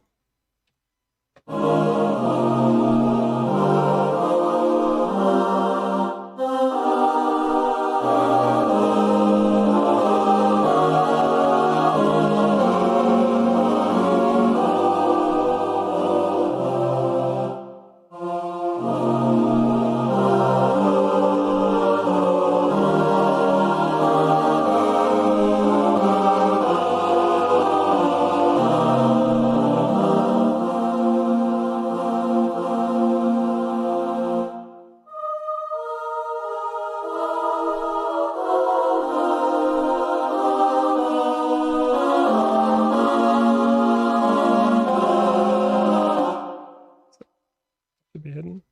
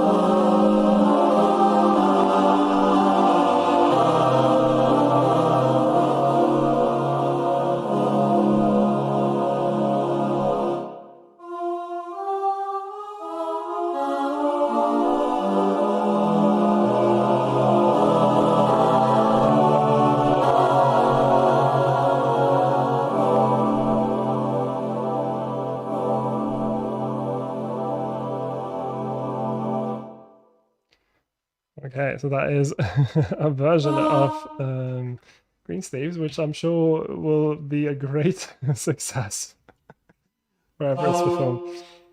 Yeah, and I just wanted to do a little bit of crazy reharmonization. And remember to put choral divide arrows when you divide so that it's crystal clear that they're dividing here. And yeah, that is one way of doing a crazy reharmonization of existing songs where it just turns into something completely different. And yeah, hopefully you can use some of the tips I've mentioned, and we'll see. Maybe we actually get to record this sometime, but I have my doubts because it is very like we should see if there's like a contemporary chamber choir that really wants a really nasty version of Greensleeves, then I can certainly accommodate them with this. Yeah, thank you very much for watching today. I hope you enjoyed it, and I shall see you. I'm actually releasing a full episode tomorrow. Yeah, all things if all things go well, then I'll be back next week with another arranging session. Be sure to leave me in the comments if you want stuff, for me to, if there's stuff you want me to talk about. I'm happy to, accommodate whatever you would like to. I am gonna have to air this room out now because I am boiling. Have a good weekend.